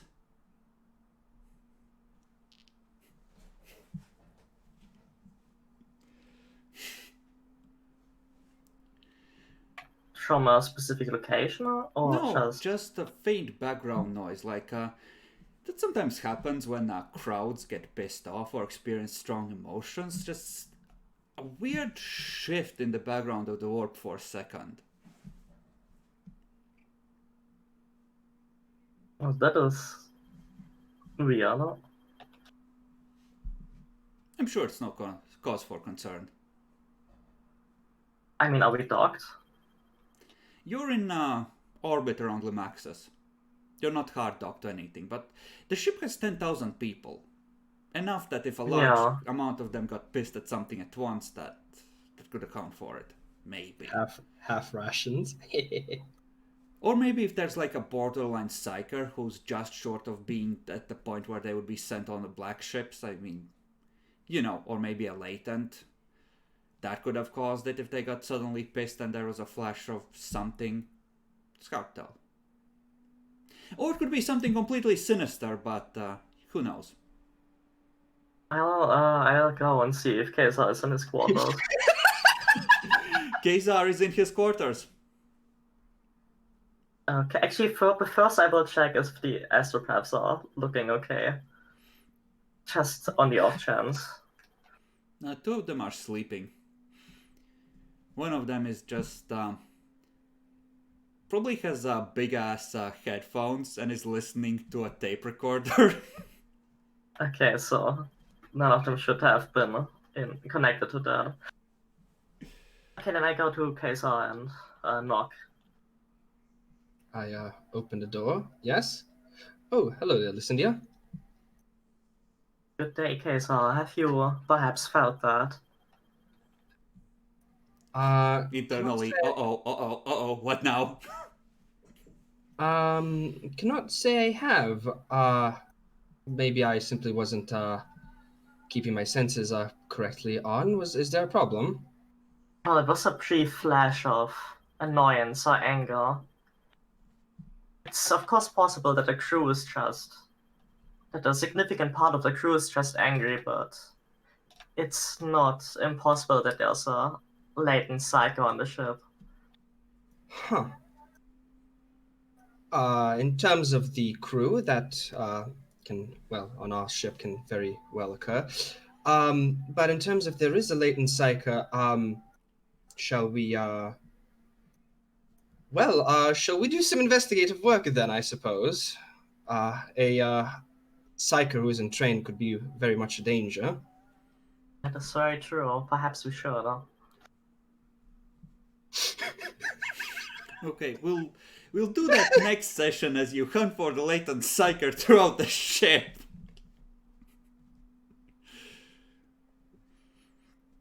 This is so cursed. I mean, I didn't want to assume it had to be something sinister, you know? Of course. I wouldn't.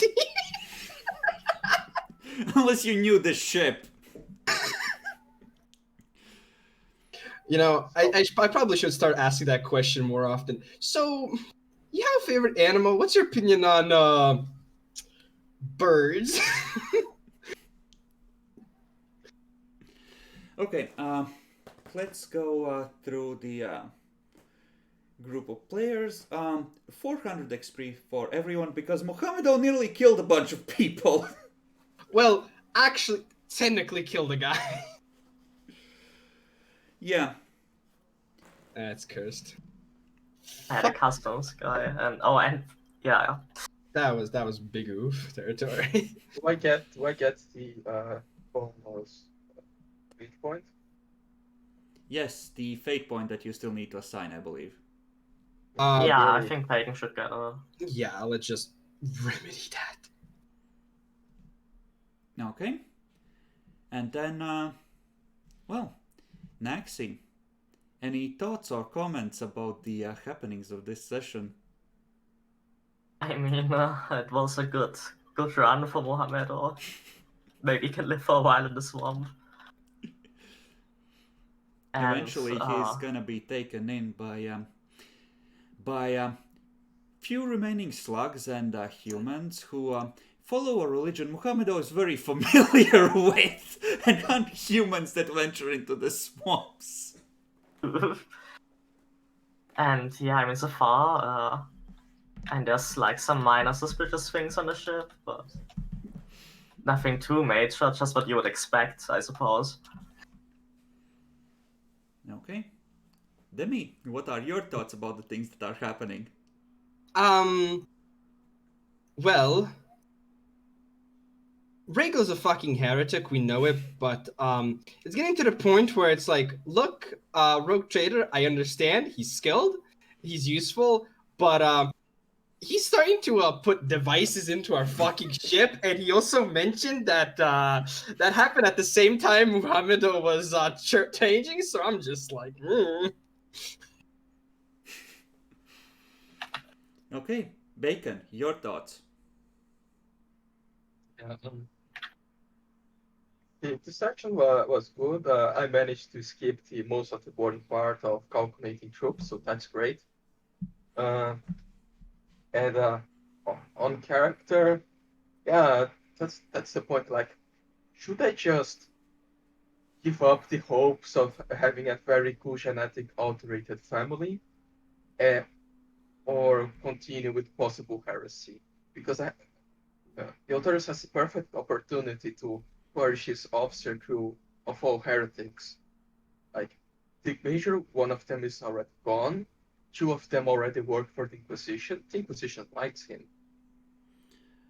I'm not sure for how much longer at this rate, Bacon, honestly. I mean, they owe me two favors, so I can fuck up 2 times. It depends on how bad the fuck-ups are. I will never do a very big fuck up. Oh fuck! The new officer is going to meet the pirates. We're going to sell Xenotech. I need you to stay in your cabin for 2 weeks while we offload this cargo.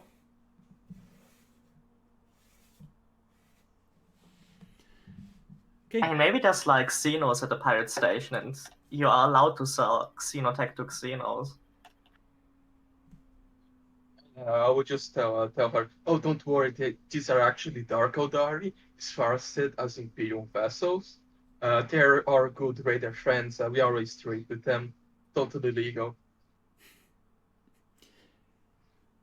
Chakalor, It's what do you think about the session and what's happening?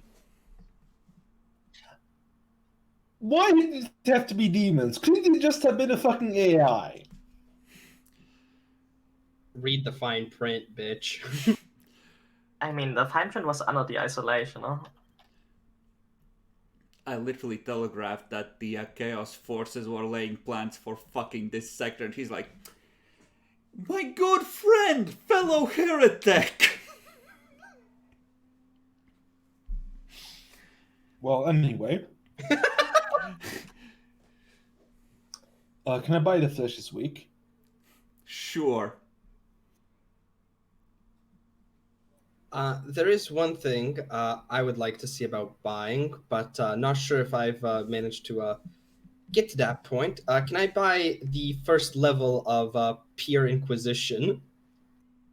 Yeah, go ahead.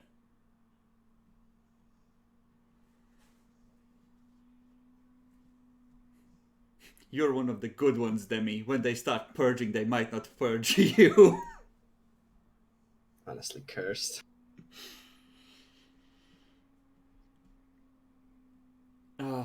It is cursed. In the best possible way. Literally cursed, in fact. You know, I actually kept neglecting this. There's something I'll buy for 100 XP, actually, since I actually have the aptitudes. I'm gonna finally get myself some actual fucking tech use.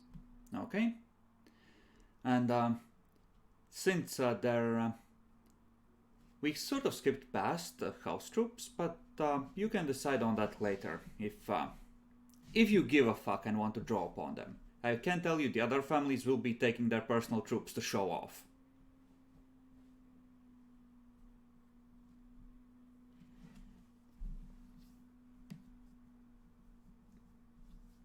Yes, 15 so. The most stupid XP buy. I'm going to buy a characteristic with 0 aptitudes. Mm-hmm. Which one? Agility to 45, so I can have what's the name? The cool thing that I don't have penalty to weapon fighting. Weapon. Two Two weapon master. Yeah. Because my combat isn't good enough. I'm decent at social, decent charm, great command, decent deceive, inquiry, intimidate.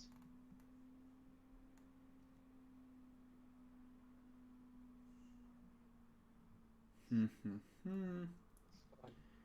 you have something that gives you a boost to basic agility at character creation?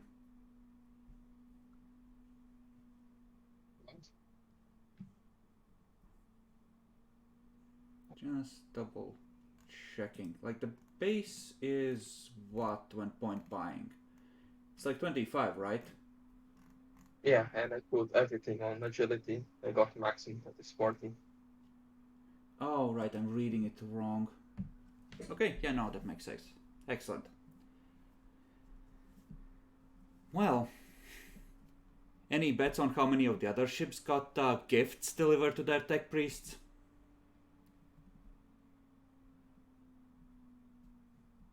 I believe that the other tech priests aren't as heretical as ours. Luchenko has 2 Stygies tech priests. One of which is has been around since Arc 1. Oh, fuck. Let me check. The Valois has a tech priest. And let's see, Santiago, did he have a tech priest? No, he doesn't have a tech priest, I think. No, he does, but his tech priest is a prospector. So someone who specializes in asteroid mining. So everyone has tech priests, most of which are going to be Stygies guys, given what you turned the sector into. Yeah. I regret it so much. I just wanted to sell Alien Tech.